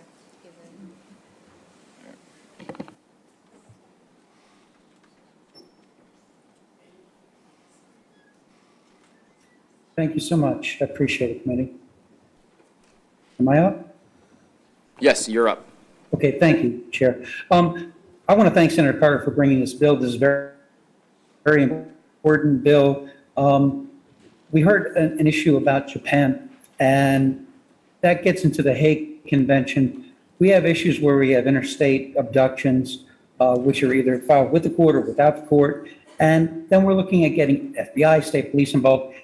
Senator Carter's bill does two things really well. One, it starts to get issues to the fore so that we can have accountability for how this parenting is going to go. In other words, sometimes someone gets a job and you understand that these discussions have to happen. We mustn't assume malice, but oftentimes it is malice. And then we also have the issue where at the very base of the bill, she's talking about this sort of sequestering of the child will not be used so that the court can say, oh, well, look, the child's thriving. Well, the child is thriving in a false dichotomy, a false context, a false narrative. The child was abducted. So I want to thank her for bringing this bill. It's heartwarming and yet sad that I know most of those gentlemen in the room with you. I know their cases. This is an absolute issue that keeps happening. You're going to have those opponents to the bill are frequently the ones, I'm just going to tell you, new senators, that are stopping reasonable bills like this from passing. So I urge to take a first and a second look at Senator Carter's bill. It's very balanced, and it will serve children. It will prevent upheaval. It will prevent these type of sequesterings. Just put yourself in the mind of a 3 or a 5-year-old, 7-year-old. Where's daddy? Why are we moving? Why are all the situations different? and there's no answers. And this causes a lot of uncertainty in the children. And as Yakov said, I remember JPR at night. You all do work a long day, and I am appreciative. Thank you so much. Excellent. Thank you very much. All right, with that, seeing no questions for Mr. McAvoy, that'll conclude the testimony and the hearing for Senate Bill 42. We'll now hear from Senator Sidnor with Senate Bill 47. Senator Sidnor, you're up.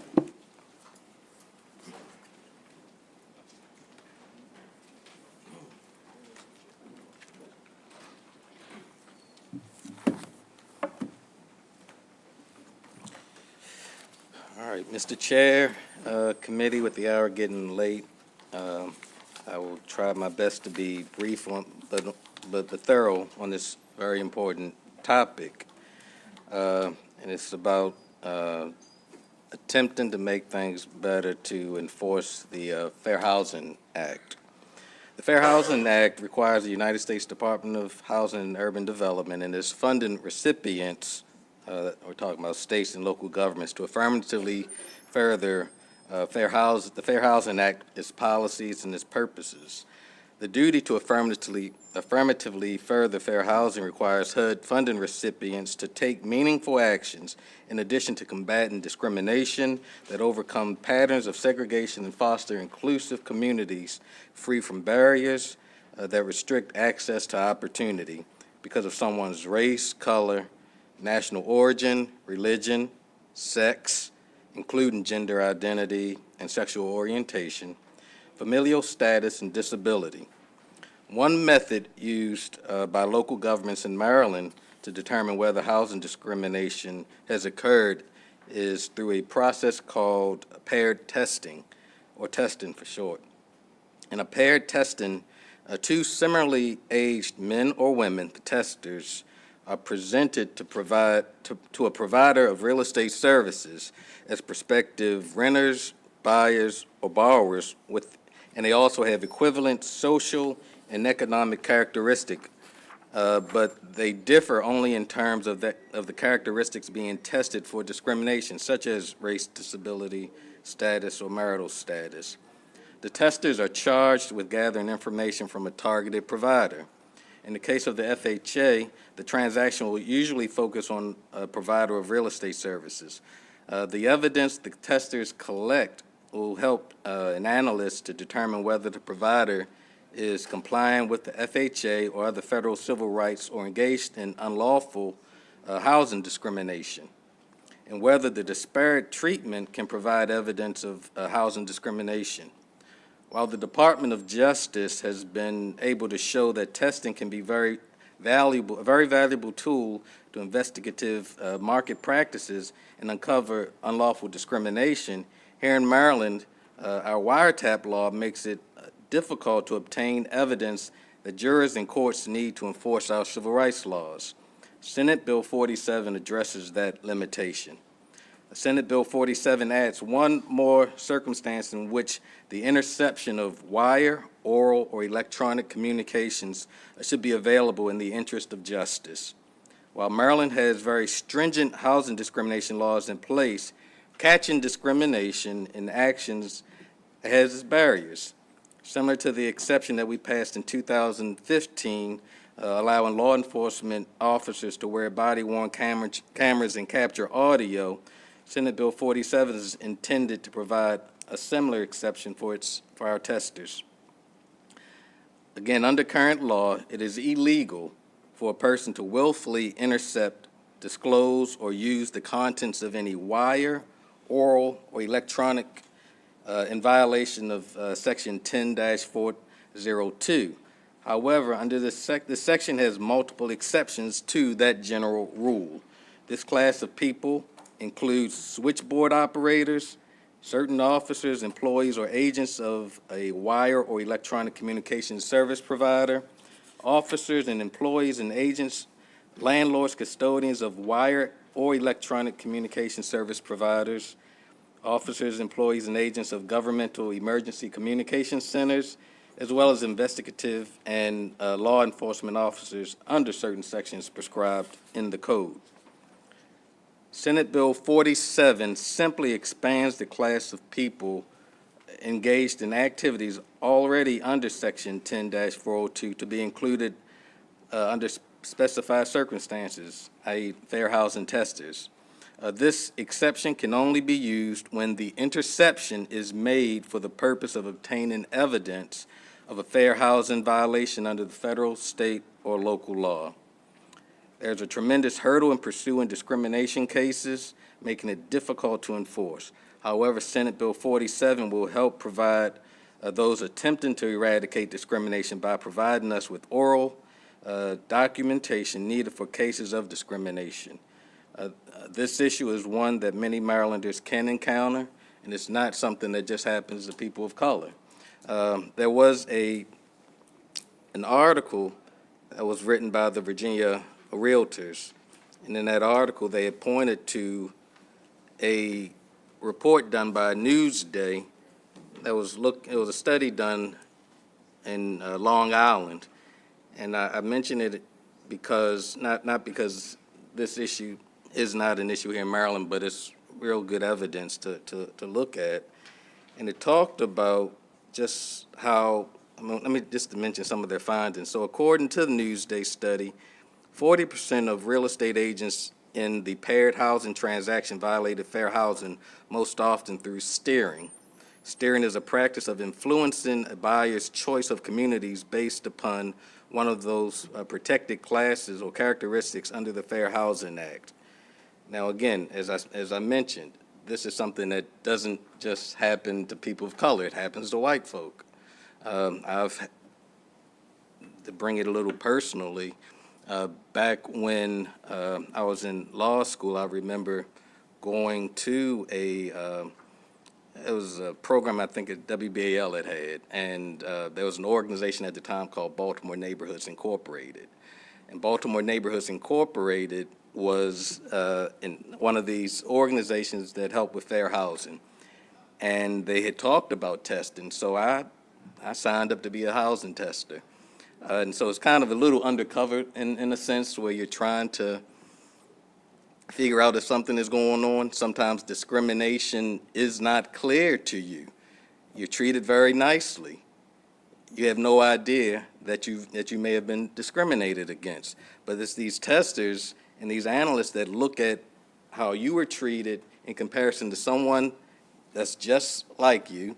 So let's say you're going to a house, you provide an application, or maybe you're going to rent. You provide an application, and your application says you went to university, your income is there and everything. I come and I present myself, and I'm told maybe there's one room in the establishment. We then have a white male come in. He has the same credentials I have, has the same income, and he's told that, no, you know what, we have 5 rooms available to rent. Now, again, they're treating me very nicely. I have no idea that it happens. They treat him very nicely, and it's not until you then have that information and you're able to compare that you realize that you've been discriminated against. Now, what happens? You attempt to go to court with that type of evidence, and you have the he said, she said thing going on. But one thing that makes it extremely difficult, or I should say that makes it easier for courts to understand and jurors to understand is when they hear what happened and able to hear for themselves.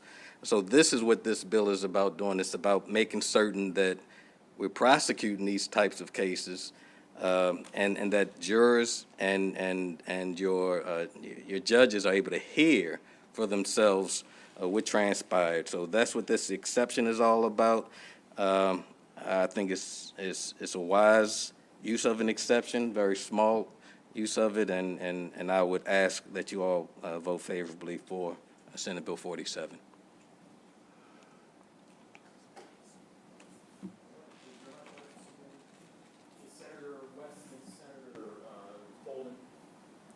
Thank you, Mr. President. Mr. Chairman, excuse me. Senator, right now, up until this bill, the way it works is you go and you are treated very nicely, and then a white person goes and you find that there's only one room, and the white person finds out there are 5 rooms. So currently, what would happen is you would go back to the government official who has the charge with enforcing this law, and you would prepare an affidavit, and the white person would prepare an affidavit, and the law enforcement officer would take those affidavits to a judge, because what you're talking about is a Fourth Amendment violation, wiretapping somebody. But the judge then, based on probable cause contained in the 2 affidavits, would authorize the wiretap. And then a third person would go out, playing you, and would, with the wiretap on, and would be also nicely turned away. And the white person would also wear a wiretap, and he'd be shown lovely apartments in the building. So, as I can understand, what your bill seeks to do is eliminate the satisfaction of Fourth Amendment requirements by eliminating the need to go to court with a probable cause and get a court order authorizing the wiretap. Is that what's going on here? No, I'd characterize it a little bit differently. What I am doing is I'm trying to decriminalize the use of audio interceptions in the case of fair housing testing. And again, one of the things that you want to think about when we're talking about fair housing testers, generally speaking, they're nonprofit organizations that are being that perform these investigations, or they may be government agencies, but generally it's nonprofit organizations that are being paid by local and state government to do something that they don't have the time to do. Well, the state government could not wiretap someone without getting a court order. They'd have to establish probable cause to a judge and get the court order. So what you're saying is, instead of the state government complying with the Fourth Amendment requirements, the state government can engage a private organization to go out and, without obtaining probable cause, visiting a judge, getting a court order, could simply engage in wiretapping? No, again, and just to be clear, Okay. the federal government does this. The United States Department of Justice is their Civil Rights Division. They do this stuff. But don't they And get court orders before they do Well, it? the thing is, it depends on this. I mean, within most states, and Maryland's in the minority, you have, it's a one consent party state. Here it's 2 consent, which is why it's illegal to do this. So if we weren't in the minority in terms of how we deal with interception of communications, we wouldn't. I understand that. So what happens is, because it is in the wiretap code, that's where we had to address it, because we're trying to decriminalize the ability to ensure that people's civil rights are being properly enforced. Right, but clearly this bill creates an exception to Maryland's existing law that you have to have 2 consents in order to tape someone. But this bill, I don't think the bill can overcome the Fourth Amendment constitutional concerns. So one of the things That's that what I I'm did, asking and you to I'm address. happy to share, because there was some question about the constitutionality of this, and Right. I have a advice letter from the Attorney General's office. It's not unconstitutional. Okay, I would love to take a look at that. I'll share it with That's you. what I was angling after. Thank you. You're welcome.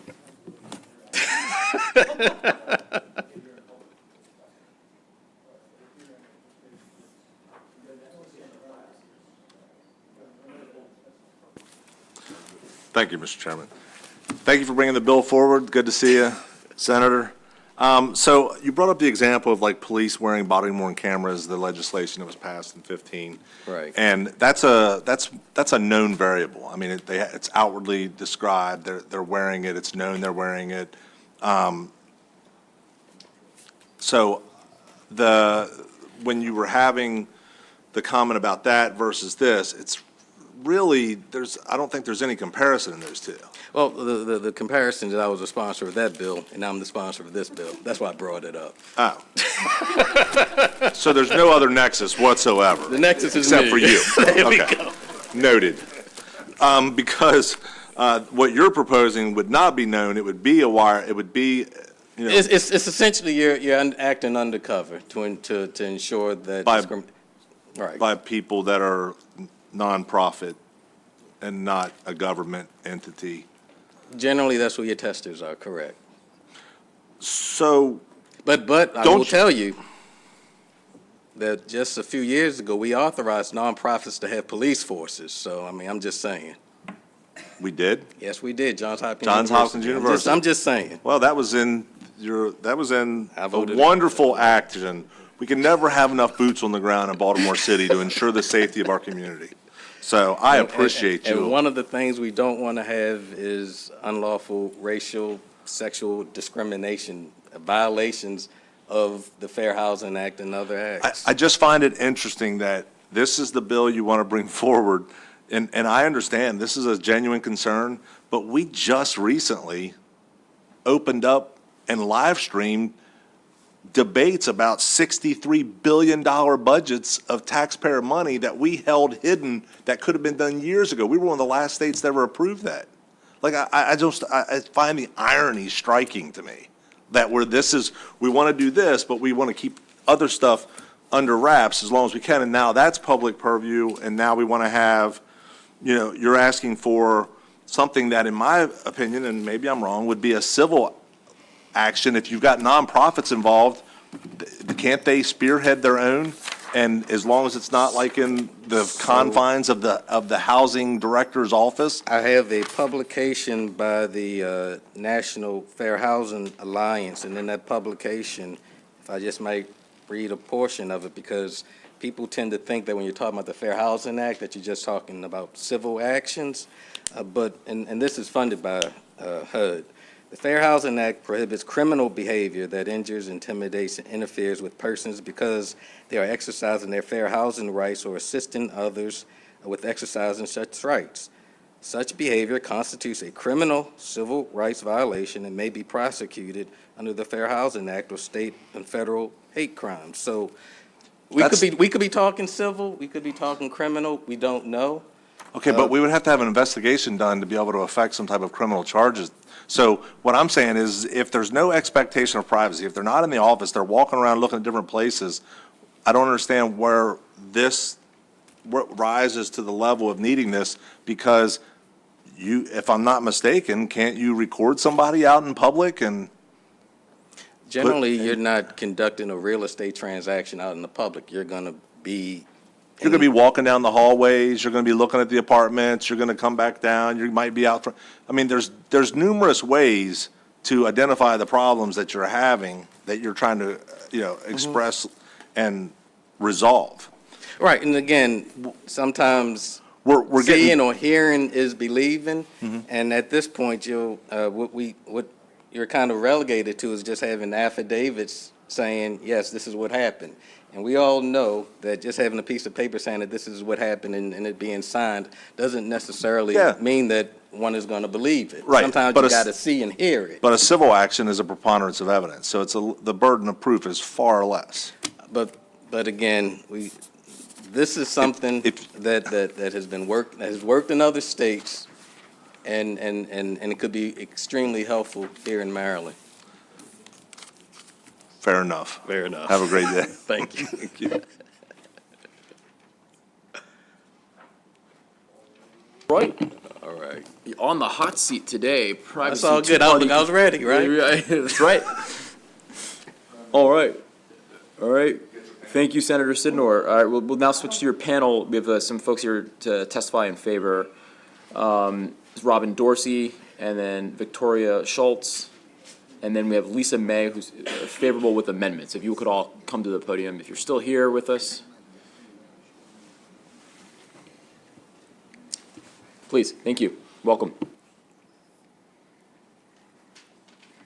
Good afternoon, Chair Smith, Vice Chair Waldstreicher. My name is Robin Dorsey. I'm the Fair Housing Director at Economic Action Maryland, which is a nonprofit that champions economic rights and financial inclusion through research, education, direct service, and advocacy.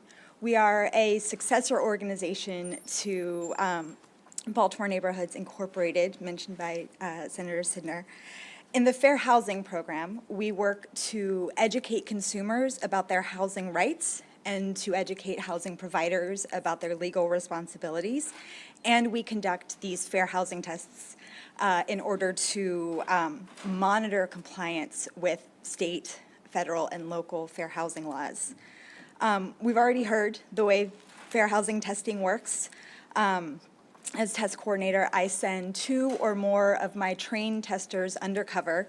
I'm going to assign my testers a fake name, a fake family, a fake job. They have fake housing preferences, all assigned by me. And they're going to be similar ages, similar family configuration, similar economic purchasing power, with one key difference. One tester will be a member of a protected class and the other tester is not.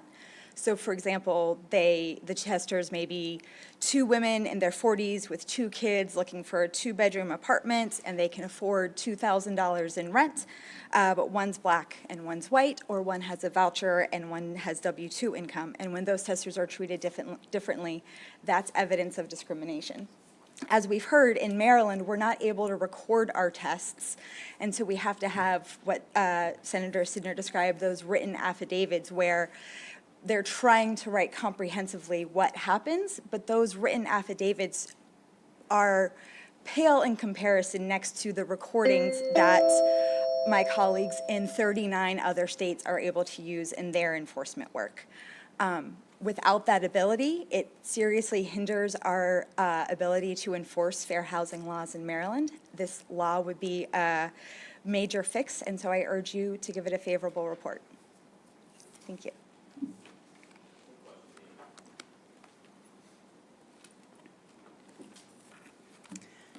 Thank you, Mr. Chair, Mr. Vice Chair, members of the committee, Lisa May with the Maryland Realtors.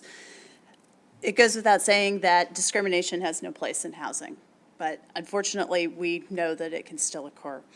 And that's why Realtors fully support the intent of this bill that Senator Sidnor brought forward.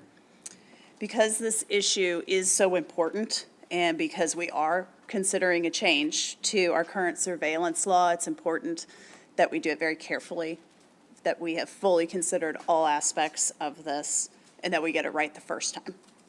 To assist with that, we respectfully ask for some amendments to the bill as introduced. First up is the definition of the civil rights nonprofit, as some of the members of the committee have already pointed out. Fair housing enforcement can be complicated, it can be nuanced. So those who are doing the testing, they need to be experienced, they need to be vetted, they need to be known actors. HUD has some federal language of a couple of different types of fair housing testing organizations that might prove instructive for us in coming up with a definition for that here in Maryland.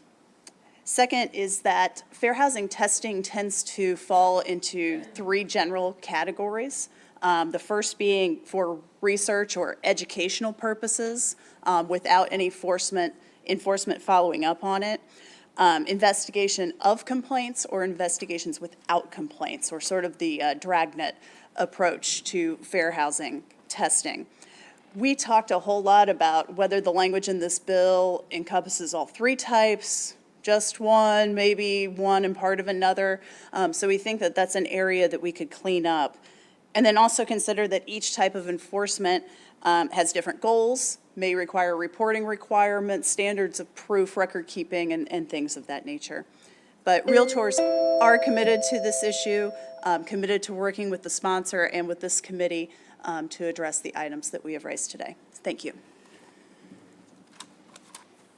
All right, questions from the committee? Seeing none, we'll move on to the opposition panel. We have Aaron Greenfield and Catherine Howard.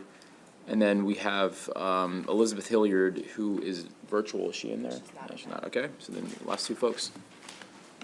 Good afternoon, Mr. Chairman, Mr. Vice Chairman, members of the committee, and welcome Senator Washington. I'm Aaron Greenfield here on behalf of the Maryland Multi-Housing Association in opposition to Senate Bill 47. It sounds like the sponsor really wants to change the 2-party consent rule, which he should do wholesale. He should put in a bill that does that, and we can have that kind of discussion. The case law is clear. The wiretap statute is very explicitly intended to prevent, in non-criminal situations, the unauthorized interception of conversations where one of the parties has a reasonable expectation of privacy. It just so happens that our business is other people's privacy. And the only way you can overcome the reasonable expectation of privacy guaranteed by the Fourth Amendment is when you have probable cause that the person is engaged in the commission of a crime. You must first have that probable cause to interfere with someone's reasonable expectation of privacy by obtaining a court order to be allowed to wiretap. Our objections are very specific, as you see in our written testimony.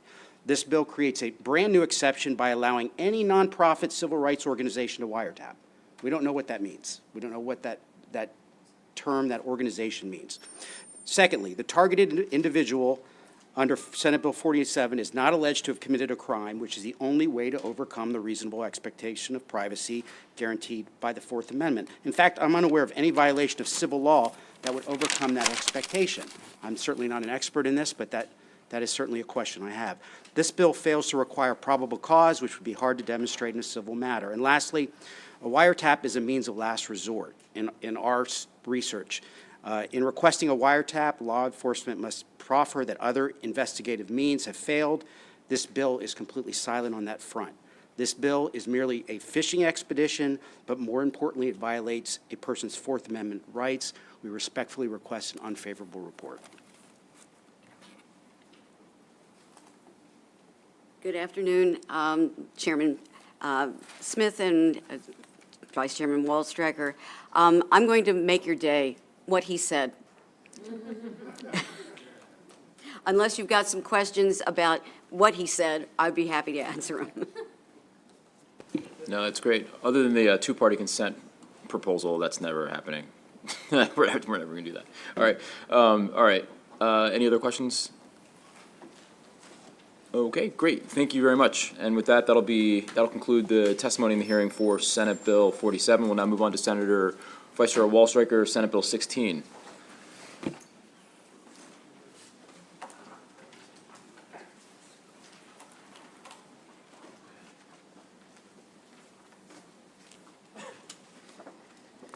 Well, thank you, members of the committee, Mr. Chairman. As my panel comes up, every year here in Maryland, hundreds of pedestrians, bicyclists, and drivers tragically lose their lives. Despite the modest decrease in roadway fatalities in recent years, we still have an unacceptable number of crashes. The numbers from last year are still being finalized, but in 2021, the numbers are quite striking. There were 519 fatal crashes in that year, resulting in 557 deaths, including 129 pedestrians and 6 bicyclists. These deaths are preventable. As you may know, during the 2019 legislative session, the General Assembly passed legislation committing our state to Vision Zero, the goal of zero vehicle-related deaths or serious injuries on our roadways. This bill, Senate Bill 16, is the Safe Access for All Roads Act, the Safe Roads Act of 2023, and would help make that goal a reality. Simply put, SB 16 would require the Maryland Department of Transportation to place emphasis on pedestrian and bicycle safety in the development and construction of roadway projects on a going-forward basis. It would also require that the State Highway Administration, SHA, provide reports to the General Assembly detailing the agency's efforts to make our roadways safer for pedestrians and bicyclists. Now, since submitting this legislation, MDOT and SHA have proposed amendments to the bill to ensure that they have the flexibility that they require. These amendments were created based on a great meeting that my cross-filing delegate, Delegate Charkoudian, and I had with the department. The amendments are in your committee testimony submitted both by me and the department. Well, I have not had a chance to speak yet with my cross-filing delegate about those changes because we were both in the original meeting at which these amendments were discussed in concept. I think we can safely say that all parties are moving well on their way towards consensus. So in summary, Mr. Chairman, members of the committee, no Marylander should have to risk their lives by choosing to drive, walk, or bike on our roadways.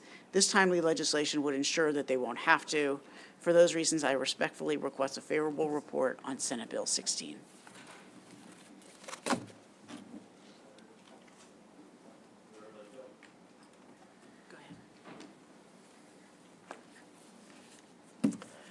Good afternoon, Chairman Smith, Vice Chairman Waldstreicher, and members of the committee. My name is Peter Gray, and I represent the Washington Area Bicyclist Association. It's 1,500-plus members in Maryland and thousands of other supporters who live in our great state. As the senator just stated, the state has committed itself to 0 deaths on our roadways, and the Safe Roads Act is a very vital component in helping us achieve this goal.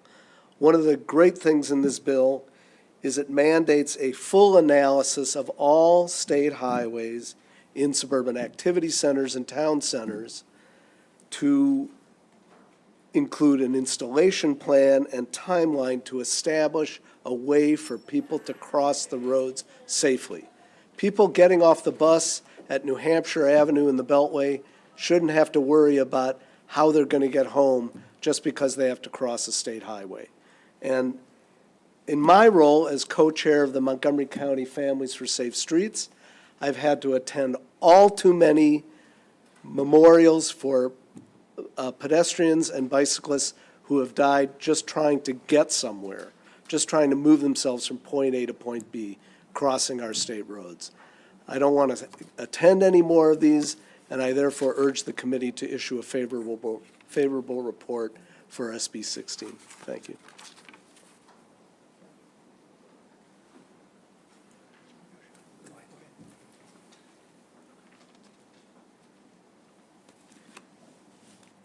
Good evening, Mr. Chairman, Vice Chairman Waldstreicher, and members of the committee. My name is Nathan Engel. I'm a council member for the town of Kensington, one of those suburban activity centers, town centers that my colleague just mentioned. I'm here today on behalf of the town of Kensington to offer our support for this bill. It's a very important bill, the Safe Roads Act of 2023. I co-chair our town's Mobility and Traffic Committee, our Pedestrian and Bicycling Access and Safety Working Group, and our Sustainable Kensington Group. And what all of these committees have in common is that they are comprised of dozens of passionate community members who really just want to see a safer, more connected, and greener place in which to live, work, and thrive. And being able to walk, bike, and roll more with ease is essential to achieving all of these. SB 16 requires MDOT-SHA to apply and implement recommendations based upon its context-driven design standards and guidelines to all future infrastructure projects. This would represent a significant step forward from the traditional one-size-fits-all approach to designing roadways, and that's one that has been almost unilaterally focused on automobile mobility, to one that gives equal prioritization to other forms of mobility, namely walking, biking, and rolling. The town has an excellent working relationship with SHA, including quarterly meetings to discuss a host of issues and activities. However, in these meetings, we often get the sense that our SHA colleagues are somewhat constrained regarding this agenda. By compelling SHA to take pedestrian and bicycling safety and access more seriously, we hope that this bill will pave the way for the state to work more seamlessly with our town and other communities in Maryland on these important issues, making pedestrian and bicycling considerations the rule instead of the exception to any given project.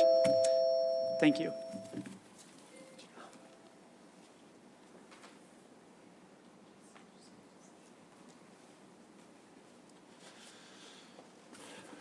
Good evening, Chairman Smith and members of the committee. Welcome back and/or congratulations for being here. My name is Joshua Feldmark. I am the vice chair of the board for an organization called Bike Maryland. We represent 15-some thousand cyclists from around the state, and that includes everyone from the recreational cyclist, the family, the commuter, to the road warriors, which by my physique you can tell I clearly qualify. What I wanted to really talk about real quickly was you've heard the folks before me talk about Vision Zero.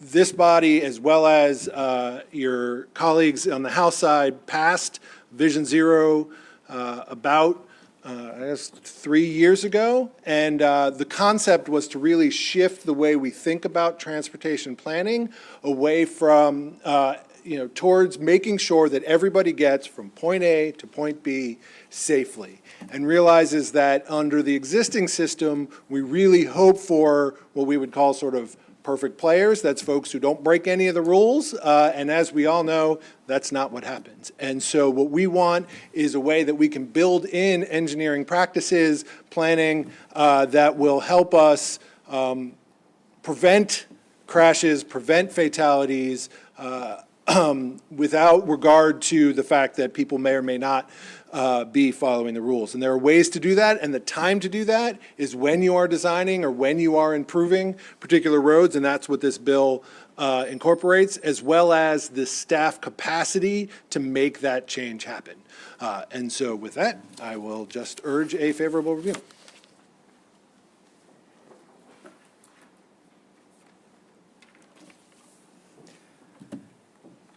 Thank you, Mr. Chairman and members of the committee. My name is Dan Langenkamp, and today I stand in front of you as the embodiment of a problem that doesn't get enough attention in our country and in Maryland today. It's the problem of roadway deaths. I'm a Foreign Service officer with the U.S. State Department, and in August, my wife, Sarah Debink Langenkamp, a 17-year veteran of the State Department, and I and our two boys moved to Bethesda after we were evacuated from Ukraine, where we served in the U.S. Embassy. In Ukraine, Sarah had been in charge of our anti-corruption programs. She had been in charge of our program to coordinate the investigation of Russia's war crimes. And she had been in charge of supplying the police and the border guard with essential equipment and supplies to fight Russia's invasion. A multi-hundred-million-dollar program. Just days after our arrival here in Bethesda, Sarah was riding her bike on River Road, State Highway 190, when the driver of a flatbed truck, a large semi, turned right, struck her, and crushed her, killing her. Members of this committee, Sarah's loss has crushed our family too. We're traumatized by the violence of her death, which has meant that we've never been able to see her again. Losing a mom is like losing sunlight in your family. We function, but in the darkness of her absence. I've had to hold one of my boys back in school a year because he was unable to go to the next grade in school. Financially, you can imagine the impact of losing half one's income. And Sarah, who I'd like to show you a picture of here, the light of our lives, a mother, a class president, the summa cum laude graduate of her university, a teacher of yoga and spinning classes for her colleagues, who had been in charge of these programs, was never able to reach her potential. Our country is never able to reach or see her potential reached either. Sarah's death is just part of a pandemic or an epidemic of roadway violence that we have in America. As the senator said, the United States is facing increasingly large numbers of roadway deaths. Globally, we're 47th out of 54 industrialized nations. We stand at the bottom of industrialized nations in roadway violence, roadway traffic fatalities. And last year, Maryland's road deaths rose yet again after a decade of increases. I think we all can agree that this is a trend that has to be turned around. Members of our committee, I would just plead with you. Our roads belong to everyone. We know the causes of this problem, and we know the solutions. All we need is the will to do something about it, and that is what I plead with you to do today by supporting this act. Thank you.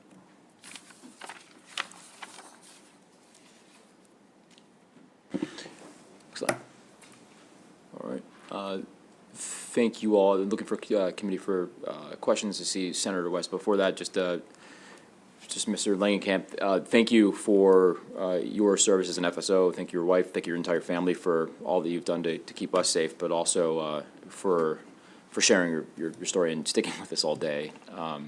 It means a lot to hear from you, so appreciate it. Senator West and Senator Sidnor. Thank you, Mr. Chair. This is a question for Senator Waldstreicher, the sponsor of the bill. The Maryland Department of Transportation has provided us with a rather robust communication with an extensive proposed amendment to the bill. And it sounds to me as if this amendment is accepted, that the MDOT will be supportive of the bill. So where do you stand on the amendment?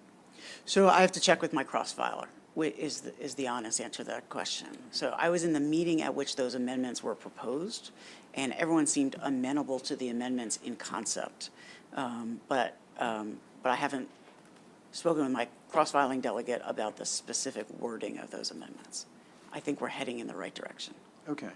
So now turning to the bill itself, as I read the bill, the action item is that pedestrian crossings on state highways in populous areas must be constructed at a minimum of 1/5 mile intervals.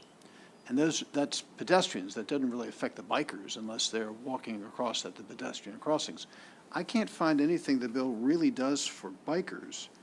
Could you point that out? Sure. And so what will happen here is that there are two portions of the bill that I think will be important in this regard. The first is that they have to implement this context-driven design. So the context-driven design is a system of design that SHA already uses, but does so without legal requirement to do so. And sometimes they do it, and sometimes they do not. And so what the bill is requiring is that they implement context-driven design in all cases in those dense areas that you reference. The second thing involves temporary infrastructure. So oftentimes, we'll communicate with SHA about constituent service requests. There is a dangerous portion of a road and bicyclists are put at risk. And SHA will tell us, hey, you're exactly right. This requires infrastructure improvements, and those improvements will cost a lot of money and take a lot of time. And I don't doubt the genuineness which was saying that they want to fix it. They see the flaw that we've brought to their attention as local representatives. Sometimes they'll take a walk with us and say, oh, yeah, your constituent's exactly right. This puts pedestrians at danger or bicyclists at danger. But because the infrastructure is expensive, they have to put it in a long-term plan. And what this bill requires is that they implement some temporary plan when feasible to address the safety issue that has been identified. And so that's actually one of, for me, the part of this bill that I'm most passionate about, because like you, when I meet with SHA, there's nothing more frustrating than being told, you're right, it's unsafe, we'll put it in the CIP and I'll see you in 6 years. And so there are plastic bollards and paint. These things are inexpensive, and they provide the opportunity to have temporary resolution to the safety issue before the permanent infrastructure is involved. And that benefits pedestrians, it benefits drivers, and it benefits bicyclists. Okay, that all makes every bit of sense, especially if we're talking about populous areas. But there are lots of parts of the state which are rural, and there are state highways that go across rural areas. Is there anything in this bill that would change what the state does with respect to its highways outside the populous areas? It would not. We wanted to make sure that this is not, that we didn't want a one-size-fits-all plan where suddenly in Western Maryland, they're having to accommodate pedestrians that may not exist in that, along that particular highway. In my area, we have lots of rural roads and bridges which are relatively narrow. And I wouldn't want, if this bill were to require the state to tear out those bridges and build new bridges wider to accommodate bike lanes, and then add bike lanes on the side of the rural roads, that would be a significant change in my area. So you're Correct. saying this bill doesn't cover that? It only covers defined suburban activity centers and defined traditional town centers. Okay. I'm Great. sure we can get a map from SHA indicating which roads and which areas fall under those titles. Okay. Thank you very much. Thank you. And I think you said this, but I just wanted to make certain that I did hear. Would this also affect things like your curb cuts and the like? Okay, I see the head shaking. Yes, so I think the answer is yes, yeah. Okay, thank you. Thank you, Mr. Chairman. Just following up on Senator Sidnor's comment then, so there would be potentially, especially like in future construction, there could be a project cost increase associated with this, separate from what the fiscal note reports. Right, so the fiscal note is the implementation of the planning that's required under this bill. I think it's fair to say that when we implement context-driven design, it sometimes can be more expensive. I'm sure sometimes it can be less expensive. Either way, though, that design is the right thing to do. I can't think of one example where something like that would be less expensive, to have to pay for more digging, widening, more subsurface, wider asphalt lanes, ballards, all these different curb cuts. I mean, all these things add up because they're all specialized areas that somebody's coming in and they want to get their hands in this governmental pot because it's all from, and I guess my concern is that for some of these centers that you're speaking of, if you have smaller, towns in the more rural districts, are they going to have to comply by this because they don't have the same type of base of money, income coming in off the tax base that your more suburban areas have. So that would be the one consideration I have. And then, I'm just curious also, what is the education component of all this Vision Zero in conjunction with what you're talking about? Because Vision Zero, they've been trying to talk about Vision Zero or the likeness of that through SHA for 20 years plus, about getting traffic fatalities. That's great. I want to make $1 million every year, and that's my goal. Probably not going to get there. When we start looking at realistic approaches on how why don't we just look at, like you're talking about, everything's been increasing. Why aren't we looking at levels or standards to start obtainable goals to see if these adjustments are actually having the desired effect? Because I did fatal crash reconstruction for 20-plus years for the police department, and there's a lot of variables. Sometimes there was road design, because we were always looking at the lens of road design, vehicle design, other things. But there's also contributing factors of education, both of the driver as well as the bicyclist. Many a times, I have bicyclists side by side that will not move because they're in the road. But the law requires the bicyclists and pedestrians to be to the nearest right edge of the roadway. So there's different components, there's different ways to look at achieving what you're doing. And, I just wanted to point out that there's a definite fiscal note that is going to be associated with this that is not in this packet. So just to be clear, on the first part of the question, this bill only applies to the Maryland Department of Transportation. It does not apply to your local counties, your local municipalities whatsoever. Okay, but when it comes through, like some of the areas, some of these small rural towns, it's a state route, there's still residual effects that SHA isn't going to pick up because it's outside the defined curtilage of the roadway, correct? So, yeah, go ahead, Joshua. No, I mean, Come on. specifically the way this is phrased, everything they will do is within the state roadway. And so for us, in many of these places, the real issue is that the state roads form these barriers for crossing. And so you're in sort of residential areas, and there's usually fairly good pedestrian or bike access, and then you get to the state road, and it creates this complete hazard. And so what this is to help work completely inside the state road to make it accessible and mostly crossable. I understand that, but my point being is even if it's a state-only roadway, there's still a fiscal note associated with that, because if we're talking about some of these bridges that my colleague is speaking about, you may have to widen those out because they're at the edge of one of your centers that you're speaking of. Correct? Well, I mean, nothing in here would sort of mandate going back and having to blow up a bridge and start again. it would by someone's complaint, by what I'm hearing here. If we had to go out there, we'd be like, oh, well, there's this, and they'd be like, hey, that bridge has been there this long, and we really can't help you, and we recognize that it's narrow, but, I mean, that doesn't, there's nothing that would prohibit, that I see in here, that could stop someone from making that complaint being addressed by a legislator, and then by this act, we would have to follow up on it, and SHA could be compelled to make the modifications. Yeah, but there's also nothing that mandates it.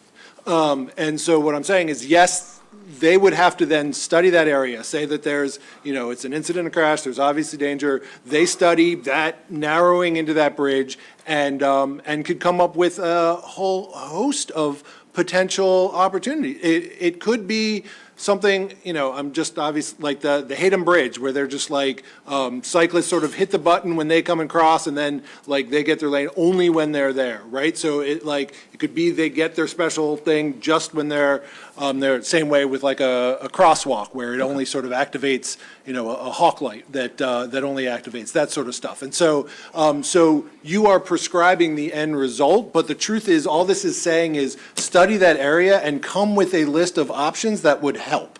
And then you can go through the whole, then SHA will go through the whole process of coming up with what is both safe and within budget. So I'm going to just move us along a little bit, just if it's a different line of inquiry, but let's keep going, but I do want to move this along a little bit. Oh, now we want to move it along, Mr. Chairman? I got it. We've been on this We're for a good. minute. Thank you. Do you have another line of question? Go ahead. No, sir, Mr. Chairman. I'm good to go, sir. Thank you. All right. Any other questions from other members?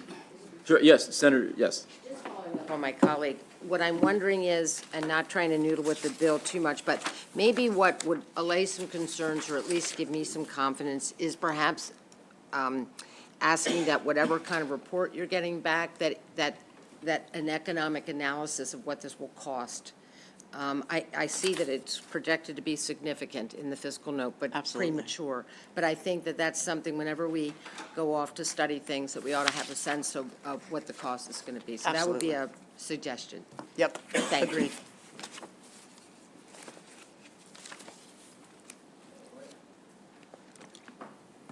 Senator McKay.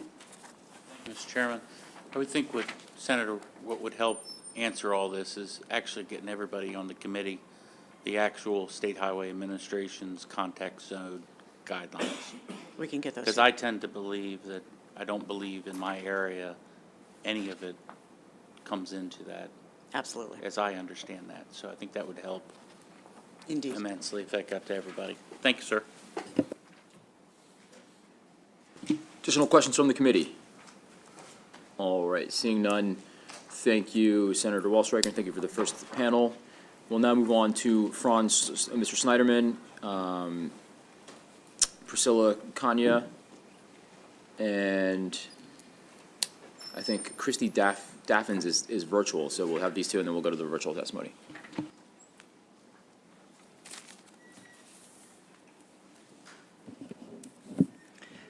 Thank you, Senator Chairman Smith, Senator Waldstreicher, and members of the committee. My name's Franz Schneiderman. I work with a group called Consumer Auto Maryland. We focus on safety, transparency, and fairness for Maryland drivers and road users. I'm here in strong support of the bill because really we think this is very important to road safety and to the safety of all road users. It's to not rehash all this ground, but I think we know it's very clear that road fatalities, particularly for pedestrians and cyclists, but also for drivers, are at a historically high level. 2021, there were about 43,000 people who died on U.S. roads, including about 7,300 pedestrians, which is a 40-year high. That's way too many people, way too many stories like the one we heard earlier. And, it doesn't have to be this way. For the last 10 to 20 years, road fatalities are way up in the U.S., including for pedestrians and cyclists. And in other wealthy countries, they've gone way down because they've invested in one of the main reasons is they've invested in a lot of these design changes that we're talking about here. We know that these kind of fatalities are concentrated on high volume, high speed, high high-capacity thoroughfares in urban and suburban areas, in the kind of town centers that this bill specifically targets. So, this bill really mandates that we do things that we should have done a long time ago in terms of changing the design elements, and we know how to do this. It's not really rocket science to, narrow the roads, to slow down the traffic, to provide more protected pedestrian crossings, and, that is very likely to have a significant impact on safety. And by protecting the most vulnerable road users, we'll also protect drivers and everyone on the roads and improve safety for everyone. Thank you.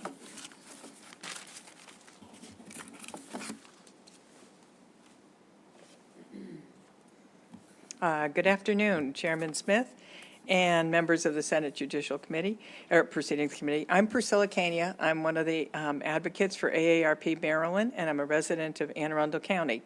On behalf of our 850,000 members, we'd like to thank you for the opportunity to speak in support of SB 16 today. So we thank Senator Waldstreicher for introducing SB 16. You have a copy of my written testimony, so I'm just going to highlight a few things. Excuse me. First of all, everyone should feel safe crossing a street, but the streets can be dangerous, especially for older Americans. The number of pedestrians killed by vehicles rose 35% in the past decade, and the death rate is almost twice as high for people over 75 as for the general population. Making streets safe is an important issue for AARP. This issue is of critical importance to AARP's members. When older Marylanders don't feel safe crossing the street, they are less engaged. AARP has included pedestrian safety as one of the measures of quality of life on our livability index. And we invite you to check out how well your city does at AARP Livability Index. You'll also be able to see how your area stacks up on housing, environment, health, convenience, and opportunity. Safe streets and roads are important for all of us. Many of us walk and we drive cars, but we also use walkers, canes, and even push a stroller. Drivers should share the roads, and roads should be safe for all. Help us make America's streets safer for all. For these reasons, we ask this committee to issue a favorable report on SB 16. Thank you. All right, Ms. Daffins, you're up. Thank you so much. Just make sure my speaker's on. Great. Thank you for the opportunity to testify today in support of SB 16. While the state of Maryland and several jurisdictions have committed to Vision Zero, we've not made significant progress towards implementation in a manner that prevents deaths. In certain instances, there are intersections and corridors where pedestrians and cyclists are killed again and again, yet the infrastructure has barely changed, and meaningful discussion and action around how to make the roadways safe for all is stalled or non-existent. I began to get involved in pedestrian and traffic safety issues after my child's care provider at Seganet Harissa was killed while she was crossing Georgia Avenue over 10 years ago. She was on the way home from her evening nursing class, crossing legally at an unmarked crosswalk near a bus stop, and was struck by a speeding driver. To get to a signalized crosswalk, she would have needed to walk a full mile out of her way, as the nearest signal was a half mile away. Had there been a signal and a safe crosswalk at 1/5 mile intervals before her death, Seganet might still be alive today. Montgomery County Families for Safe Streets is a group that aims to support victims of traffic violence and victims' families and provides a venue for advocacy for safer local, state, and federal traffic laws and infrastructure. As a leader for Montgomery County Families for Safe Streets, I work with my colleagues and victims' families to plan and carry out memorials for traffic crash victims across Montgomery County, of which we've planned dozens over the past 3 years, including Sarah Langenkamp, as well as many, many, many others like at Seganet, whose names are long forgotten by lawmakers and decision makers. We see the same situation time and time again, areas where there are no safe crossings along transit-dependent corridors dotted with bus stops, businesses, and highly dense residential areas. In some cases, Montgomery County Families for Safe Streets has returned to the same intersections or corridors 3, 4, 5, even 6 times as the death count rises, and our neighbors are killed in the same spots. Thank you for your support of SB 16 as passage of this bill would prompt action versus empty words and platitudes of Vision Zero. Thank you very much. Excellent. Thank you very much, Ms. Staffens. Seeing no questions from the committee, that will conclude the testimony and the hearing for Senate Bill 16. We'll now move on to our final bill of the day, Senate Bill 36 of Senator West.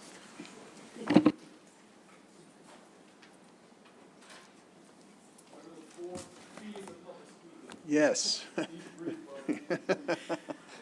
Come on forward. Thank you, members of the committee. It's a pleasure to be here to present Senate Bill 36. I'm acutely aware that I'm all that stands in between you and dinner. And the good news is that there's only one opponent to this bill, Mr. McAvoy. So I guess we'll hear from him at the end. Other than that, everybody who will testify is in favor of the bill. And I'm hoping that if there are no tough questions presented to me, that many of them can just say, me too, me too, me too. And that'll get us out of here quick. So this is a very important bill, but fortunately it doesn't, other than Mr. McAvoy, he doesn't have any real opposition. So this deals with the grounds for divorce. Under current law, you can get a divorce for several reasons. You can prove cruelty of treatment. You can prove excessively vicious conduct. You can prove desertion. You can prove adultery, or you can be separated from your spouse for 12 months. Proving these fault grounds is tough. It involves calling witnesses and having really messy divorce hearings. So most people simply are separated for 12 months. This bill throws all of that out and substitutes separation for 6 months. 6 months. It also preserves a couple of other grounds for getting divorced, but my guess is they will be rarely used because by the time you plead your case in court and you get a trial date and you try the case, 6 months are going to have passed in most courts. So why not just get your divorce based on a 6-month separation? The other grounds would be irreconcilable differences and permanent legal incapacity of a party based on proof. The easy way to do it is to be separated for 6 months under this bill. There's one other change to the current law under this bill. Under current law, you have to be literally living separately for a year. And for many families, they can't afford to maintain two different homes for the two different spouses. So this bill will permit the spouses to live separately under one roof for the 6 months, and that will qualify as a sufficient separation to get a divorce.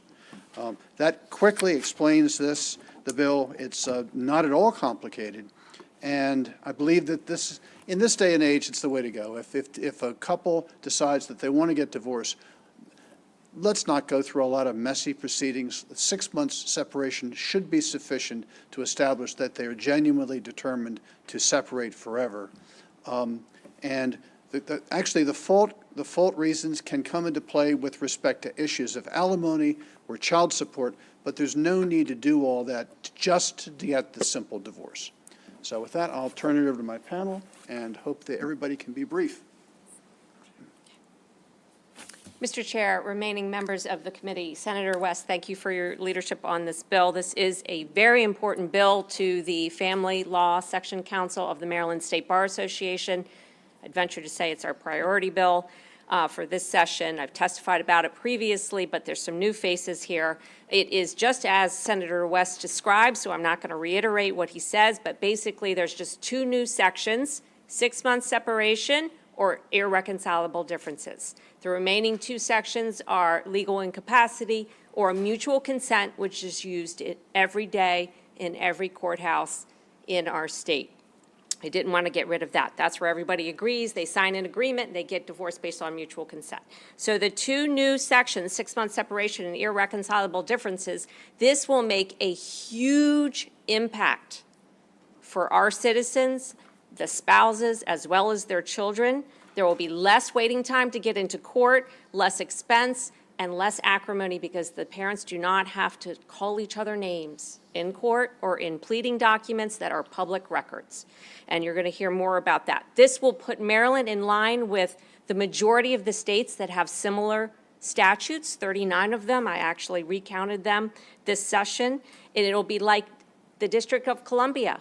So right now, in Maryland, if we have practitioners who are both barred in Maryland and DC, they have to give completely different advice to a person just because they live over the line into Maryland. DC has a law like this that allows people to live separate lives but still be living under the same roof, so they don't have to uproot the entire family, go live with a friend with their small children in one room of a house while they're waiting their separation because that's all they can afford, or they don't have to live in the same house where there's total acrimony. In a case that I'm aware of right now where there's a special needs child that has to continue to live in that home and the spouse can't leave, the other one won't leave, and they have to live together in acrimony with that special needs child because the law doesn't allow them to, doesn't perceive them to be living separate lives. So we urge a favorable report for this SB 36. Thank you.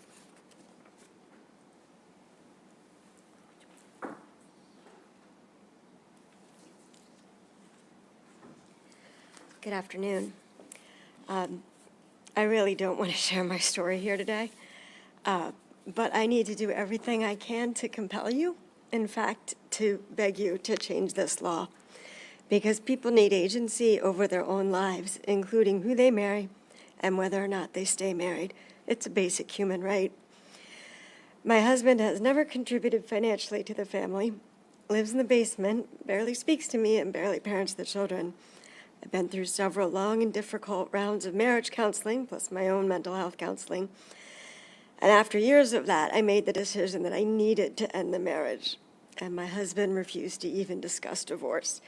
So I consulted a lawyer, and I cried through the whole first meeting at $360 an hour, because she advised me to take the kids and flee. That if my husband wouldn't leave the house, I needed to establish separation so I would have grounds for divorce. And the only way to do that was to leave the home that I alone had paid the mortgage on, and the only home my children had ever known. I was to keep paying for that house and find and fund a second residence for me and the kids. So this was not really a choice, not for a mother who has any regard for the well-being of herself or her children. And I thought, this can't be right. So I hired a second lawyer and a third, and they told me the same thing. It was surreal. It was the nightmare of running from person to person, desperate for an escape, and no one can help you.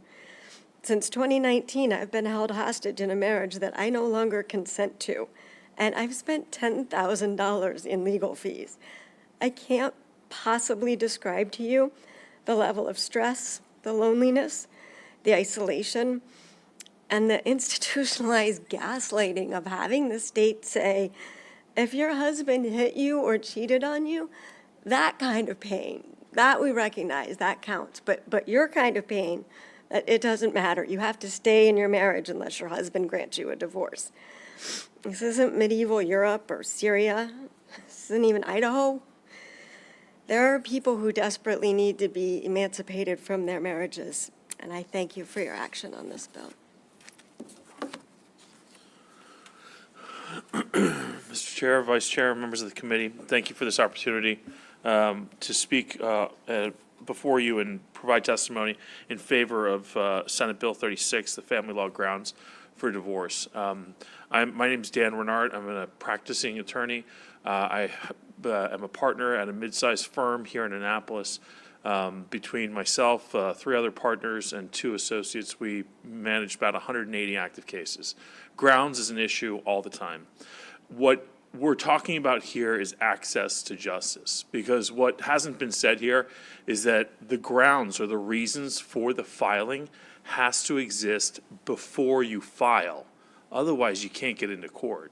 And that's the problem here. That's why this woman has lived in a war of attrition, right? Which is something that's why we're here to have you address this.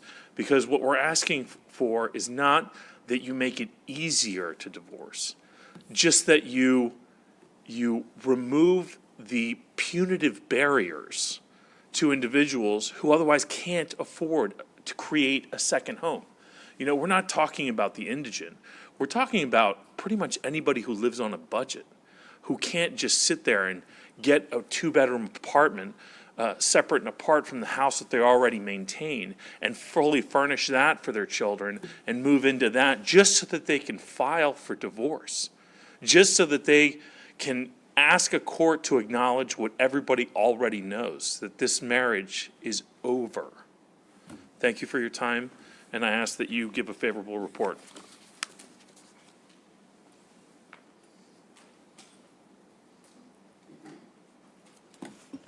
Good afternoon, Mr. Chairman, Mr. Vice Chairman. My name is Dorothy Lenig. I'm the director of the legal clinic at the House of Ruth.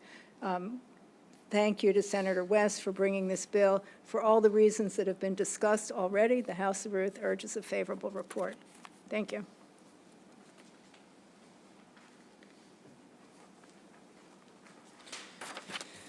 Thank you, Chairperson Smith and committee members. My name is Brett Smoot, and I'm a staff attorney at Maryland Legal Aid and a co-chair of Maryland Legal Aid's Family Law Task Force. At Maryland Legal Aid, we serve Maryland's low-income individuals. That's our clientele. And so the most common type of case I see on a daily basis is failure to pay rent.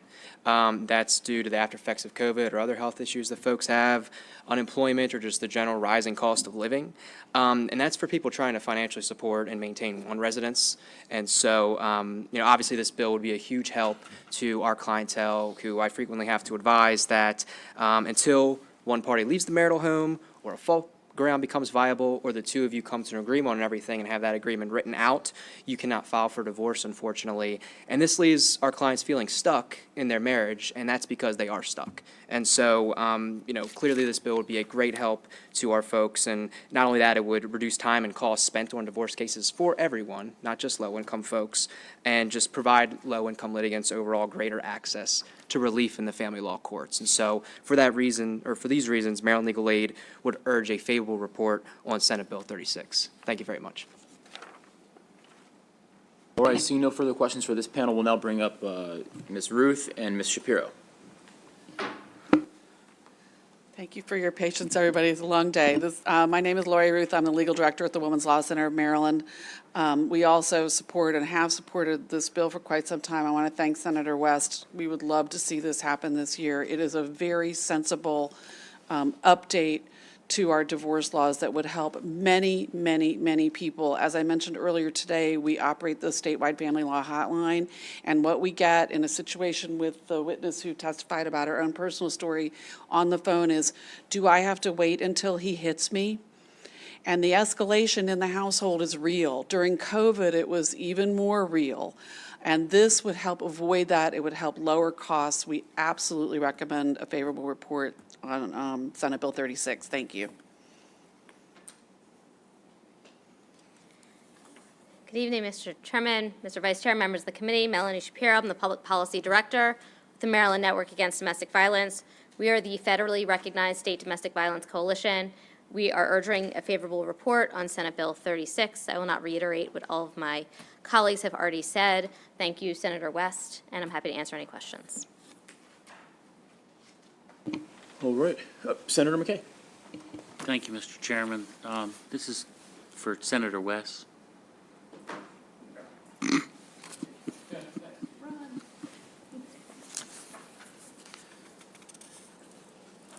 Certainly. So maybe a couple things. So you had said in your testimony, going from 12 months to 6 months, this is just making it an easier way to get a divorce.